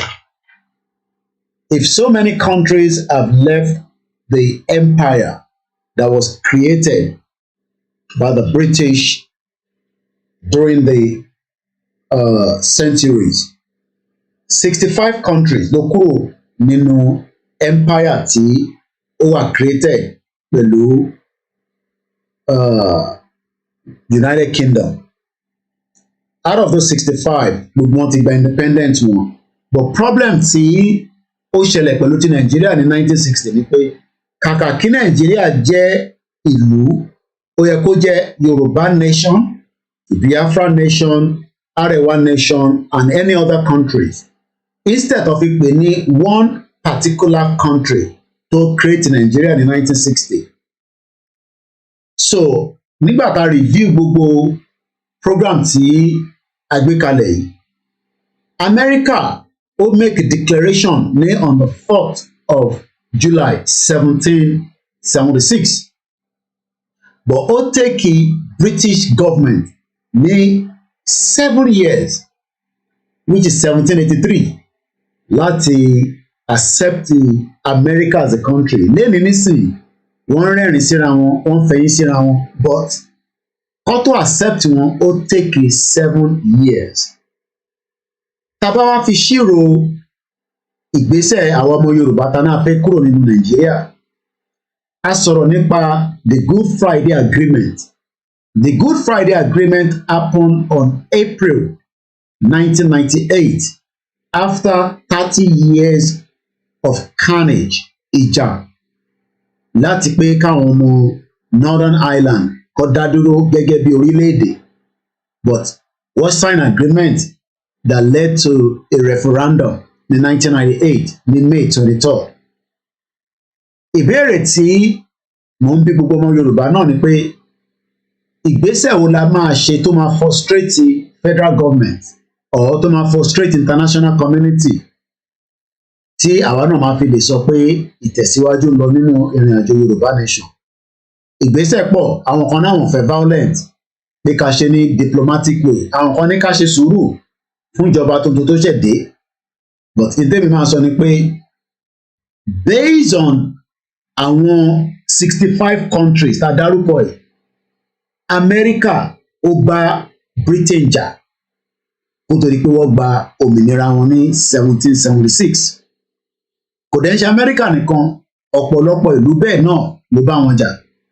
but nígbà táwa dẹ̀ ní àfẹ́ bá Britain jà á jẹ́ pé a máa gbé ọpọlọ kalẹ̀ tá a máa fi jáde. But tí mo lè sọ ni pé the Nigeria of today, Tamu, is different from the Nigeria you know some 60 years ago, because a ti push effort pé àwa ta náà fẹ́ kúrò nínú Nigeria ẹ lè convince wa padà wọnú Nigeria, ìyẹn ti late. Àwọn tó sì wà nínú Nigeria lè ti lè máa convince àwọn tó ń support political parties tí gbogbo wọn rẹ̀ ti ṣe kí ni wọ́n rí orí gbé jáde nínú election, especially àwọn tí wọ́n rò pé táwọn bá tún lọ sí court. Ọ̀nà méjì ni tẹ́ bá lọ sí court as we're expecting them to do. Number one, ìbéèrè tí mo fẹ́ béèrè ni pé tí court bá overturn result president tí wọ́n ṣe parí, kí lẹ rò kó máa ṣẹlẹ̀ ní Nàìjíríà tó bá lọ favour Atiku tó favour Peter Obi? The other way round, tí court bá ṣe make a decision pé election yẹn kò sí nǹkan tó wrong pẹ̀lú ẹ̀, the election was peaceful, àwọn rẹ̀ ti wo gbogbo evidence, àmọ́ ẹni tó win yẹn náà ló ṣì win, kí lè rò kó máa ṣẹlẹ̀ ní Nàìjíríà? So there's a lot of push tó máa wáyé, but one thing is the unity of Nigeria can never survive as it has done in the 60s. There is no more unity in the country. And apart from that, there's so many other indices that is going to collapse Nigeria. The economy, the insecurity, and the ethnic, fight among us, as we have seen that is playing out. Once again, this is KOIKIMEDIA, bringing the world closer to your doorstep. So, I guess somebody was trying to call. I'm just about 15 minutes before I start winding down the program. We might take maybe one more call, and then, okay, I think I have two. So I'm going to allow the two, then we're going to start winding down. So, gbogbo ẹ̀yin èèyàn wa, ẹ fọkànbalẹ̀, ó ń ṣọmọ lóko bẹ́ẹ̀ ni. There is no way the country will hold together. It is a bubble to be burst. Kákọ̀ prepare mind ara wa pé tó bá ṣẹlẹ̀, ó ṣẹlẹ̀. Tó bá dẹ̀ ṣẹlẹ̀, fair enough. But one thing is, it will eventually happen. But ìgbà tó fi ṣẹlẹ̀ yẹn ni olúkálukú ògùn, àgbàdúrà ògùn. But tó gún bá dé, there's nothing we can do. We just have to accept it. Once again, as we say, the Yoruba people will leave Nigeria because Nigeria is not for us. You can be told lies that Nigeria is for you, but we know that Nigeria is not for any one of us. Hello, caller. Everyone's okay. Ẹ bá ṣe briefly. Ọjọ́ kan pẹ̀lú. Àlàáfíà ni gbogbo wa ẹ̀dùnkọ́. Nǹkan tí èmi tẹ̀fẹ́ sọ̀rọ̀ lórí àwọn agitatọ̀ tó wá nípa wá di kàmpínà fún PDP, nǹkan tó ń surprise mi tó ń yà mí lẹ́nu ó ní. Nǹkan tí èmi fẹ́ sọ̀rọ̀ lé lórí. Agitators la pẹ́ àwọn afẹ́ separate country wa ní. Kí wọ́n ló wá di pé wọ́n wá gbé kí lorúkọ wọ́n fẹ́ gbà ló fẹ́ gbà. Tó jẹ́ pé wọ́n wá ń ja gbogbo. Tó wá dé pé òye mi yẹn ló wá kù tí wọ́n wá jẹ́ ká máa sọ. Ṣé àwọn governors àwọn kí lorúkọ bí kúbẹ́ẹ̀tì wọ́n ti wà dábò àwọn. Nígbà tó yẹ pé tí Sanwó tó wà lórí oyè, èkó ẹ̀kọ́ náà ti pa àwọn guys látọ́fẹ́ ti rally dìbò. Ṣé èkó ẹ̀kọ́ náà ti pa wọ́n? Ìsí iná tó mọ̀ pé káyà kò Tinubu gbogbo bá ṣé àwọn agan ló yẹ kó jẹ́ pé wọ́n máa mú suggestion yẹn fún pátá àwọn máa gbà. That means nǹkan tá à ń ṣe ó jẹ́ ní pé àwọn kàtà ló pa tó jẹ́ pé wọ́n ń gbé ọ̀rọ̀ wá. Àwọn tó wọ́n pa wọ́n gbókùn wọn lọ. Wọ́n gbàdí gbogbo àgbàdí gan tó ṣẹlẹ̀ sí Yorùbá là kò sẹ́nibọ́dì wọn tó sọ̀pọ̀tù kò sẹ́nibọ́dì tó wo sáìdì ọ̀dọ́ wa. Ṣé ìsìn iná Áfíríkà wa wo sáìdì ìsìn náà wá tí wọ́n ń ju kí lorúkọ ẹ̀ tí ò lórí nǹkan tí ò ní ìdí. Tán ju wá bá wọn bá wọn polongo ẹ̀. Àtọ́ bá wo ìbẹ̀rẹ̀ yìí láti 99 tí wọ́n ti bẹ̀rẹ̀ síbi Tinubu yìí sẹ́wọ́n gbogbo ló wà ń bẹ̀. Ta ló fi gbogbo àwọn ìpò yẹn ta ló ń pè wọ́n sí ta ló lò wọ́n as commissioner as deputy àti gbogbo ẹ̀. Lẹ́yìn iṣẹ́ ìsìnlẹ̀ mọ̀ pé wọ́n gbé gba ìpò mọ́ wọn lọ́wọ́ ni. Àbí ìsí pọ́sibù pé ká gbé ìpò mọ́ wọn lọ́wọ́. Tó wá di pé wọ́n wá gbéyẹ̀ wá Tinubu sí ọ̀dọ̀ àwọn adídẹ́tọ̀ àwọn adídẹ́tọ̀ náà wá gbà bí àwọn àgbà pé lórúkọ ẹ̀ ẹ jẹ́ ká ràn wọ́n lọ́wọ́ ẹ jẹ́ ká dé kí lórúkọ ẹ̀ gbogbo eléyìí it is totally rubbish. Tí nǹkan tí wọ́n ń gbé kí n sọ. Thank you so much. We appreciate it. As we are just 11 minutes, and I don't want to go more than 11 minutes. So this is going to be the last caller. Hello, caller. Everyone's okay? Hello? Hello, Mr. KOIKIMEDIA. Yes, ma'am. Ṣé nǹkan tẹ́mi fẹ́ sọ? Ẹ tí máa ń sọ kí ní ìtìpẹ́. Ó kàn jẹ́ páwọn èèyàn wa ò fẹ́ òtítọ́ ọ̀rọ̀ ni. Ẹ tí máa ń sọ pé kò sí bá ṣe fẹ́ ṣe tí ò ní sí violence lórí ọ̀rọ̀ kìíní. But ó dàbẹ̀ ní pé àfẹ́ òtítọ́ ọ̀rọ̀ nítorí mo máa parọ́ fún wa. Òun là ń wá.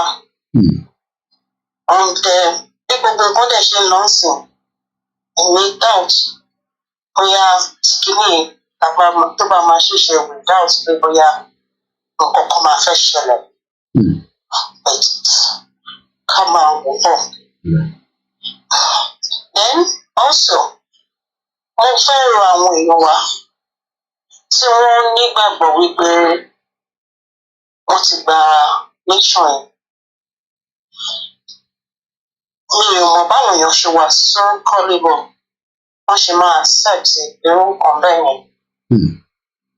Since last year, ó dà pé ní pé November ní kíní ti happen. Up to now, the same thing náà ni wọ́n kí n sọ. Ṣé country wa dàbí ẹni pé ṣé ọ̀rọ̀ family ọ̀rọ̀ ìyá àti bàbá àtọmọdé lè? I don't understand. Because ẹni concern kìíní yẹn pé mi lánàá pé ìgbà tí wọ́n àyẹ̀ wà lórí program. Èmi náà wá lọ síbẹ̀. I was on that program for about 10 minutes. Mo kàn ó pé kí ló ń ṣẹlẹ̀? Gbogbo nǹkan tí obìnrin sọ ṣé kéèyàn bá ní ẹni tó bá ní ọpọlọ ṣó yẹ kéèyàn lè bá gbogbo nǹkan tí ó gbà yẹn sọ ṣá. Àti ẹni tó wà níbẹ̀ tó náà ń ṣe program bó ṣe ń ṣe ọ̀pẹ ìwọ náà báwo ni wọ́n máa fẹ́ bá ilé ìjà? So èmi kò máa rọ àwọn èèyàn wa káwọn náà kọ́ try láti reflect lórí gbogbo nǹkan tó ń ṣẹlẹ̀ àti nǹkan tó bí ìròyìn sọ fún wọn láti last year. Kọ́ ronú ara wọn kọ́ blank brain wọn kọ́ wá rò ó dáadáa. Káwọn náà lè kọ́ ro ọpọlọ wọn. Kọ́ try láti jẹ́ ká face reality. Ká dẹ̀ mọ̀ tá bá ṣe máa move forward. Okay. So, Ọlọ́run ṣàbáwá ṣe ẹkùnṣẹ́. Ẹ ṣé gan ni, thank you so much. Ọlọ́run àbáwá ṣe, thank you so much. Mr. Koiki. Ẹ ṣé gan ni. All right then. Tomorrow, I'm going to focus on part of the way forward that we can continue to push apart from what we are doing, not protest anything, but how we can intensify the pressure.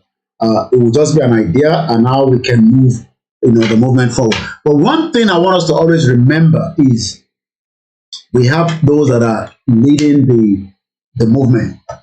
We are the media that you see all the time, but there's so many work that they are doing that at appropriate time wọ́n máa gbé wá bá wa. But ìdí táwa ṣe gbọ́dọ̀ máa jáde léraléra is to first remind people that the Yoruba nation is not there. Because some people believe that, because rally to protest. So to them in their heart, it's like, this movement is gone. It doesn't work like that. We will come with different programs like this. We will pick up angles. I don't want to talk about the problem with Nigeria already. So talking about Nigerian problem for me is not worth it. I mean, we can post that on our timeline, but when we are doing a program like this, I want to take your mind away to areas that actually not possible. 65 countries. Nílùú ìlú mú dání báyìí. Báwo ló ṣe ṣe? In tó máa jẹ́ kí mind èèyàn máa ronú pé báwo ni wọ́n ṣe? Because ẹni tó bá lè máa ronú bẹ́ẹ̀ yẹn, then that bitterness will be there for us to say, look, whatever is going to happen should happen, because 65 countries ni ó wà ní abẹ́ empire. Tó bá jẹ́ wọ́n wà truthful with us, the British should have allowed 3 countries to break away from Nigeria in 1960. But they were not truthful. Until date, they've not been truthful with us. They are still playing, that hello ma vote. In the voting fẹ́ fún wa lórí ọ̀rọ̀ tó wà nílẹ̀, where development is no longer available in our territory, and politics that don't play lọ́wọ́lọ́wọ́ ní Nàìjíríà. Torí wọ́n tó ń wò mí, ó lè bá wọn play politics yẹn. Apart from pé it involves a lot of killings and all that, you don't have the kind of money that they are using. Ní UK, ó ní iye owó tẹ́ máa lò fún campaign, wọ́n ti cap ẹ̀. But the same UK, wọ́n mọ iye tán ná fún Nigerian politics. So ìwọ tó ń wò mí, tí wọ́n náà rò pé wàá lè jẹ position kan nínú politics, even though politics is not meant to be the only way láti fi make owó láyé.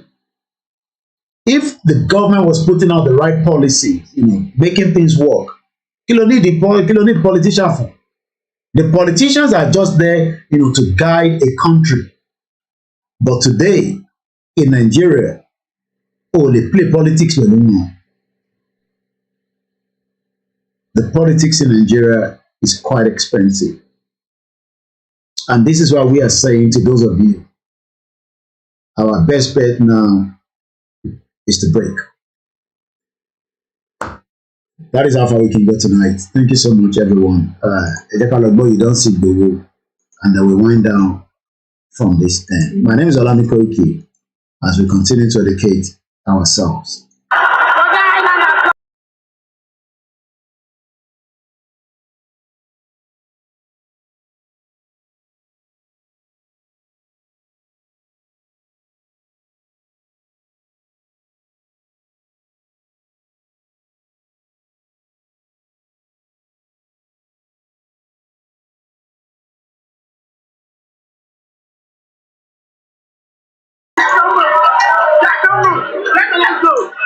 Lẹ́ẹ̀kan sí mo dúpẹ́ lọ́wọ́ ẹ̀yin viewers and listeners. Ìtẹ̀gbọ́lálẹ̀ mo ti ṣe small audio recording ẹ̀. I've already pushed it out.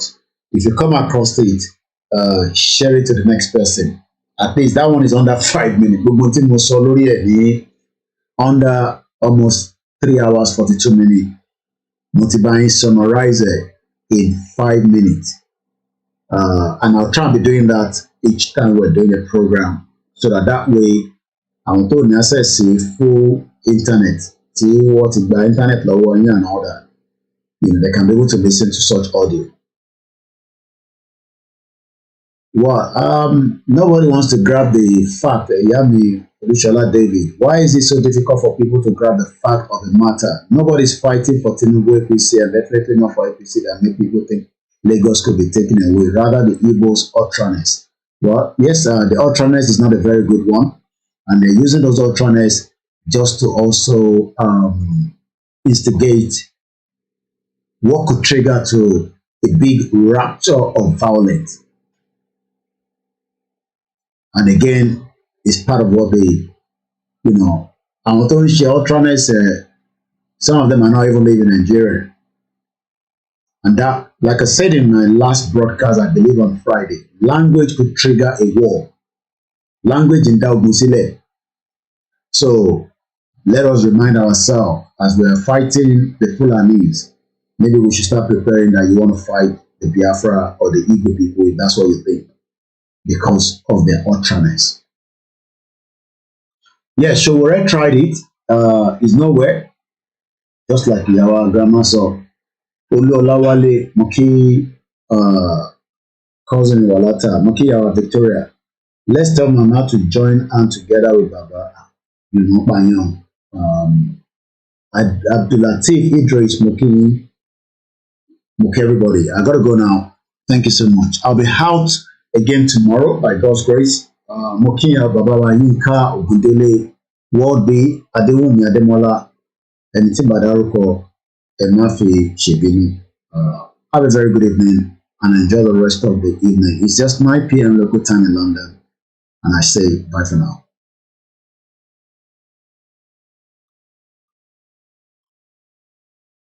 Just want to play the anthem on checkout.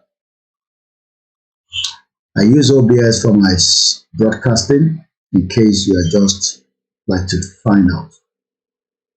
Yeah, that's it. Yeah. There we go.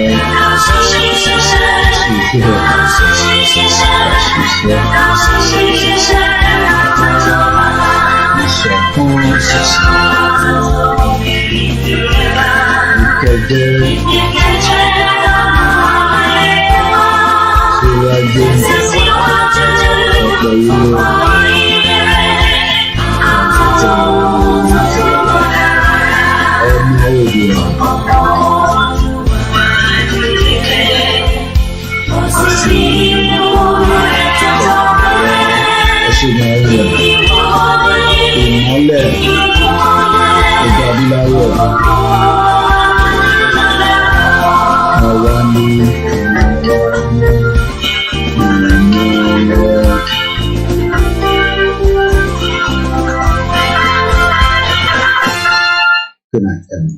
Imam of Alile. One of Nigeria tó fẹ́ ní education tí wọ́n fẹ́ ní health infrastructure wọ́n fẹ́ ní ohun kan náà fẹ́ ní ẹwà náà fẹ́ ní bọ́ọ̀dù ẹ̀ sọkún ìran rẹ nígbà yìí mo hóòpù tí ẹ gbà èwo lẹ́sìn mo mẹ́rin.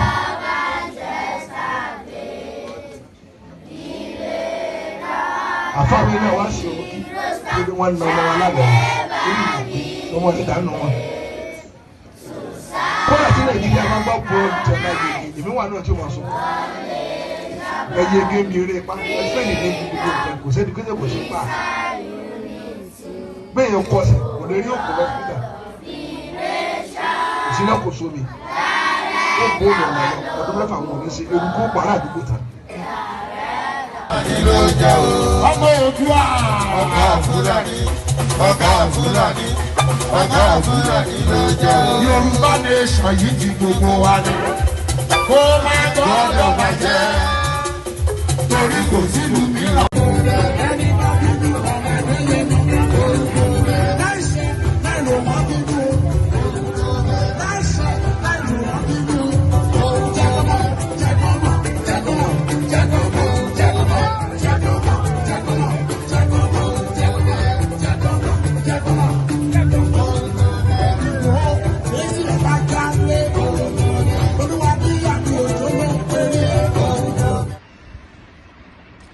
Life is so funny. You come with nothing, then fight for everything, and later leave everything and go back with empty hand. God is powerful. Then consider, these are all the countries that the British at one time was controlling. 65 countries have now got their independence, but Nigeria was a mistake. It should have been 3 countries out of Nigeria, but it is what it is, but we will fight it to the last man standing.